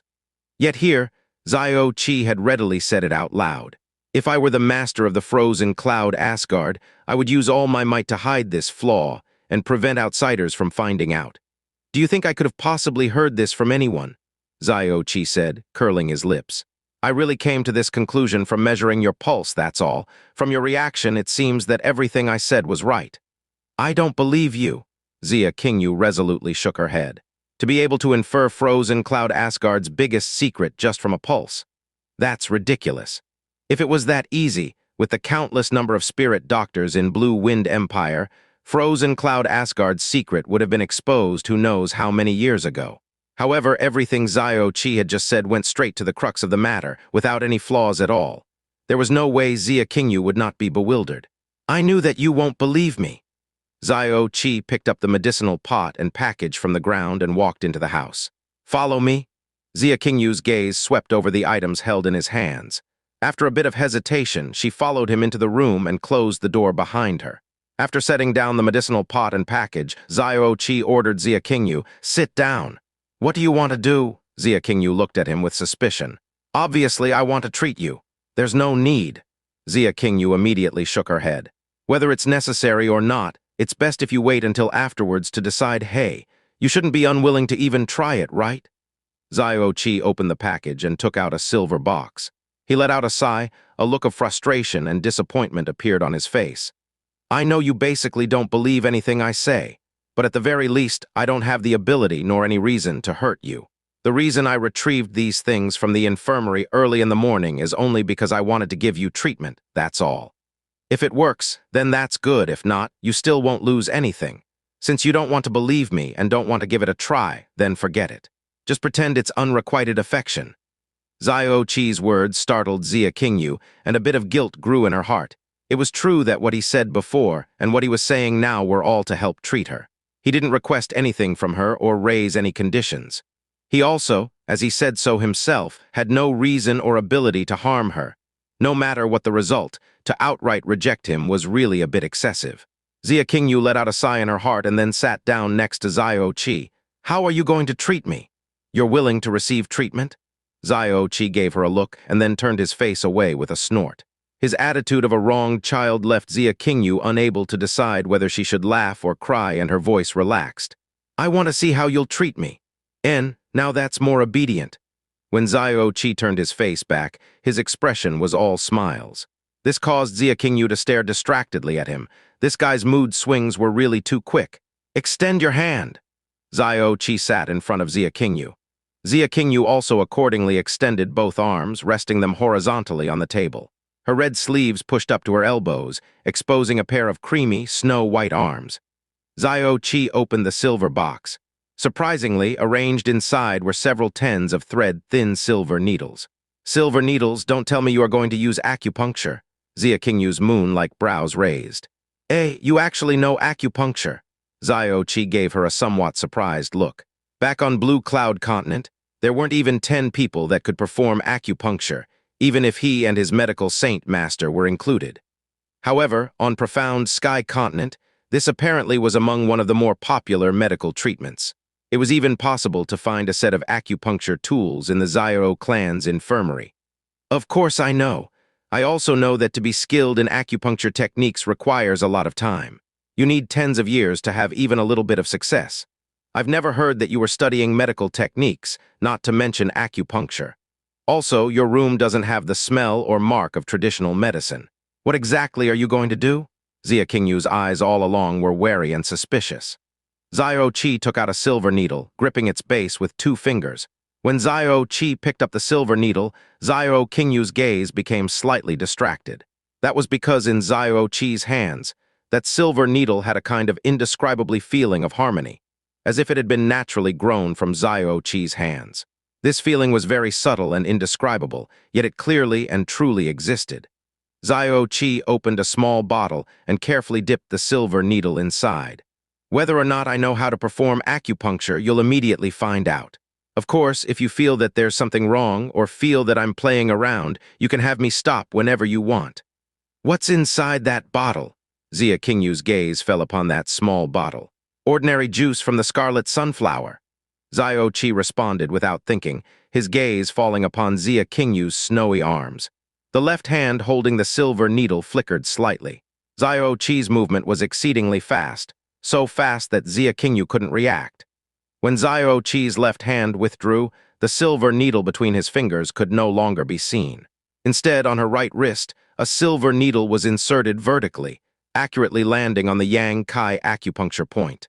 There was no pain. It could be better described as no feeling at all. If it weren't for the fact that she was staring blankly at this silver needle, she wouldn't have known that there was a silver needle piercing her wrist at all. Xianxia was moved, so quick. No, this was quick, but rather skillful. A kind of skill that had reached an astonishing level, to the point where it could be said to be at its peak. The second silver needle was picked up by Xiao Che and dipped in the scarlet sunflower juice. As he leaned towards Xianxia's right wrist, his wrist shook slightly, and the second silver needle accurately pierced the Yang Gu acupuncture point. The third and fourth needle were pierced into the Zhangzhu and He Gu points, respectively. After the right hand, another 4 silver needles pierced the left hand's Yang Kai, Yang Gu, Zhangzhu, and He Gu 4 points. Each time, his movements were so quick that Xianxia could only see a faint shadow pass by. The astonishment in her heart also accordingly rose with each silver needle's pierce. TL. Ra said her astonishment overlapped with the needles or something. She didn't know if Xiao Che's treatment would have any effect, but Xianxia fundamentally couldn't believe that this technique, skillful to the point of bewitchment, was performed by a 16-year-old boy. Relax your hands and breathe steadily. Under no circumstances are you to use profound strength. Xiao Che's voice echoed next to her ear. She cooperated with him, her hands loosened and her breath calmed. At this moment, she suddenly felt ice-cold air condense within both hands. Then, as if finding a drain, it quickly rushing towards the 4 Yang Kai, Yang Gu, Zhangzhu, and He Gu points that had been pierced by silver needles. Suddenly, wisps of white mist slowly rose above the 8 silver needles, the cold air stored within quickly lowering the surrounding temperature. Upon feeling the cold air fleeing from her meridians and the quickly rising white fog, Xianxia's snowy face violently twitched. It took a few minutes for the white fog to completely stop rising. At this time, Xiao Che suddenly reached out and flicked both his hands, his fingers moving like a mirage. In a split second, all 8 of the silver needles that had been pierced into Xianxia's hands had been returned into his, and then placed in a different case. This cold air was even heavier than I thought. It's good that you met me. Xiao Che muttered in a small voice, then closed the silver needle case and said, "Qingyu, my wife, how do your hands feel now?" Xianxia raised both of her hands, her eyes wavering. Light, cozy, warm, that was how her hands felt right now, as if she was suddenly freed from some kind of heavy restraint. It was the first time since she started cultivating the frozen cloud sacred arts that she had felt this kind of warmth in her palm and arms. She lifted her eyes to look at Xiao Che, asking in astonishment, "What exactly is this?" "It's actually really simple. I just released the cold air inside your hands and the meridians in your hands. At the same time, I unblocked the clogged meridians. That's all." Xiao Che humbly said, "Your frozen cloud Asgard's profound technique can allow profound chi to become ice-cold and thus greatly increase your power. The reason the ice-cold profound chi is more powerful is because cold air is very harmful to people. Your enemies are people, but you are also a person. Before harming someone else, you inevitably harm yourself first. This is a very obvious principle. This morning, when I touched your palm, I found that your palm's temperature was much colder than that of a normal person. Perhaps the members of your frozen cloud Asgard really believe that this is the expected result of cultivating the frozen cloud arts. But from a medical standpoint, it would be weird if this kind of body temperature was considered normal. Normally, when you don't use your profound strength, the profound strength collects in your profound veins and won't influence your body. However, as soon as it's used, the frozen cloud profound chi links with your entire body, injuring it when it's released. When it's circulating, it will also harm you. You should not have been cultivating the frozen cloud arts for more than a few years, but a large amount of cold air has already permeated your 5 viscera, 6 bowels, blood, bone marrow, and dantian, and it is still accumulating. Over time, it will continually cause severe harm to your internal organs. It would be strange if it didn't shorten your life. These negative effects really are things you would never come across normally. PLZ, Google these medical things yourself. Xianxia. In addition, under the cold air, the body's many meridians will frequently spasm and then close up, greatly affecting your ability to use profound chi. You can try to transfer profound strength to your hands and see how it compares to before. Xiao Che spoke with a stern face. Xiao Che's confident opinion was stated reasonably from start to finish, and was presented with cause and effect. Not only that, but the reasoning was so easy to understand that even an idiot listening could understand. Once Xiao Che's earnest reactions were added, it was basically impossible to question or refute him. As Xiao Che was speaking with that stern face, his heart was actually grimacing, because while everything that he had just said was actually true, but it was both true and yet also nonsense. That cold air amassing within would harm the body was true. The fact that it would close the meridians was also true. But if the frozen cloud arts were as unbearable as he stated, how would frozen cloud Asgard be worth anything? Not to mention being at the peak of the Blue Wind Empire, it wouldn't even be able to last another 800 years. After cultivating the frozen cloud arts for a while, the body will have completely gotten used to it. Then the cold air in the body, while it used to be harmful, would not only stop harming them, but also provide assistance. The congested meridians would also naturally clear. However, Xianxia has only been cultivating the frozen cloud arts for 3 or 4 years. She naturally couldn't be at the completely adapted phase. With his words combining with her own experiences up to now, in addition to the feeling after the treatment, Xiao Che's arguments sounded fundamentally flawless to her. Treatment was only an excuse. The frozen cloud arts flaw was also only an excuse. What he wanted to accomplish, only he knew. After hearing Xiao Che's words, Xianxia tried to concentrate her profound strength into her hands. Immediately, her heart once again skipped a beat. That was because compared to before, the profound strength flowing into her hands was unobstructed by a large margin. Its speed was also faster by 20 or 30%. Seeing Xianxia's reaction, Xiao Che nodded in satisfaction. Don't you feel that it's much less congested and faster than before? If we release the rest of the cold air in your body and clear your meridians, you'll have the same body temperature as a normal person's when not practicing the frozen cloud arts. None of the negative side effects will manifest, and the speed at which you can use your profound strength will increase by at least half. Not only that, from now on, the speed at which you cultivate the frozen cloud arts will increase by at least 30%. Oh, I'm only just casually speaking. If you just listened casually too, then that would be fine, because you would never allow me to do these things. As Xiao Che spoke, he already started cleaning up the things that he had brought from the infirmary. Did you just say that the speed at which I cultivate the frozen cloud arts will increase by 30%? Xianxia suddenly turned her head. Xiao Che's statement absolutely shocked her, so much so that she wanted to believe him, yet couldn't bring herself to do so. A pill that would allow a person to, for 1 or 2 years, advance 10 or 20% faster would be, without contest, classified as a rare treasure. So much that it would cause a huge scramble that would give rise to a battlefield drenched in bloody rain.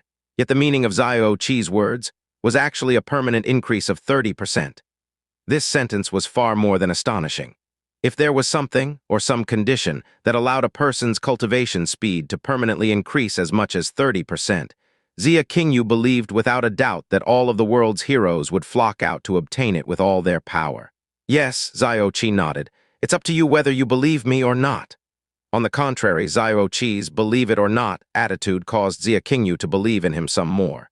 That, coupled with the effects of his treatment that she had personally experienced, meant that she was unable to question much when faced with the astonishing things that he humbly said afterwards. This feeling surprised even herself. The huge frozen cloud Asgard had been in existence on Blue Wind Empire for thousands of years, but had never heard of the existence of a method with this kind of shocking result. In this small floating cloud city, a youth of only 16 years age with a deformed, profound vein could say this confidently, and also had her unable to stop herself from faintly believing in him. If it really has the effect that you claim, then why would you say that I wouldn't agree to have you do it? Xianxia asked. Well, Xiao Che lifted the corner of his mouth and deadpanned. It's really simple. If you think about it, you'll understand. To extract the cold air from your entire body and clear the meridians, then you definitely need to have needles all over your body. Since you need to have needles on your body, then of course you'd have to undress. At the very least, you would have to show me your entire back. You won't even let me touch your hand. Are you willing to undress in front of me? Xianxia. All right, the silver needles have been used. I should take these back to the infirmary. Xiao Che gave Xianxia a faint smile. No need to thank me. After all, you are my wife. Yesterday, in the dead of night, you ran out to bring me a blanket, so whatever I do for you is only to be expected. Watching Xiao Che's back as he packed everything, Xianxia's expression continuously changed. Finally, she once again voluntarily spoke. I've always known about the accumulation of cold air in my body. I also know that the early stages of the frozen cloud arts will congest my meridians. If scattering the cold air and clearing the meridians really can relieve the body's discomfort, and will also definitely improve the use of profound strength. What does it have to do with increasing the speed at which I cultivate profound strength? This touches on very complex medical knowledge, and very complex, so I don't really want to talk about it. Also, I bet that even if I did explain, you wouldn't be able to understand, Xiao Che vaguely replied, his forehead almost breaking out into cold sweat. He originally believed that the earlier words coupled with the acupuncture treatment had already succeeded in convincing Xia Qingyu. He didn't expect that she would suspiciously ask about it, and straight about the crux of the matter to boot. That was because there wasn't the slightest bit of relationship between the speed of cultivation and the cold air and meridians. Fortunately, Xia Qingyu didn't continue her line of questioning. Right when Xiao Che finished wrapping everything up, she spoke again. These things, where did you learn them from? From your acupuncture technique just now, you definitely have the qualifications to join those huge medical schools. If you really have the ability to do what you just said, then not to mention this small floating cloud city, all of Blue Wind Empire would know your name. How could you remain unknown and instead have this reputation as a cripple? Join those medical schools. Xiao Che curled his lips in disdain. He then turned around and serenely stated, "These things were all taught to me by my master." Your master? Xiao Qingyu's moon-like brows twitched. She had never heard of Xiao Che having any kind of master. My master was a great medical saint. His entire life was spent using his knowledge to help people, and he saved countless dying and injured people. I met him when I was very young. He taught me the 4 ways of medical diagnosis, how to use the needle, and the principles of pharmacology and toxicology. He taught me that under heaven there was a countless number of medicines and poisons, pests and herbs. I am his only successor. His kindness to me was as heavy as a mountain, impossible to repay in this lifetime. That is why I know some medical techniques. As for the rest, you shouldn't ask too much. Also, don't tell any outsiders that I practice medicine. Even my grandfather and little aunt are unaware. Aside from myself, you're the only other person who knows. TL. 4 ways of medical diagnosis equals look, smell, ask, and cut. As he thought about his dead master, Xiao Che could not stop his face from showing a sad and nostalgic expression. This was his most sincere emotion, without a shred of falsehood or artifice. This sincere emotion also affected Xia Qingyu, who, with complete conviction in Xiao Che's words, gently said, "For you to be this young and yet have such shocking skill in acupuncture, it seems that your master definitely is a great doctor." "He was the world's greatest doctor without peer," Xiao Che firmly said. Xiao Che's appearance caused Xia Qingyu's inner doubt to unconsciously lessen by a bit. After hesitating for a bit, she finally made her up mind. "Then, you are sure that what you said about letting me permanently cultivate 30% faster is true?" "Since I said it, then I wouldn't disgrace my master's name as a doctor." "And you wouldn't be thinking about trying it?" Xiao Che turned around and looked at her with a face full of astonishment. Xia Qingyu let out a small sigh of relief, glancing over. "You're sure you only need to see the back?" Xiao Che's eyes lit up and his face moved closer. He smilingly said, "If you really want to show everything, then that's okay too." Xia Qingyu's eyebrows drooped and her red sleeves unfurled. A sudden gust of cold wind assaulted Xiao Che's entire body, causing him to shiver. She walked towards the bed, faintly saying, "Let's start. Let me see if your medical techniques are as miraculous as you say. However, if you get any ideas, I definitely won't forgive you." Xiao Che gave a wily smile. "You could kill me with a slap. Even if I had ideas, I wouldn't dare try."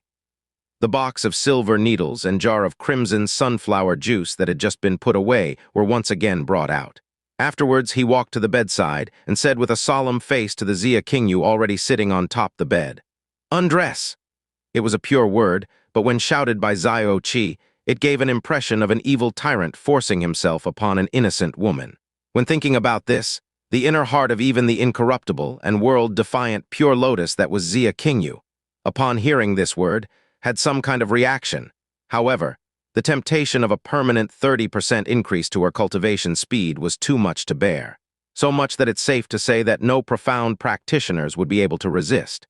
This was because if it really succeeded, it's the same as saying that with the same talent and comprehension, the same profound arts and profound skills, and the same environment and resources, The advancement from cultivating 3 years would be equivalent to the opposition's cultivation of 4 years.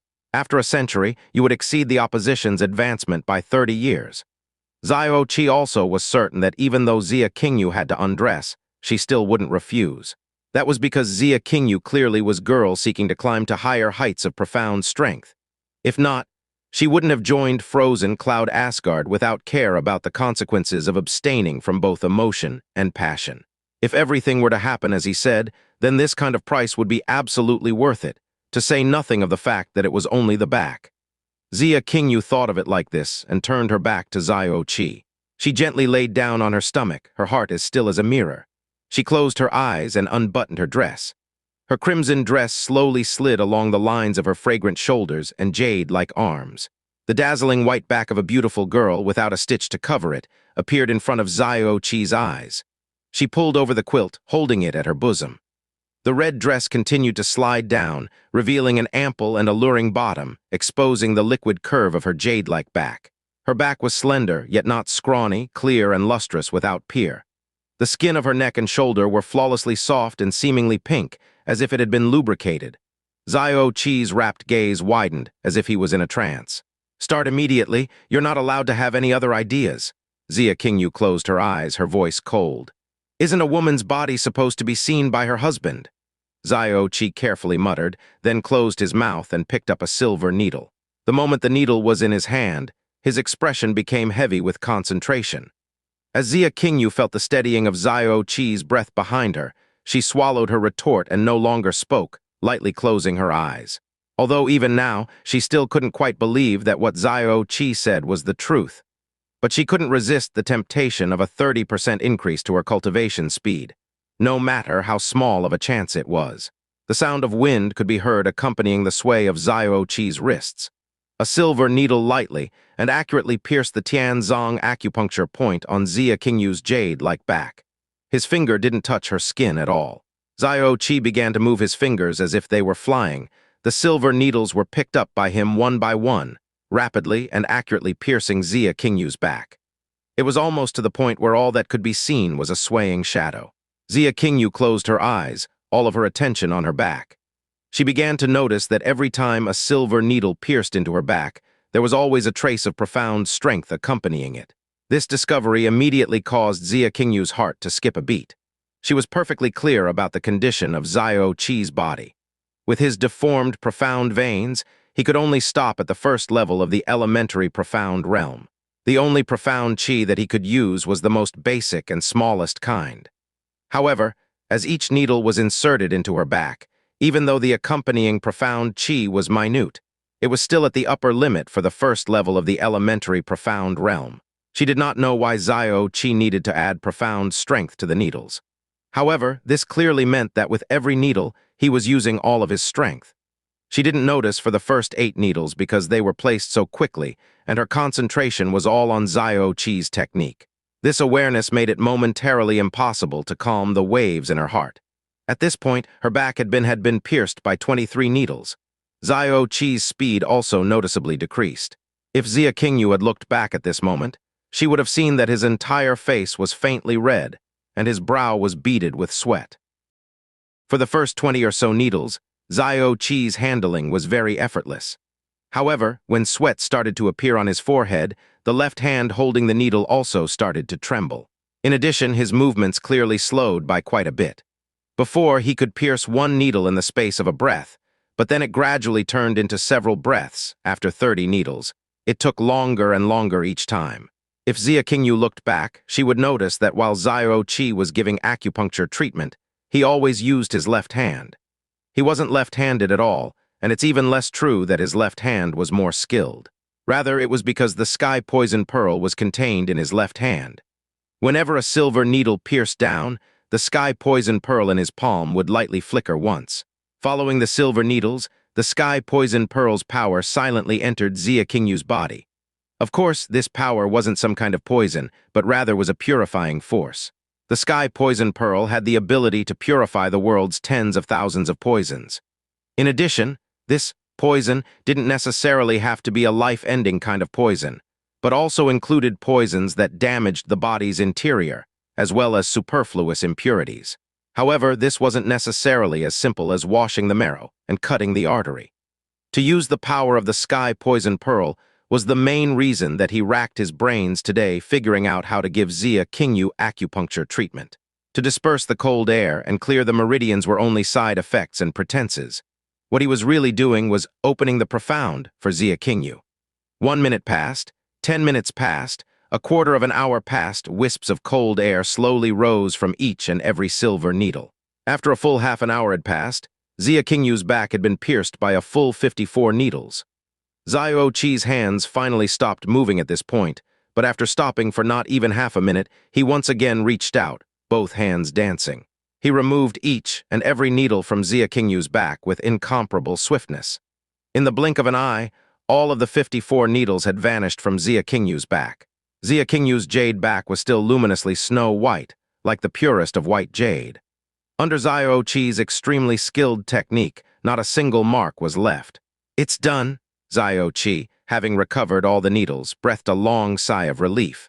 The moment all the silver needles were removed, Xianxia felt as if she were floating through heaven, her entire body indescribably warm and cozy. It made it hard for her to believe, through her stupor, that this was indeed her own body. She threw her clothes back on and immediately used her profound strength. As the frozen cloud arts rushed forth, she almost jumped in fright, because her profound strength transferred practically the moment the thought crossed her mind.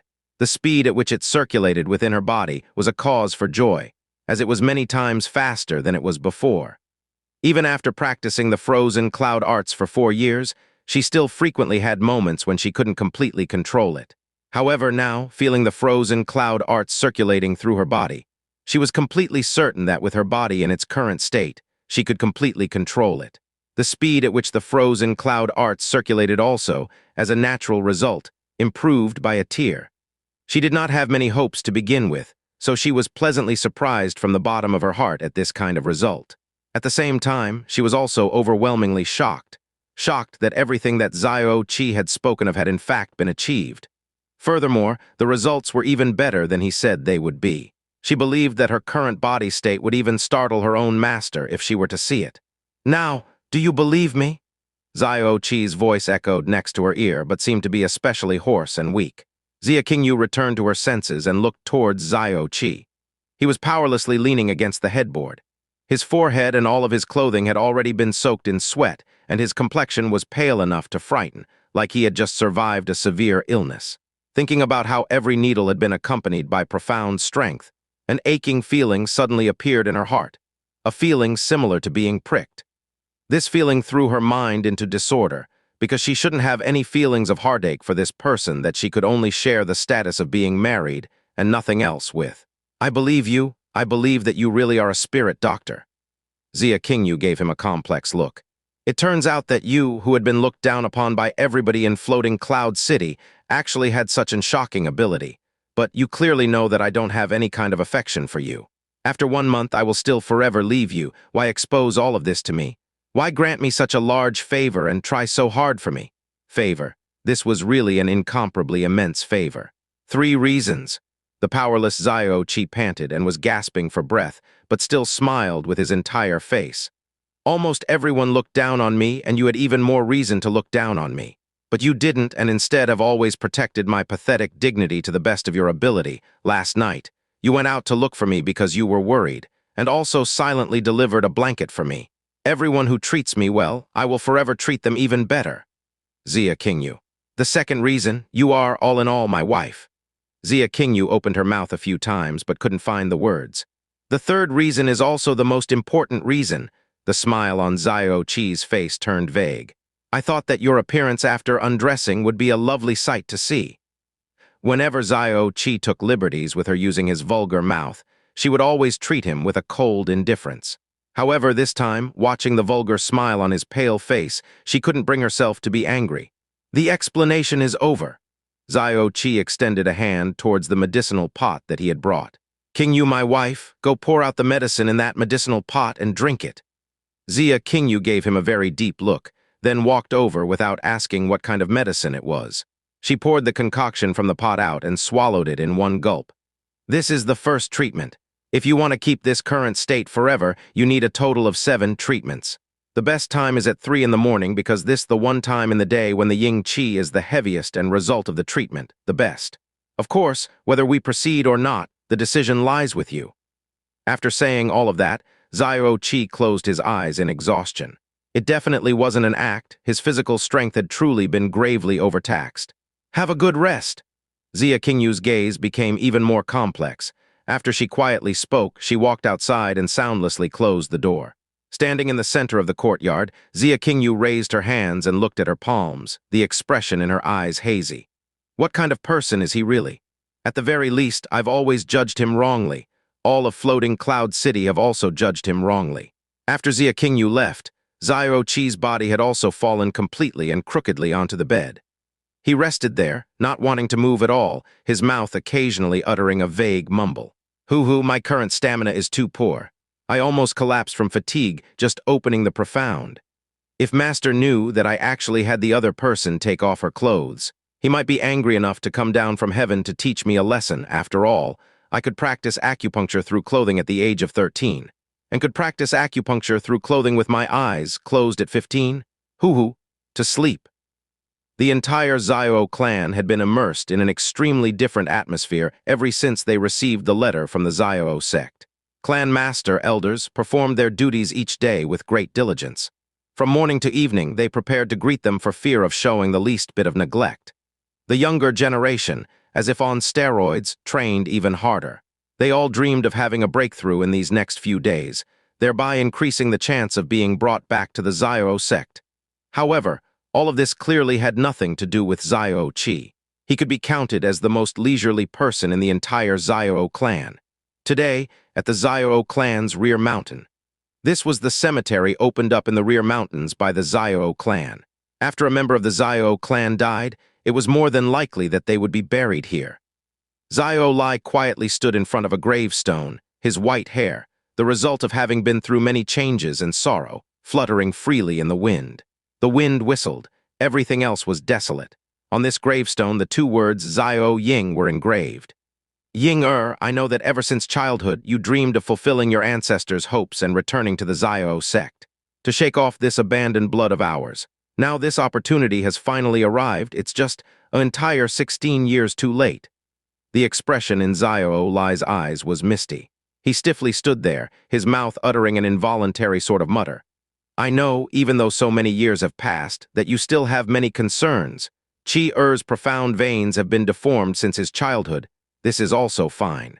Even though he's destined to be mediocre all his life, but without action there won't be struggle and hatred. Now Qi-er is already married. I hope from now on he can always live on peacefully. Even though he's not your real child, he is still the one that you two spent your lives and the life of your child to protect. I will also protect his peace to the best of my ability. Snap, a quiet snapping sound entered Xiao Lai's ear, startling him. He returned to his senses in a flash and turned his head, shouting in a low voice. Who, following his shout, Xiao Yulong's figure walked over from behind a thick and solid tree at the center of the courtyard. He looked at Xiao Lai distractedly, walked forward a few steps and assumed the proper etiquette of a junior. Yulong greets Fifth Elder. I did not think that Fifth Elder would even be here. Did Yulong disturb Fifth Elder? Xiao Lai's eyes revealed his turmoil. His heart was just then filled with sorrow and he was despondent for a time. It was unexpected that he didn't discover someone approach this place. He also didn't know if this Xiao Yulong had heard his monologue just now. He furrowed his brows and asked, Yulong, what are you doing here? Xiao Yulong promptly responded. Xiao sect's emissaries will arrive tomorrow. Father believes that this is a large event that will change the Xiao clan's fate and believed that he should inform his grandfather. So he had me come to accidentally disturb the Fifth Elder. Yulong made a mistake. Then did you hear what I just said? Xiao Lai's voice became cold and stiff all at once. An imposing aura abruptly pushed against Xiao Yulong. The strength of someone at the peak of the spirit profound realm was more than what Xiao Yulong could withstand with his current ability. As his complexion paled, he immediately shook his head. Yulong also just arrived.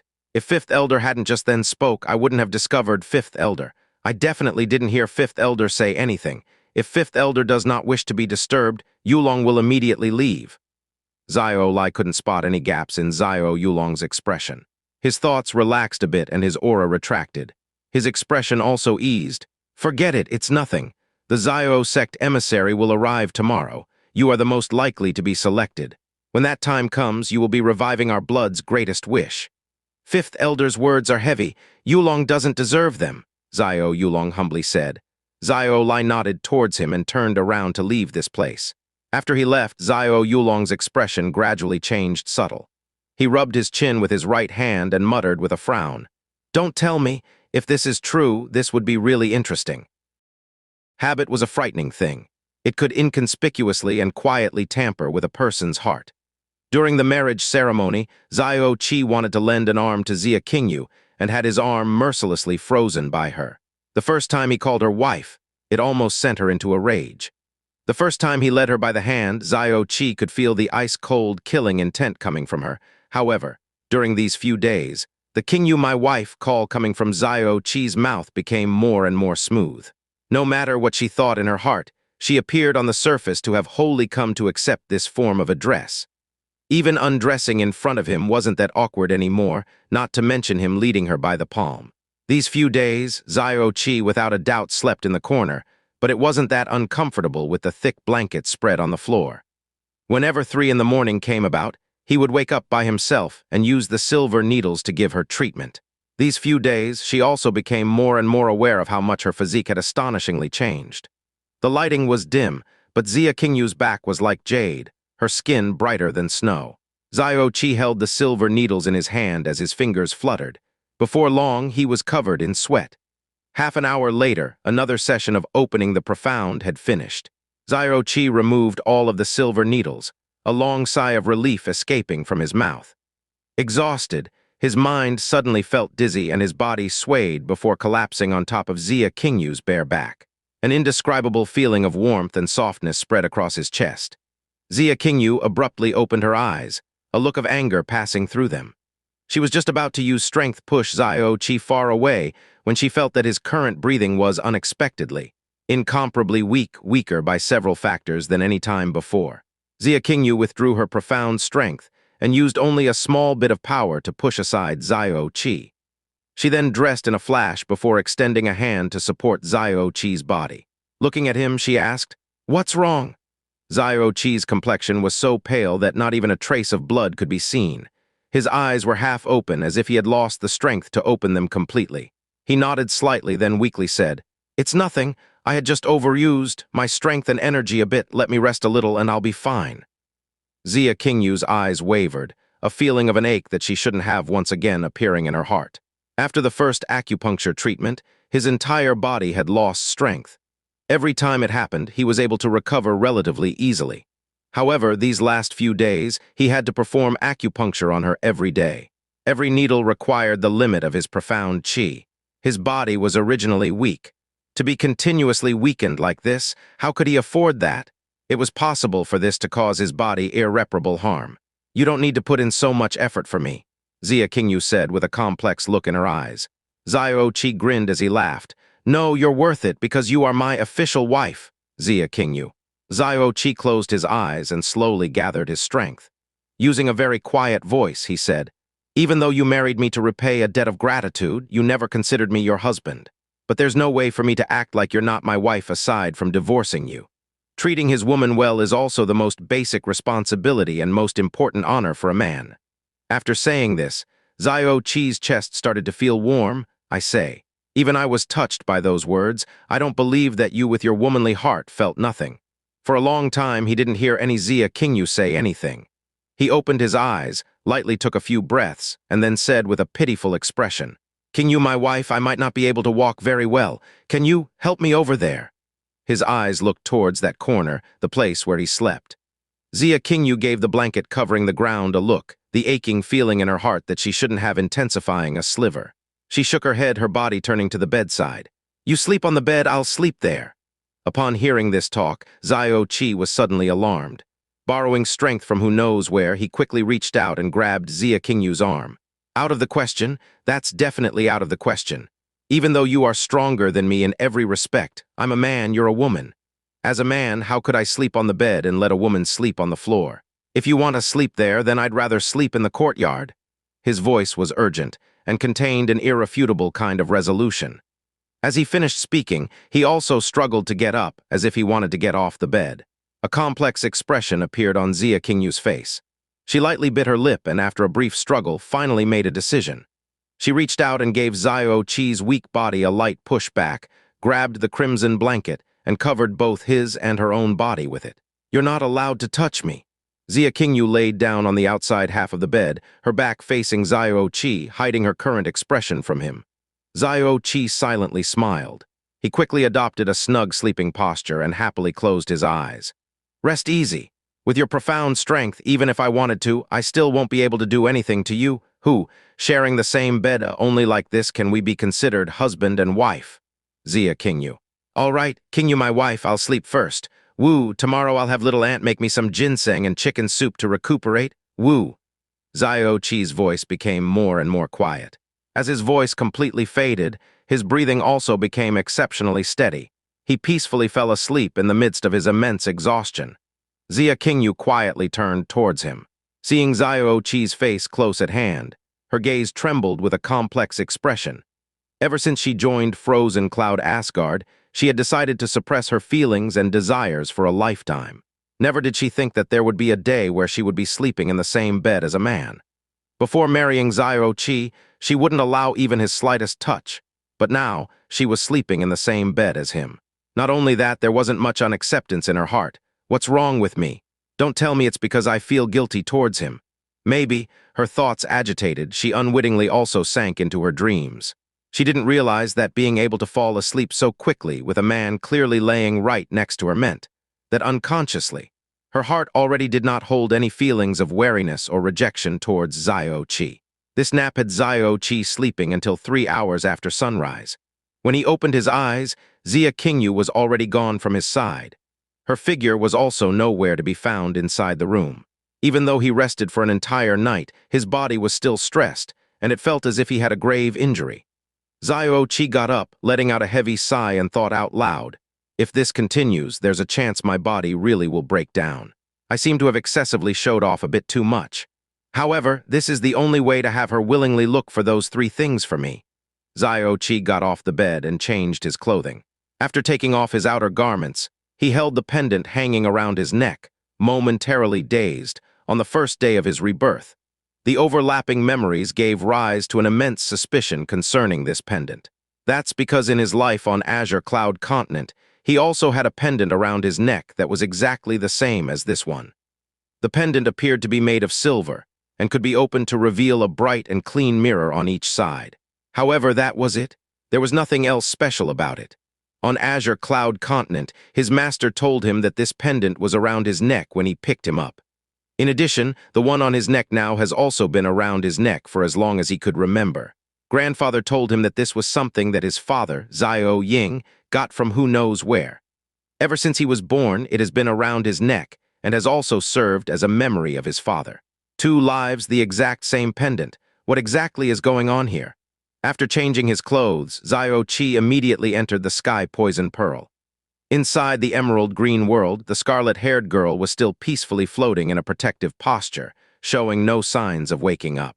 These 2 days, he tried to roundaboutly ask Grandfather and Xia Qingyu if there was any place that had red-haired people. The response he always got was, "This is the first time hearing of it." This caused Xiao Che to have an even greater interest and suspicion towards this girl's identify. However, he didn't tell anyone of this girl's existence. Having changed into a set of casual clothing, he gave his body a stretch. Suddenly, an alluring and delicious smell passed in front of Xiao Che's nose, causing him to momentarily salivate. He followed the smell, and upon seeing a pot of soup on the table, rushed over with all speed. As he opened the lid, a gust of steam accompanied by a seductively delicious smell slowly rose up. "Ginseng and chicken soup, little aunt is the best after all." Xiao Che's stomach immediately rumbled. He picked up the chopsticks and started gulping down the food. After he ate for a while, the front door was pushed open, and Xiao Lingxi, dressed in all light yellow, charmingly walked in. Upon seeing Xiao Che's table manners, she opened her mouth to say, "Yeh, chicken soup, it smells delicious, and it seems to have the smell of ginseng. Little Chi, who made this chicken soup for you? He, and you didn't tell me, sneakily eating here by yourself." Xiao Lingxi's words gave Xiao Che a moment of pause. Little Ant, don't tell me that you didn't bring this over. Of course not. As Xianxia finished speaking, the expression in her eyes suddenly became strange. Who else in this Xiao clan would make chicken soup for you besides me? It can only be your wife, Yu. It seems that the relationship between you two as husband and wife is fairly good. Xianxia's words obviously carried a sense of sourness. Xiao Che set down his chopsticks and muttered, how could she make chicken soup for me? This definitely wasn't possible. HMPH, it doesn't matter who made it for you. To begin with, you liked chicken soup. Just drink it all. I came here to tell you that the Xiao sect people will arrive in the afternoon. Right now, the entire Xiao clan is preparing for it. When the time comes, you have to be a bit careful. You must not carelessly offend the Xiao sect people. Xianxia solemnly said, I know. If worse comes to worst, I just won't go outside. They couldn't possibly select me anyway. Xiao Che answered indifferently, You can't stay inside. Xianxia shook her jade-like finger at him, sternly saying, From what the clan master said, the young master from the Xiao sect wants to review everyone in the Xiao clan. Not one can be missing. At that time, you must not forget your manners. Then, there's even less to worry about. It's not like Little Ant doesn't know that I always have been the most well-behaved. Xiao Che answered with a smile. He then started to gulp down the food again. All right, then I'll go to Daddy first to help. It'd be good if you joined us after you finish eating the chicken soup. Xianxia turned and left as soon as she finished speaking. Not long after Xianxia left, Xiao returned. Today she had traded her red clothes for a water blue dress embroidered with a phoenix design. In her hair was a sapphire pin, from her ears dangled a pair of pearl earrings, and around her neck hung a sapphire blue pearl necklace. The visible neck skin was lustrously snow white, transparent to the point where it seemed that even the bones underneath could be seen. It radiated light and was an extremely beautiful sight to behold. Xiao Che stared at her with an overwhelmed expression, his eyes intensely lighting up. This kind of uniquely beautiful scene, wasn't it just like a picture of a fairy descending to the mortal realm? Xiao walked through the door, every step light and graceful as if she were stepping on clouds. Her snow-white face and pale neck were not only beautiful to the extreme, but also exuded a kind of nobility and cold proudness that would bring people to shame. No one who saw her would believe that she was merely the daughter of a small-town merchant, but would rather think that she was an aloof and untouchable empress. Xiao Che stared at her in a daze as his heart sighed 1,000 times. This room was the only place that she could have changed. He must have been sleeping soundly and actually missed the beautiful scene of her changing. It was simply unforgivable.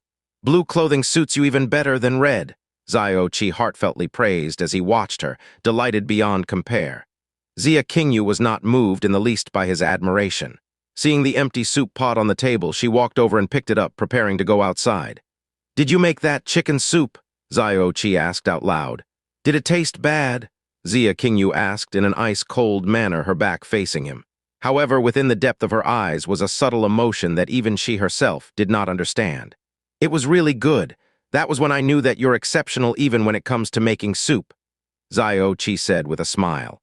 He stood up and stretched, then said earnestly, In order to repay my wife Yu's chicken soup, tonight on the bed I'll put in even more energy. Xiao had already become accustomed to his occasional flirting. She said expressionlessly, The Xiao sect people will arrive this afternoon. The leader is the youngest son of the Xiao sect's master, called Xiao Quanjian. I heard master say that this Xiao Quanjian's profound strength cultivation can only be considered average among the younger generation of the Xiao sect, and his reputation abroad is extremely poor. However, he is excessively spoiled because he's the youngest son.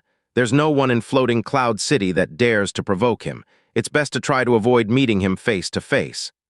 Xiao Quanjian? All right, I understand.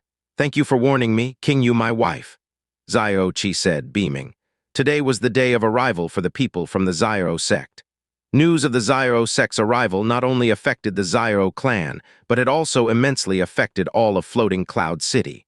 Floating Cloud City was situated at the bottom of Blue Wind Empire in every respect. On the other hand, the Xiao sect was situated at the very summit of the Blue Wind Empire. The number of levels between the two were innumerable. People from the Xiao sect, and also the youngest son of the Xiao sect's master coming here in person, was no different than the emperor visiting the lowest rural family. All of Floating Cloud City had been enveloped in a kind of nervous atmosphere. Some people faintly looked forward to it, hoping use any kind of method to establish even the tiniest bit of connection with the Xiao sect. Even more people were alarmed in their hearts. Upon finding out that this afternoon is when they would arrive, they all locked themselves inside for fear of accidentally offending the other party. If the Xiao sect's people wanted to kill them, it wouldn't be much different from stepping on an ant. For them, laws were just a joke. The Xiao clan's main courtyard had been put in neat and tidy order, with not a speck of dust to be found anywhere. As early as 2 days ago, the Xiao clan's largest and most luxurious courtyard that Xiao Yunhai had always lived in had again been swept and decorated. Even the bedsheets, blankets, and furniture had all been replaced. In addition, Xiao Yunhai had moved himself to the smaller courtyard next door. Even the next few days' worth of food had been personally arranged by him. Although he was weary to death, his heart stayed incomparably exuberant. That's because he was 100% confident that his son Xiao Yulong would be the one selected by the Xiao sect this time. At that time, his son would soar into the sky, and he himself would become someone that no one would dare provoke in floating Cloud City. No, rather within a radius of 100 li. TL. Li equals 5 kilometers. Starting from 10 in the morning, Xiao Yunhai had personally led all of the elders to wait at the clan entrance, ready to greet the guests. They waited all the way until noon then, until the afternoon. It wasn't until 5 in the afternoon when a Xiao clan disciple ran back shouting from a distance. Clan Master, they've arrived. Xiao sect's people have arrived. That loftiness, it's definitely the Xiao sect. Everyone's body shook. Xiao Yunhai took a quick step out, bellowing in a low voice. Quick, immediately notify everyone to make ready. I definitely won't forgive anyone who messes up and offends the noble guests. Fellow elders, follow me out to meet them at once. Xiao Yunhai madly rushed out. Only after forging straight ahead for more than a li did he finally see 4 people unhurriedly walking in their direction. Of the 4 of them, in the lead was a young man that looked to be about 20 years old with luxurious clothing, a normal build, and mediocre features. His white face contained a trace of sallowness, his appearance that of an excessive hedonist. As far as looks went, he wouldn't stand out in the midst of a crowd. However, even such an ordinary face was full of wild arrogance and haughtiness. His hands were behind his back as he walked, his eyes looking upwards, not even glancing at the occasional passerby, as if even a look would dirty his eyes. Following behind him was an elder in black clothing, his features calm like water. Even further back were 2 similarly black-clothed youths, and silver eagle pattern was embroidered onto each of their shoulders. Xiao Yunhai took a deep breath and then quickly walked up to welcome them. He cupped his fist in greeting, his body leant forward and carefully and respectfully asked, "Excuse me, are you 4 the noble guests from the Xiao sect?" The young man in front stopped, glanced at them lazily, then said with half-closed eyes, "That's right, this noble one is the Xiao sect's Xiao Quanjian." Xiao Yunhai's attitude immediately became even more respectful. He reverently said, "It turned out to be 4 noble guests, that's great. We have been looking forward to your arrival for a long time. Your humble servant is floating Cloud City's Xiao clan's current clan master. The 5 behind me are the Xiao clan's 5 esteemed elders. For 4 noble guests to come out all this way for our Xiao clan, we are extremely grateful and humbled. There's no need to continue with the nonsense." Xiao Quanjian's gaze flickered across all 5 elders. He then lazily shook his arms out. "Lead the way." Yes, please follow me." Xiao Yunhai promptly nodded and then turned his body to personally lead the way back to Xiao clan. "I'm afraid I don't recognize this senior, Xiao Mashan." The black-clothed elder replied indifferently. His face was without emotion, much like that of a corpse. Xiao Yunhai didn't dare to speak any further, his heart full of apprehension. He could make out Xiao Quanjian's level of profound strength cultivation, but couldn't sense even a sliver of profound strength from this Xiao Mashan's body. This could be because this Xiao Mashan hadn't cultivated, which was clearly not possible. Either that, or his profound strength cultivation surpassed his ability to detect it by far. By the time they returned to the Xiao clan, a large group of people were already standing at the entrance. Upon seeing the respectful attitude of Xiao Yunhai in the front, their hearts thumped. Their eyes all fell upon that haughty young man, and then they all tripped over one another to welcome them. "May I ask if this is the young master from the Xiao sect?" A heavy-set, middle-aged man at the very front asked respectfully. "Who are you?" Xiao Quanjian slanted his half-open eyes to look at him. I am the governor of Floating Cloud City. My lowly name is Sidhu Nan. When I heard that the noble guests from the Xiao sect were arrival, I came to greet you." Sidhu Nan's voice started to tremble, and cold sweat ran across his forehead. As Floating Cloud City's governor, he had seen many important figures, but none of the important figures that he had seen amounted to anything in front of this young master of the Xiao sect. The arrogant young man in front of him was only mediocre in terms of appearance, but just a word from him would spell his death. "This humble servant is Yuan Ba. I've been good friends with the Xiao clan master for many years. I came to admire the gracefulness of the Xiao sect young master. I also brought a few meager gifts, I hoping the young master will accept them." The Yuan family head, equally famous among the Xiao clan and Floating Cloud City, also rushed forward, his face full of respect. His hands offered a small and delicate jade box. Xiao Quanjian passed his gaze over that jade box and then swept his hand towards the two people behind him. "Receive it." One of the people behind him immediately stepped forward and expressionlessly took the jade box into his hands. Seeing that the Xiao sect young master had actually accepted his gift, Yuan Ba's face filled with happiness. Other people looking to establish some small bit of relationship with the Xiao sect scrambled forward to present their own gifts. Xiao Quanjian didn't refuse anyone and accepted all the gifts without question. Then with slanted eyes he carelessly spoke. "All of you withdraw. It's already a bit late today. If there's anything else, we'll talk about it tomorrow." Right. Young Master Xiao traveled over land and water to come here. He must be exhausted. We'll come back tomorrow once young Master Xiao has rested," Governor Sidhu said as he nodded his head. Only then did the crowd disperse. Xiao Yunhai and the 5 elders respectfully introduced Xiao Quanjian to the Xiao clan. Xiao Yunhai said to them, "The 4 noble guests from the Xiao sect have traveled it this way and must be exhausted. Would you like to have short rest first? An elegant residence has already been prepared." "There's no need, my body isn't that weak." Xiao Quanjian swept his gaze across the Xiao clan as the corners of his mouth stretched, exposing a hard-to-hide disdain. He then unenthusiastically said, "If it weren't for Elder Xiao Zheng's death, I wouldn't even have known there was this kind of place. I heard that the ancestor of this place was a piece of trash that our Xiao sect had expelled. However, no matter how trashy, it's still someone from the Xiao sect. Even if he's a piece of trash that the Xiao sect didn't want, he was still able to become a lord in this kind of place. To be able to grow like this over these many years, it's still not bad." Yes. Thank you for the compliment, young Master Xiao." Faced with Xiao Quanjian's naked contempt and disdain, Xiao Yunhai still nodded his head to express his thanks. How could he dare retort even a bit? "The dead are important. The reason I personally came here is also to fulfill Elder Xiao Zheng's final wish.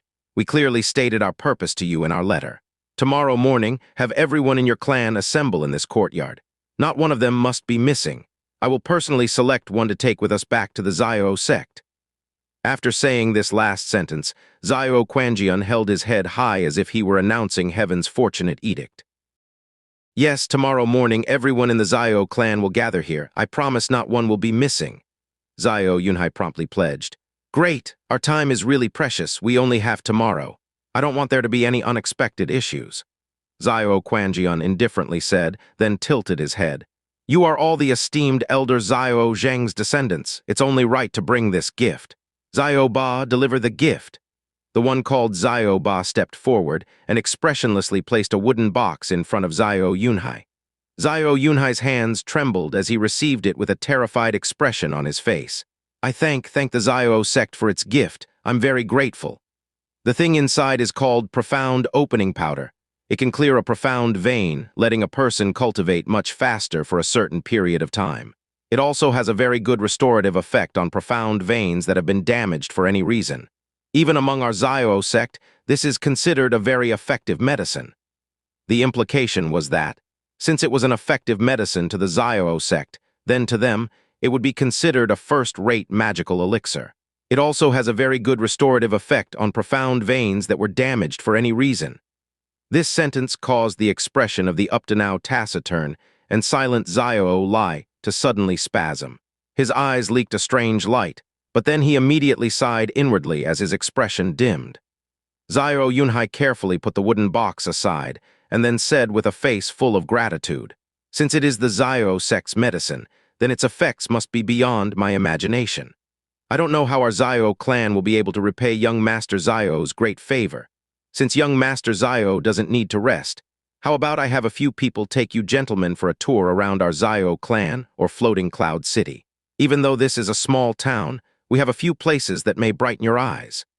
Seeing that Xiao Quanjian didn't shake his head, Xiao Yunhai immediately reached out and dragged Xiao Yulong over. This is my son, Xiao Yulong. His age is similar to young Master Xiao. Why not have him take everyone out for a stroll? Xiao Yunhai's intention was very clear. He wanted to, as much as possible, have Xiao Yulong be the first to mingle and get familiar with Xiao Quanjian. That way, the chances of him being taken back to the Xiao sect would further increase. If he could make a good impression on Xiao Quanjian, then it was possible that he may earn Xiao Quanjian's protection once in the Xiao sect, thereby rapidly rising in position. This lowly servant is Xiao Yulong. To be able to witness the elegance of the noble guests from the Xiao sect surely is the fortune of a lifetime. Xiao Yulong stepped forward, his face humble and modest. Xiao Quanjian gave Xiao Yulong a look over and indifferently said, "Fine, then take us for a stroll. I've stayed at the popular places for a long time. It's not bad to get a look at the remote areas. The rest of you can disperse. I don't like being followed by too many people. I will find you when I need you." "Yes, yes," Xiao Yunhai replied as he promptly nodded. "If you gentlemen need anything, then please immediately tell anyone here. Yulong, please take good care of these honored guests." "Yes, father." Xiao Yunhai and the 5 elders left respectfully. The people from the Xiao sect arrived later than expected, so naturally the official business will be delayed to tomorrow. Xiao Yulong stood to the side of Xiao Quanjian and bowed, showing a relatively humble attitude. His face revealed a smile. "Young Master Xiao, even though this floating cloud city is small, but it has everything you'd expect it to have. I don't know if young Master Xiao wants to first experience the beautiful scenery, fine delicacies, or the beautiful women." Seeing the vague smile on Xiao Yulong's face, Xiao Quanjian's eyes brightened, his face also revealing a trace of a lewd smile. "As men, what do you say we should first experience?" How could Xiao Yulong not know what kind of person he was from his sallow face? He immediately gave a heh-heh kind of laugh and said, "You can tell young Master Xiao is a true man from a glance. As a true man, obviously we should first experience the things that a true man enjoys. Even though our floating cloud city is a small town, our city's heavenly fragrant house is known far and wide. More than a few people travel hundreds of li because of its reputation. Let us first take a turn there. You, boy, are pretty sensible." Xiao Quanjian, his lips curling, looked into Xiao Yulong's eyes for a moment. "Let's go." Xiao Yulong's footsteps were swift as he walked ahead to lead the way. When they were just about to leave, the silhouette of a beautiful girl appeared in Xiao Quanjian's line of sight. The girl's figure was wonderfully moving and delicate to the extreme. Looking from afar, her physique was so graceful that it was simply too hard to describe. Under the azure long skirt, one could faintly make out a pair of exquisite and slender legs. Her dress floated in the wake of her slow walk, and her jewelry occasionally twinkled on her delicate, womanly figure. The perfect arcs of her waist, breasts, and buttocks were indescribably lovely. She radiated an incomparable, soul-shaking charm, and had a kind of proud appearance and attitude that transcended this world. Xiao Quanjian's mouth gaped widely, and his entire body froze on the spot. His eyes unwaveringly stared at that exquisite silhouette in the distance. Inwardly panicking, he almost believed that he was seeing a river nymph from the legends. As if noticing his stare, the girl angled her face towards him, gave him a cold look, then turned her head and walked into the courtyard. Even her complexion, from the glimpse that Xiao Quanjian got when she turned her head to glance at him, caused his body to shake, as if all the bones in his body had turned soft and melted. He still hadn't returned to his senses even long after Xia Qingyu had left his sight. Upon Xia Qingyu's sudden and inopportune appearance, Xiao Yulong's heart gave off a thump sound as he prayed that she wouldn't be spotted by Xiao Quanjian. But unfortunately, Xiao Quanjian saw her, and had also shown the same reaction that the majority of men had the first time they saw Xia Qingyu's true face. No, the reaction was even more exaggerated. Xiao Yulong's heart began to immediately twitch in this small, floating cloud city. How could any woman that Xiao Quanjian had set his eyes on escape? And once Xiao Quanjian had set his eyes on her, it also meant that he wouldn't be able to obtain Xia Qingyu in this lifetime. However, he immediately clenched his teeth lightly and standing next to Xiao Quanjian, waved his hand in front of his face. He quietly whispered, "Young Master Xiao? That girl, who is that girl? Who is she?" Xiao Quanjian's expression was in turmoil and even his voice was trembling in excitement. This world actually had a woman this beautiful. All of my wives and concubines, all of the women I've played around with, added together wouldn't be a match for her. A fairy, she's simply a fairy. Xiao Quanjian had been moved to such a state of excitement that he had become incoherent. The light in his eyes was hot almost to the point of combustion. Xiao Yulong changed to well-intentioned attitude and said with a face of smiles, "She's called Xia Qingyu and is our floating cloud city's most beautiful woman. She truly is a fairy-like person."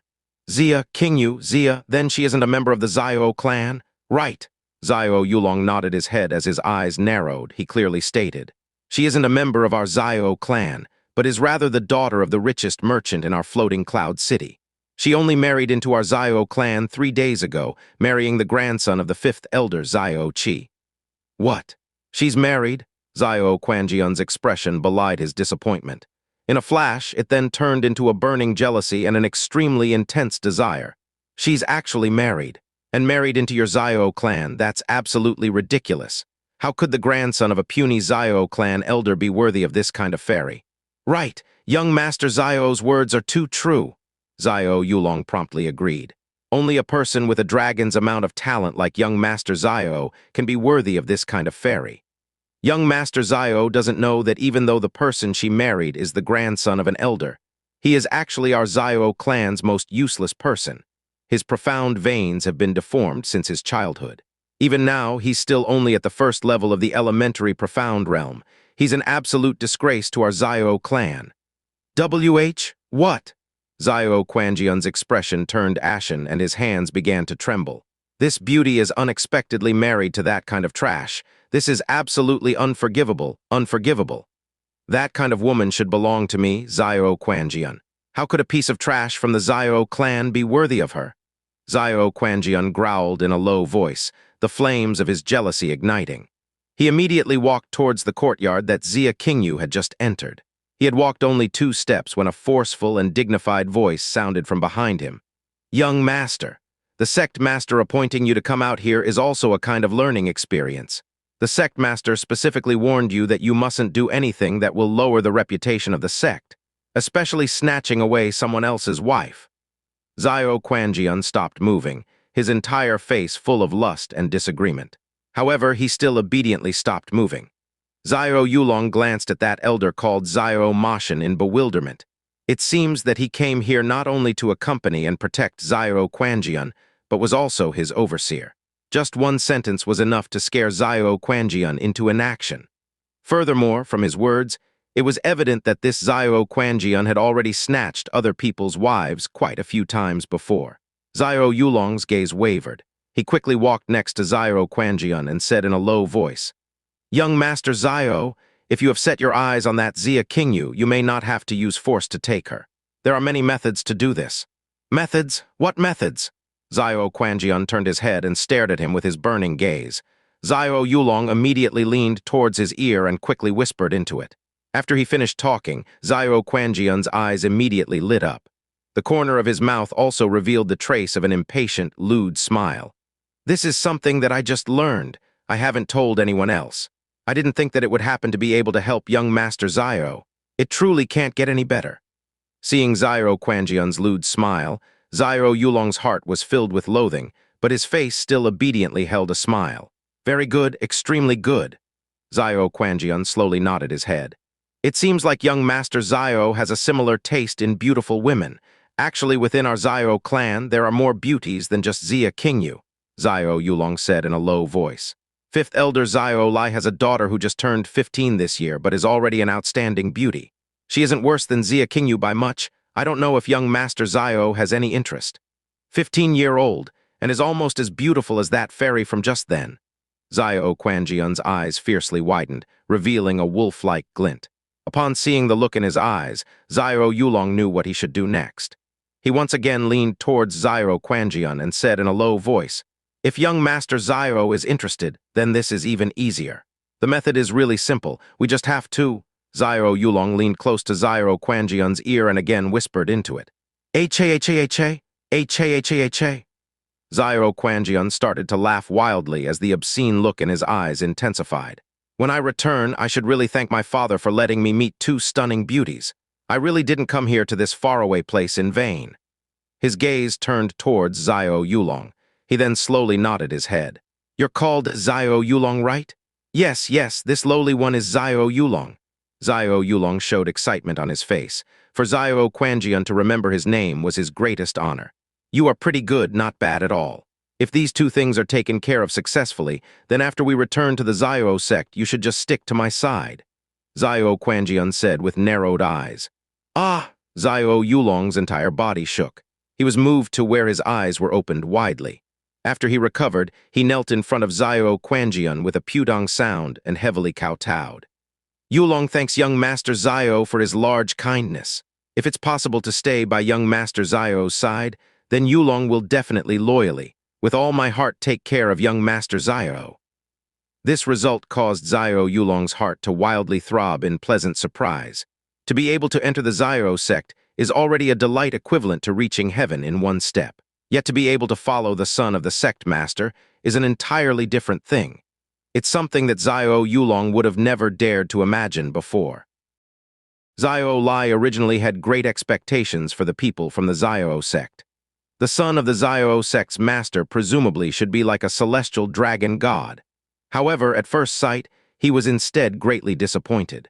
He didn't see the aura, grace, self-restraint, and appropriate loftiness that the direct disciples of a great sect should have. Rather, he only saw condescending arrogance and a tyrannical look in his eyes that left an uneasy feeling. It was just like that of a pampered and spoiled playboy that had grown up among sycophants. But upon thinking carefully, he was also relieved. After all, the Xiao sect couldn't possibly care about this small Xiao clan. How could they send some great person over? The status of the son of the sect master was also merely to express a superficial respect to the dead Xiao Zhang. Daddy, I just heard them say that you and the clan master headed off to welcome the Xiao sect's people. How come you're back so soon? Xiao Lingxi had just happened to stop by to deliver food to Xiao Lai. With a face full of curiosity, she asked, Have the people from the Xiao sect already arrived? What kind of people are they? Do they have a really frightening aura? Xiao Lingxi's questions reminded him of the elder standing behind Xiao Quanjian. He nodded. Of course, the people from the Xiao sect are unfathomable. However, you should avoid the Xiao sect's people as much as possible in the few days that they're here. The young man leading them isn't some kind of benevolent person. If you can avoid them, then you should do so. Ah, Xiao Lingxi blinked her eyes in disbelief and then nodded lightly. I know, Daddy. In fact, I was already a little bit afraid of them. After all, they are from the Xiao sect. They must be super powerful. Even if you're curious, you should try to stay away from them. Xiao Lai once again warned. He lightly breathed in and with a heavy load on his mind walked into the courtyard. Daddy, why do you look like you have something on your mind? Did something especially big happen? Xiao Lingxi asked nervously. As a daughter who knew her father well, with just a glance, Xiao Lingxi could see through Xiao Lai's facial expression. Xiao Lai froze for a second and then shook his head. It's nothing.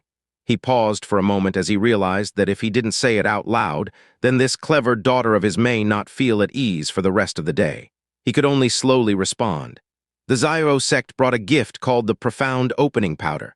From what that Xiao Quanjian said, this Profound Opening Powder has a great restorative effect on damaged profound veins. So, it can fix damaged profound veins? Is that true? Xiao Lai hadn't even finished talking, but Xiao Lingxi was already crying out in excitement. All of a sudden, her small hands tightly clenched the edges of her clothing. Fixing Xiao Chi's profound veins had always been her greatest wish. These past few years, she had non-stop diligently searched for every possible method with Xiao Lai. Xiao Lai's words were no different to her than the celestial sound of heaven granting her wish. The effects of the Xiao sect's medicine can't be compared to that of ordinary medicine. It may really be able to provide surprising results. Saying this, Xiao Lai's expression slowly dimmed. However, the Profound Opening Powder's most important use is to accelerate the speed of cultivation for a certain amount of time. Right now, the clan master and the rest of them all consider this Profound Opening Powder as a treasure. to convince them to use the profound opening powder on the body of Chi, who's considered a good-for-nothing in their eyes. It truly was a slim hope. Xiao Lingxi's expression became sluggish. Xiao Li's words were like a pail of cold water that extinguished all of her excitement. She bit her lips and resolutely said, "No matter how, we must obtain the profound opening powder. Little Chi definitely isn't a good-for-nothing. He's the one that needs the profound opening powder the most. I'll try with all my power to fight for it." Seeing her daughter's expression, Xiao Li let out a long sigh. However, in his heart, he was perfectly clear how little hope there was of getting the profound opening powder. In other words, it was absolutely impossible. Nightfall. I saw the Xiao sect's Xiao Quanjian today. Candle light faintly swayed inside the room. Xia Qingyu sat at the side of the bed and lightly said, "Oh, what kind of person is he?" Xiao Che yawned before casually asking with an indifferent look, "He is like his name." Xia Qingyu's eyebrows drooped as she remembered the look in Xiao Quanjian's eyes as he looked at her. A look of disgust passed through her eyes. Her master had told her that of the Xiao sect master's 4 sons, the other 3 all could be considered as having dragon-like talent. Only the 4th son was an 100% idiot. However, he nevertheless was doted on the most by the sect master, possibly because he was the youngest and was the legal wife's only son. TL, Quanjian translates to wild/violent cloud. That's pretty normal. If you think about it, it's pretty obvious what kind of people the Xiao sect would send to this place. But either way, it still has nothing to do with me. At the most, I just have to go tomorrow as a formality. Xiao Che shrugged as he spoke. His eyebrows suddenly twitched and his expression sharpened slightly. He raised his head and asked, "Qingyu, my wife, you said you saw him? Then did he also see you?" "That's right, why?" Xia Qingyu raised her eyebrows. Xiao Che raised his hand to rub his chin, then suddenly said, "You said before that he was a piece of trash with an exceedingly bad reputation. This kind of trash, Qingyu, my wife, if I haven't guessed wrong, your master should be near floating Cloud City, right?" "How did you know?" A trace of astonishment flashed across Xia Qingyu's face. Xiao Che didn't explain. He said with a serious expression, "Since it's like that, think of a way to communicate with your master. It'd be best to have her come to this place tomorrow." After thinking for a moment, his expression once again relaxed. "Since your master is nearby, then I guess there won't be any big problems. Let's sleep." Xia Qingyu's delicate brows raised slightly, and she then quietly pondered for a moment. She once again thought back to the expression in Xiao Quanjian's eyes as he looked at her this afternoon, and finally understood the meaning behind Xiao Che's words. Her expression suddenly spasmed, and she unconsciously reached out to pinch the icicle-shaped sound-transmitting device at her waist. Seeing Xiao Che preparing to spread the blanket at the corner, her gaze faintly swayed. Her lips continuously moved quite a few times before she finally let out a voice. "Come sleep on the bed." "Ah." Xiao Che turned his body towards her and said with wide eyes, "Qingyu, my wife, what did you say?" Xia Qingyu immediately turned her face away to hide her current expression. She coldly replied, "If you didn't hear it, then forget it." "I heard it. How could I not have heard it?" Xiao Che immediately nodded like a chick pecking rice. He threw the blanket in his hand away and quickly threw himself onto the bed, then looked at Xia Qingyu with a happy smile. "Qingyu, my wife, will you sleep on the inside or outside tonight?" Xia Qingyu didn't reply. With a wave of her snowy hand, she extinguished all of the red candle in the space of a second. The room was immediately pitch black, and her heart also secretly let out a sigh. She reached out and pushed Xiao Che to the inside, pulled the blanket over, and covered both of their bodies with it. Laying down sideways with her back to Xiao Che, she said in a quiet and cold voice, "You don't need to think about it too much. I'm only doing this to make it more convenient for you to treat my body at 3 in the morning. You're not allowed to do forbidden things. Otherwise, I won't ever let you sleep on the bed again." "As you wish, my beloved lady wife." Xiao Che elatedly spoke as he gave the blankets a tug and sniffed the remainder of the young lady's fragrance that was still held in it. Now she was being called wife by Xiao Che several dozen times a day. From the initial sulking up to now, not only did hearing it feel incomparably natural, but also at the same time gave her a kind of indescribable feeling of "I am his wife." This subtle change caused her to be flustered, and more so left her at a loss. She closed her eyes and strove to avoid thinking about these things that set her heart into disorder. Not long after, she peacefully fell asleep. It had unwittingly become 3 in the morning. This was the darkest time before dawn, and the entire Xiao clan was peaceful. The only sounds that could be heard were the occasional buzzing of insects. In the darkness, from Xiao Lingxi's courtyard came a light creak sound, and following that sound, the securely closed house door slowly opened. A petite shadow slowly snuck out, and after peering at the surroundings for a while, quickly fled outside. The shadow hadn't been able to step outside the courtyard gate when a tall, gray figure suddenly dropped from the sky, landing in front of her. The sound of a girl's cry of alarm rose up. Then soon after came a solemn voice, lowered with great effort. "Zaire, where are you going this late at night?" "Ah, Daddy." The greatly frightened shadow pulled down the shroud covering her face, revealing a lovely and touching girl's face. It really was Xiao Lingxi. Looking at the Xiao that had suddenly appeared in front of her, her soul shook momentarily. Ah, Xiao let out a long sigh, then said in a low voice, "Zaire, you want to go steal the profound opening powder, right?" Xiao Lingxi lowered her head as she faltered. "You are my daughter. How could I not know what you're thinking in your heart?" Xiao once again let out a long sigh and then patted his daughter on her shoulder. "After you left me this afternoon, I thought you had a strange look in your eyes. I felt uneasy, so I came here to stand guard. Sure enough, you had the thought to go steal the profound opening powder. Zaire, you really are too willful. Do you know how dangerous this is? That profound opening powder isn't something ordinary. It is a gift from the Xiao sect. If your tracks were discovered, then it would be in the Xiao sect's jurisdiction. At that time, if those four from the Xiao sect decide you're guilty, not to mention me, there's no one in this floating cloud city that could save you." Xiao Lingxi lowered her head and bit her lips. I know all of that. But little Chi is too pitiful. He's clearly a good person, yet is always laughed at by people, looked down by people, and treated as trash by everyone. If he could fix his profound veins, then he won't be ridiculed anymore. He wouldn't fall short of anyone." Xiao opened and closed his mouth, a look of remorse flashing across his face. "I always wondered why Xiao Chi was the one with the deformed profound veins and not me. This world is really too unfair to him. Daddy, did you know?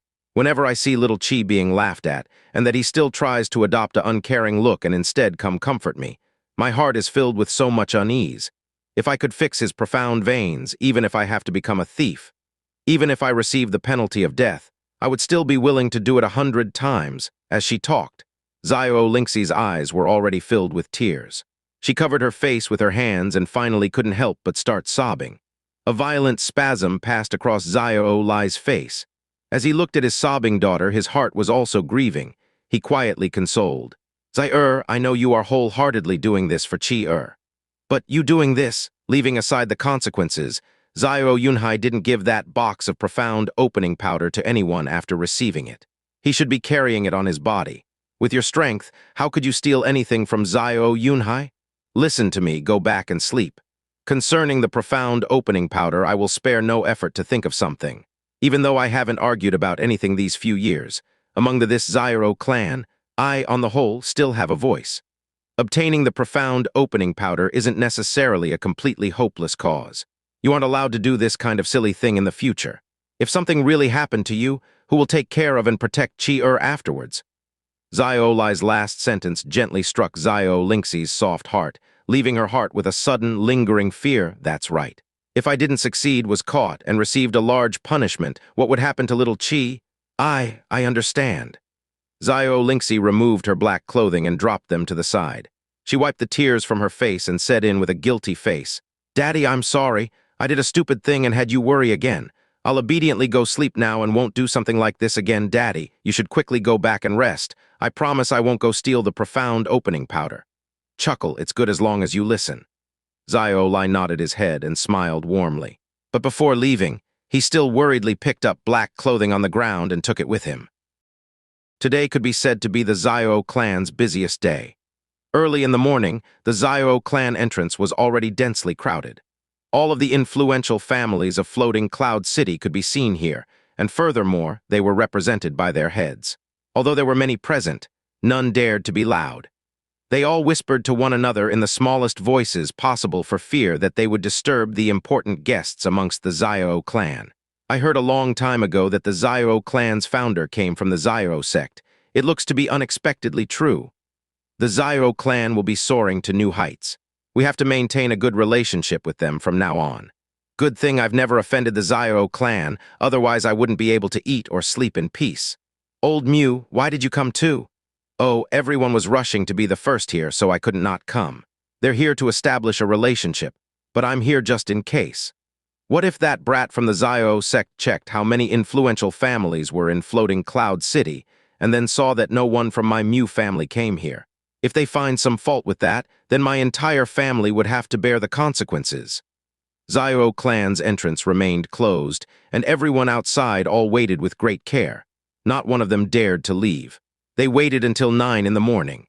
Before dawn, a platform had been set up in the empty ground in the middle of Xiao clan, with chairs, tables, and all kinds of equipment set up around it. At 8 in the morning, Xiao clan sounded an urgent order for all of its inhabitants to assemble. At once, the Xiao clan's inhabitants gathered together as they immediately rushed to the rendezvous spot. In less than a quarter of an hour, everyone in the Xiao clan, be they young or old, were in their designated positions with not one missing. Today would be the Xiao clan's most significant day. They all clearly knew what was going to happen today, and the vast majority had looks of excitement and anticipation. There were even some with mediocre talent who still wished in their hearts for the chance to be chosen by those from the Xiao sect. Xiao Che was basically the last to arrive. When he walked in leading Xia Qingyu by the hand at a pace that was neither fast nor slow, he instantly became the focus of everyone present. Of course, if it was just him alone, chances were that no one would even want to look at him twice. What was important was the Xia Qingyu at his side. She had an exquisitely graceful posture and a complexion that was alluring enough to conquer not only a city, but the world as well. The people there acted as if they were seeing an incomparably beautiful river ferry slowly walking towards them. This was especially true for the young men, who stood there with glazed eyes and wildly beating hearts. Some even had drool unconsciously streaming down the corners of their mouths. In contrast, Xiao Che at her side, his face was pale, his eyelids drooped, his eyes seemed soulless, and his footsteps lacked strength. He had not even walked a dozen steps, and had already yawned 3 times with the appearance of someone who had had excessive sexual intercourse and now yearned for sleep. Excessive sexual intercourse. As they thought of this and also saw the two of them hand in hand, quite a few people clenched their teeth as they trembled all over. Their eyes radiated a deep dissatisfaction and a flaming jealousy. Upon thinking about this heavenly beauty, a goddess who they yearned for in their dreams being pressed down every day by the piece of waste that they looked down on the most, their stomachs almost split open with anger and jealousy. Xiao Che's half-asleep and extremely fatigued appearance was not an act, but it obviously couldn't be because of any excessive intercourse. It would be strange if he had energy when he woke up at 3 in the morning for her regular acupuncture treatment, worked himself half to death, and then was again woken this early in the morning. As for their clasped hands, it definitely couldn't have been Xia Qingyu's doing. Rather, when they were walking over, Xiao Che suddenly grabbed her under the watchful eyes of the crowd. Since Xia Qingyu couldn't impolitely free herself, in addition to the fact that she had gotten used to him holding her by the hand these past few days, she could only let it be. Everything within the Xiao clan is excellent, except the fact that we have an unnecessary and unsightly piece of trash. As Xiao Che walked past a youth, a mocking voice that was loud enough for him to hear came from his side. Xiao Che raised his eyebrows slightly and saw Third Elder Xiao Zi's grandson, Xiao Chengzhai, intently squinting ahead. An undisguisable sneer hung from the corners of his mouth, and on his face was a look of envy that he vigorously tried to hide. He said those words to the person in front of him, but even an idiot knew that he was mocking Xiao Che. At once, the sound of laughter rose from the surroundings. Each and every young disciple looked at Xiao Che with a ridiculing expression in their eyes. "Brother Chengzhai, were you talking to me just now?" Xiao Che's footsteps paused as he asked Xiao Chengzhai with a harmless smile on his face. "Oh, brother Xiao Che, you misunderstood. I was clearly talking to a piece of trash just now. For brother Xiao Che to ask this, does that mean you consider yourself to be a piece of trash?" Xiao Chengzhai turned around and said with a smile. As his gaze touched Xia Qingyu's beautiful snowy face, a difficult-to-disguise look of zeal flashed through his eyes. "Oh, so that's how it was." Xiao Che nodded with sudden understanding. He then pulled Xia Qingyu's hand along with him. "Looks like he wasn't talking about me. Qingyu, my wife, let's hurry up and return to our position." Tut-tut, as I look at a pathetic toad dreaming about eating swan meat, I'd rather be a piece of trash that sleeps holding the swan every night. King Yu, my wife, what do you think? What did you say? Xiao Che suddenly turned around, a dark expression on his face. Huh! Xiao Che paused and looked at him in surprise. Brother Chengzhai, what's wrong? I was just talking about a toad, so why do you have such a strange reaction? Don't tell me that Chengzi has some special relationship with the toad I was talking about. You. Xiao Chengzhai's trembling lips revealed his immense fury, yet he couldn't think of anything else to say. King Yu, my wife, we had better go quickly. A toad will bite when it gets anxious. If we were bitten by this thing, wouldn't we be disgusted to death? As Xiao Che talked, he pulled Xia Qingyu far away. Xiao Chengzhai's face muscles spasmed as he almost puked out blood. Qingyu, come over here. In the midst of the crowd, Xiao Che quickly saw Xiao Lai beckoning to him with Xiao Lingxi by his side. He and Xia Qingyu swiftly walked over. After Xia Qingyu underwent Xiao Che's acupuncture treatment, not to mention her physique, even her face showed a great change. Ignoring her physique, her complexion had become more delicate, rosy, and luminous. However, this change of complexion held a different meaning under Xiao Lai's eyes. Seeing Xiao Che clearly exude a spiritless attitude, Xiao Lai lowered his voice and said with a chuckle, You're still too young. You're only half-grown and your body is still developing. Concerning these matters between men and women, you should control yourself as much as possible or else it may harm your body. Ah, Xiao Che stared at him. After recovering, he could only nod his head in embarrassment.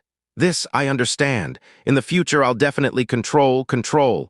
He uttered a sound of pain. The small hand held in his suddenly pricked him mercilessly with its nail. Xia Qingyu turned her face away, but one could faintly see a patch of pink slowly spread across her cheeks. She actually blushed. Xiao Che was about to quietly explain himself when he once again grimaced in pain. It was Xiao Lingxi's small hand that had fiercely pinched his left arm. Little aunt, why did you pinch me? Xiao Che said as he looked at Xiao Lingxi, a wronged expression on his face. HMPH. Xiao Lingxi pouted and also faced the other way, ignoring him in a fit of anger. Young Master Xiao has arrived. At this time, a loud and clear shout erupted from the front of the crowd. The crowd immediately quieted as everyone's eyes turned towards the source of the sound, wanting to catch a glimpse of the elegance of the Xiao sect's members. Not long after, a luxuriously dressed young man with a proud demeanor walked over through the crowd. Xiao Mashan was not more than half a step behind him, and Xiao Yunhai was in front, personally leading the way. Both his expression and posture were differential, with not even a hint of disrespect. Under Xiao Yunhai's guidance, Xiao Quanjian walked up the erected platform and sat on the seat of honor in the middle. He swept his gaze over the Xiao clan members beneath him with a haughty look, like an emperor overlooking his subjects. A moment later, he nodded to Xiao Yunhai to indicate that they may begin. Is this the big shot from Xiao sect? If we don't talk about anything else, his appearance is still a bit too unsightly. Aren't the genes of the great Xiao sect supposed to be formidable? He shouldn't be adopted, right? Xiao Che muttered quietly. 100 of him can't compare with little Chi, Xiao Lingxi echoed in reply. As soon as she said that, she remembered that she was supposed to be mad at him. She once again quickly let out a HMPH sound and turned her face to ignore him. Chair, Zier, don't spout nonsense, Xiao Lai said in a low voice. Oh, Xiao Che answered as he stopped talking. Is everyone from Xiao clan here? Xiao Quanjian slowly said with half-open eyes and a bored tone of voice. However, both his eyes were rapidly spinning about searching the crowd for the figure of the fairy he saw yesterday, as well as the girl whom Xiao Yulong claimed to on par with that fairy. It has already been confirmed. Everyone is present. There won't even be one missing, Xiao Yunhai said with a serious look in his face. Very good, Xiao Quanjian nodded. His gaze then slanted towards the main entrance. Who are those people standing outside the door? Reporting to young Master Xiao, they are all powerful families within Floating Cloud City. They've been gathered here since early this morning, hoping catch a glance of young Master Xiao's elegance. Xiao Yunhai replied as he half rose out of his chair. Ah, it's like that. Xiao Quanjian nodded and then said with a wave of his hand, Since they are guests, we can't let them wait outside like that. Let them come in. Having the people outside of Xiao clan witness today's matter is also a good thing, otherwise others may later say that I was being biased. Xiao Yunhai promptly sucked up to him. Young Master Xiao is truly worthy of being the son of the sect master of the Xiao sect. You're this young and are already this open-minded. It's enough to make me blush with shame. Xiao to quickly invite our guests in. The main entrance opened, and all the powerful inhabitants of Floating Cloud City orderly walked in, each and every one with a reserved demeanor. All of them brought a heavy gift. Amongst the crowd, Xiao Che also saw Xia Qingyu's father, Xia Hongyi. Very good, now we can start. Xiao Quanjian straightened in his chair and finally assumed what could be considered a normal sitting posture as he looked down and lightly spoke. My name is Xiao Quanjian, and I am from the Xiao sect. Regarding the great name of the Xiao sect, you all should be very clear. In the Blue Wind Empire, there's nothing that my Xiao sect can't resolve. All of you ought to feel honored and proud because even though you are a bit weak, you can still be said to be related to the Xiao sect. The founder of the Xiao clan was the son of one of our Xiao sect's elders. However, although your founder was the son of an elder, he was actually born from a female servant. His status was so low it wasn't worth mentioning, and his profound strength was really too lacking. As a piece of trash, he wasn't fit to remain in the Xiao sect. Your founder was thus banished by that elder to this place, and that's how your Xiao clan came into existence. Xiao Quanjian's extremely harsh words did not hide his disdain for both the entire Xiao clan and their founder. A few Xiao clan members scowled upon hearing this, but no one dared to make a fuss. Xiao Quanjian was really wild, but within the Xiao clan, he truly had the right to be wild. Not to mention his ear-piercing speech, even if he had called the entire Xiao clan dogs, everyone in the Xiao clan would have to obediently listen. There definitely wouldn't be anyone who would dare to retort. It may even be possible that some would wag their tails accordingly. Before Elder Xiao Zheng died, he remembered his affection for his son and left behind a dying wish. He hoped we would find the one with the best aptitude amongst the younger generation here to bring back to the Xiao sect. Xiao Quanjian picked up the roster that Xiao Yunhai had prepared overnight, looked all around him, and then arrogantly said, "Today I will personally check that. In a while, anyone whose name I call will come in front of me and show your profound strength. However, aptitude isn't decided by the level of your profound strength, but by your foundation and potential. Before I came here, my honorable father had me bring a batch of profound opening powder. The person selected not only will be brought back to the Xiao sect, but will also receive this profound opening powder as a reward. Good medicine can only be enjoyed by those with enough aptitude. It would only be wasted if used on the body of trash." Saying this, Xiao Quanjian's gaze slanted towards Xiao Yunhai. "Clan Master, bring out the profound opening powder. Even though this is a gift to the Xiao clan, you shouldn't have any complaints about giving this to the one with the best aptitude as a reward, right?" No matter how ridiculous Xiao Quanjian's words were, Xiao Yunhai still wouldn't dare to have any reservations. However, upon hearing his words, Xiao Yunhai's expression all of a sudden became pale, and a cold sweat broke out on his forehead. He didn't move to retrieve the profound opening powder, but rather stood there in a fluster. "What's the matter?" Xiao Quanjian's expression darkened. "Clan Master Xiao, you wouldn't be unwilling to part with the profound opening powder, right?" No, of course not." Xiao Yunhai promptly shook his head with a terrified expression. "It's only what?" With a pudong sound, Xiao Yunhai immediately knelt on one knee with both hands trembling. He said with a face full of terror, I deserve to die, the profound opening powder that young Master Xiao gifted us yesterday. I left it in our Xiao clan's infirmary, and made it clear to the person there that they must guard it well. But this morning, the person from the infirmary suddenly ran over to tell me that the profound opening powder in the infirmary had unexpectedly disappeared. Hua, the crowd below immediately broke into chaos. To steal the treasure brought by the Xiao sect, who could have the nerve? Huh! Xiao Che frowned slightly as a burst of suspicion appeared in his heart. Based on his 10-some years understanding of Xiao Yunhai, he would consider him a cautious person. Knowing his character, for him to put the treasure that the Xiao sect brought in the infirmary after receiving it from them, instead of keeping it on himself, was a bit unreasonable.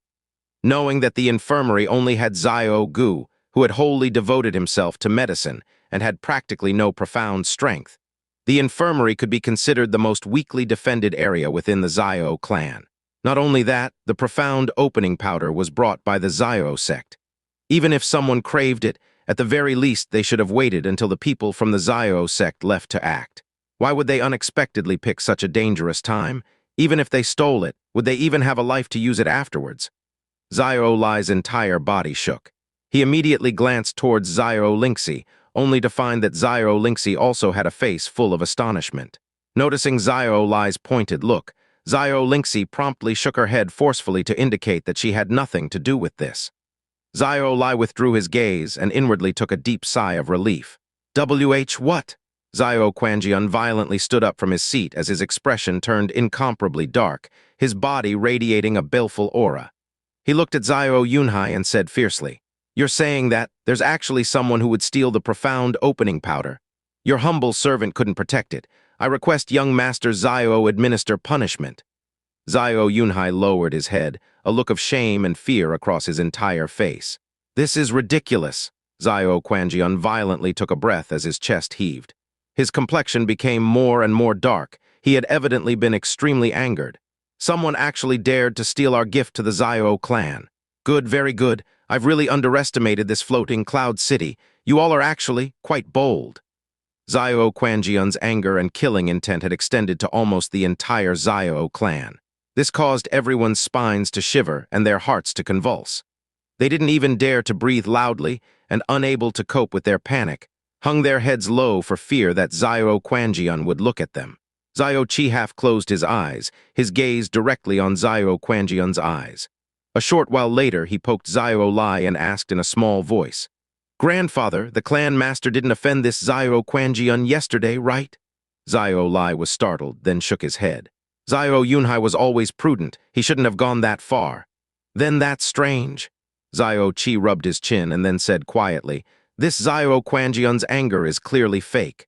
If the clan master had offended him, and he had planned to steal it himself and then blame the clan master, then that would make sense. If that's not the case, don't tell me this Xiao Quanjian is acting out a monkey's show by himself. Watch your mouth." Xiao Lai didn't understand the meaning of his words and so quietly warned him. Xiao Quanjian's eyes became sinister, and his expression darkened to the color of a storm cloud. "Yesterday, when I took out the profound opening powder, there were only members of the Xiao clan around. I don't think that you Xiao clan people would be stupid enough to let the fact that you've obtained a high-grade medicine spread to the ears of outsiders. In addition, your Xiao clan's defensive abilities can't be considered weak in floating Cloud City. If someone wanted to break it, it wouldn't be easy. Then, the thief should be from your Xiao clan." Xiao Quanjian's words caused the expression of all of the Xiao clan members to change. The sound of whispers grew even louder. Xiao Yunhai also quickly nodded. "Right, young Master Xiao sees clearly. After I knew the profound opening powder had been stolen, I also thought that it was stolen by someone from our Xiao clan. The infirmary's Xiao Gu is almost 60 years old and is unconcerned with worldly affairs. He simply wouldn't have any kind of desire for the profound opening powder, so it shouldn't be him that stole it. Everyone else should probably be viewed with suspicion. HMPH, the insignificant Xiao clan simply isn't worth mentioning in the eyes of our Xiao sect. Any lowly person from our Xiao sect could single-handedly wipe out your entire clan. This time, we graced you with our presence and trekked thousands of li to your Xiao clan. That gave you an immense amount of prestige and was a great show of kindness. Yet you instead gave me such a large surprise. This is practically a slap to the face of our Xiao sect." A slap to the face of the Xiao sect. This incomparably strange and large accusation caused Xiao Yunhai's face to immediately turn ashen. Xiao Quanjian's eyes were like that of a viper, sweeping from one face to another. Everyone touched by his gaze lowered their head as if trying to avoid being struck by lightning. No one dared to look him in the face, however. This absolutely didn't mean that Xiao Quanjian's eyes were incredibly penetrating, or that his aura was that fierce. It was only because he was backed by the enormous Xiao sect. Xiao Che's gaze turned to Xiao Yunhai's face, and his expression became even more downcast. He said in low voice that only he could hear, "This Xiao Yunhai's demeanor is also unexpectedly fake. What exactly do they want to do?" In Xiao Che's 2 lifetimes worth of memories, particularly those from the life on Azure Cloud Continent, he had experienced countless designs of good and evil and skirted past the boundary between life and death multiple times. The amount of people he had encountered was even more innumerable, from the most ordinary of people to the overlords of the world. Not even a profound practitioner that was hundreds of years old would necessarily be able to compare to the viciousness seen by his eyes. Xiao Quanjian once again swept his gaze around. His tone suddenly became mild. Forget it. Even though it's truly regrettable, I can't be bothered to get upset with you people from this small place. The person who stole the profound opening powder, I'll give you 15 seconds to obediently come out and hand over the profound opening powder. I may show you mercy for the first offense. If you continue to be obstinate, then don't blame for me for being impolite. Xiao Ba, start counting. After Xiao Quanjian finished speaking, he let out a cold snort and sat back down on his seat. The black-dressed young man on his left stepped forward and started the countdown in a low voice.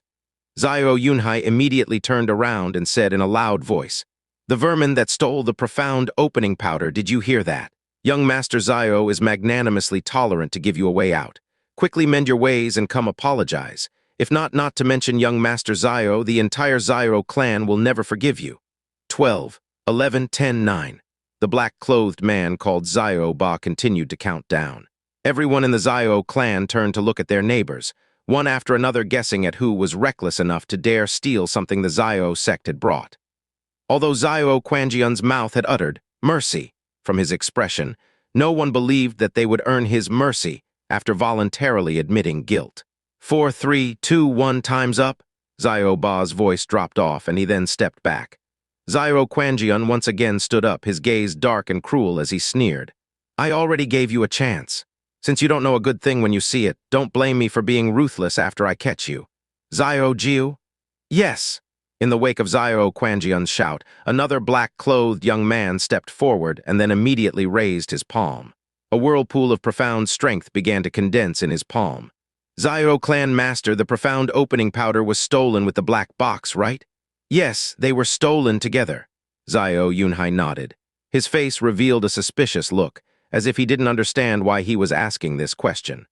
"Very good. On the black box containing the profound opening powder is a mark of our Xiao sect's unique profound strength, the eagle mark.